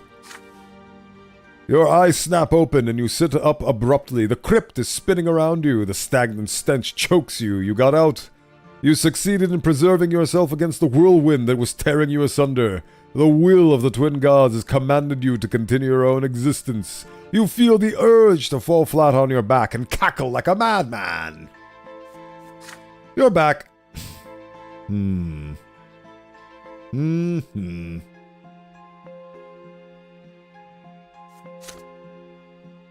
Ah. The hunt for Tomas. You failed to hunt for Tomas. You come back to life, naked and trembling in the cold, dark family crypt. It takes time for your thoughts to return to recent events. Ha ha! He has been rescued. Safe from the deadly threat, Tomas is about to begin his life anew. Good for you, man. Live life to the fullest. Your first thought was what happened to Tomas. You ask around after returning to worldly matters. It appears Othon gave up the search for his subordinate and disappeared without a trace in the sprawling lands of Magra. Your sacrifice was not in vain. Your friend is finally safe. Oh, let's bring the downfall of the Inquisition, shall we? Scheming. After suffering a lesser death, one is reborn. Yes. I've run out of spare lives. Oh. And so it is the year 1144, and I am 26 years old. I've died 3 times by the time I reach 26. What do we got now? After many years, the simmering, unceasing hostilities between Overseer Gaius Tempest and Archduke Melanitis has finally come to an end. The Archduke has abandoned all attempts to collect additional taxes from the people. Good. By my grace, I hereby release the common people of Magra from the Archduke's tax. All hail the dynasty of Melanitis, which has protected you since time immemorial. Yolam, you only live once more. Yes.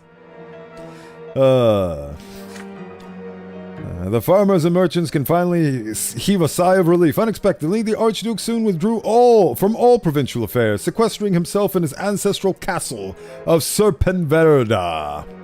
Of course, his castle has the word serpent in it. Like serpent. Don't go bragging on the streets, asking for spare lives. Spare a couple of lives, sir? The Gantry, who remained loyal to the Archduke, are baffled. Has he accepted defeat at the hands of the Overseer, or is this just an elaborate ruse? Either way, with the Archduke out of the picture, the senior Gantry of Magra have lost some of their influence to the Overseer and his retinue of budding dynasties and nobles of the mantle. The feud between the two Arknian rulers has ended, but the noble estate has been split nonetheless. The common people see this as yet another reason to demand change. Ha ha! The struggle for power. Hell yeah. I mean, the wealth of the world gained when he left, so. Oh yes, of course. You cannot.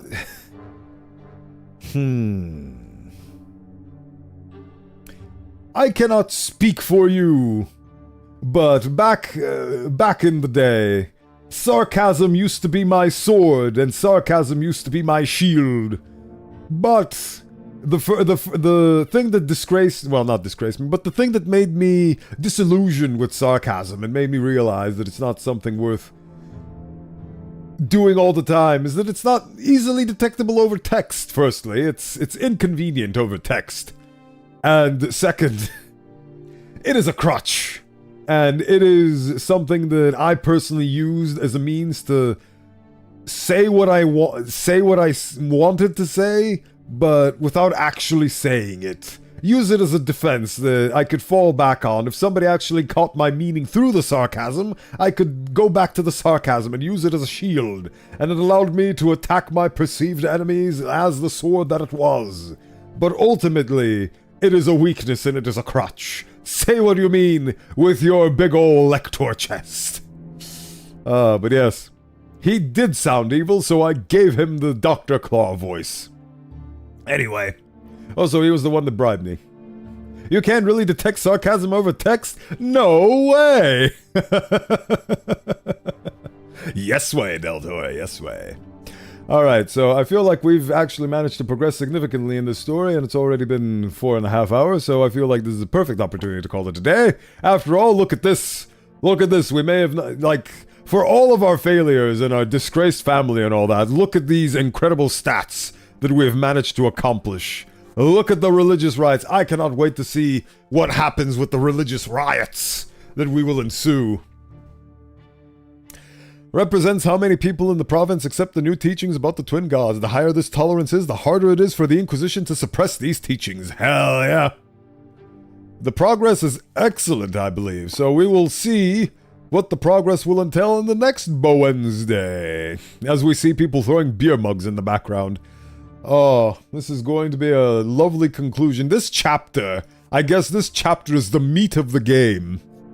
You get into chapter 1, 2, and 3, get beaten by Grandpappy every now and then, but then chapter 4 rolls in. And then I guess it makes sense. Chapter 5 must be the epilogue. This is where all the meat happens. This is where all of the things happen. What is this, the 3rd or 4th stream where I'm still chewing this chapter? It is very extensive. It is the core of the game, so to speak. It's all been setting up for this.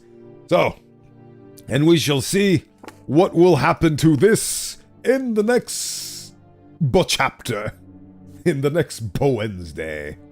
Now I'm over here. Isn't that wonderful? And I've turned the music back on. Time to close the funny little video game, quit the main menu. And quit. Alright. Oh, there's the hands. Let's turn on the hands.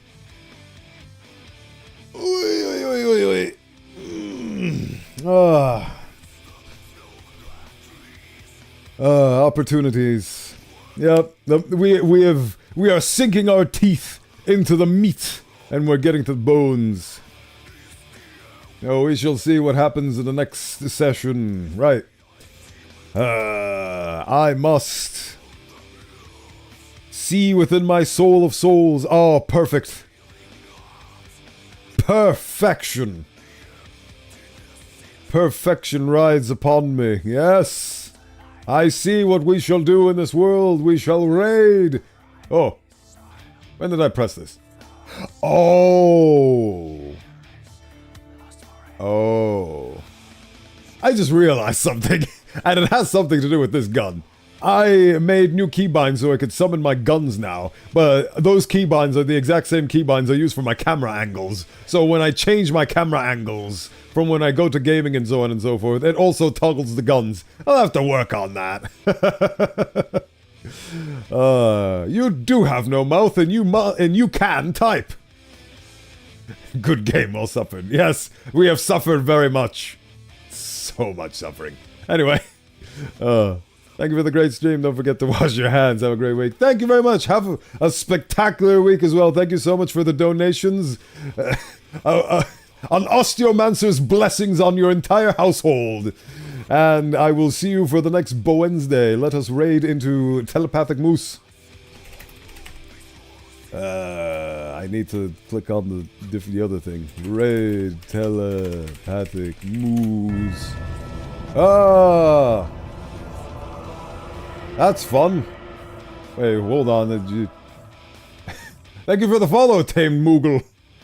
It's very much appreciated. I shall see you, potentially, the next Bowenthius, for I stream once a week every Wednesday. Until then, thank you so much, everybody, for being here, and I shall be off to hopefully contemplate making hats for a sandbox and things of a similar ilk and nature. I will be back, and I shall bring you great tidings of my exploits. But until then, Farewell.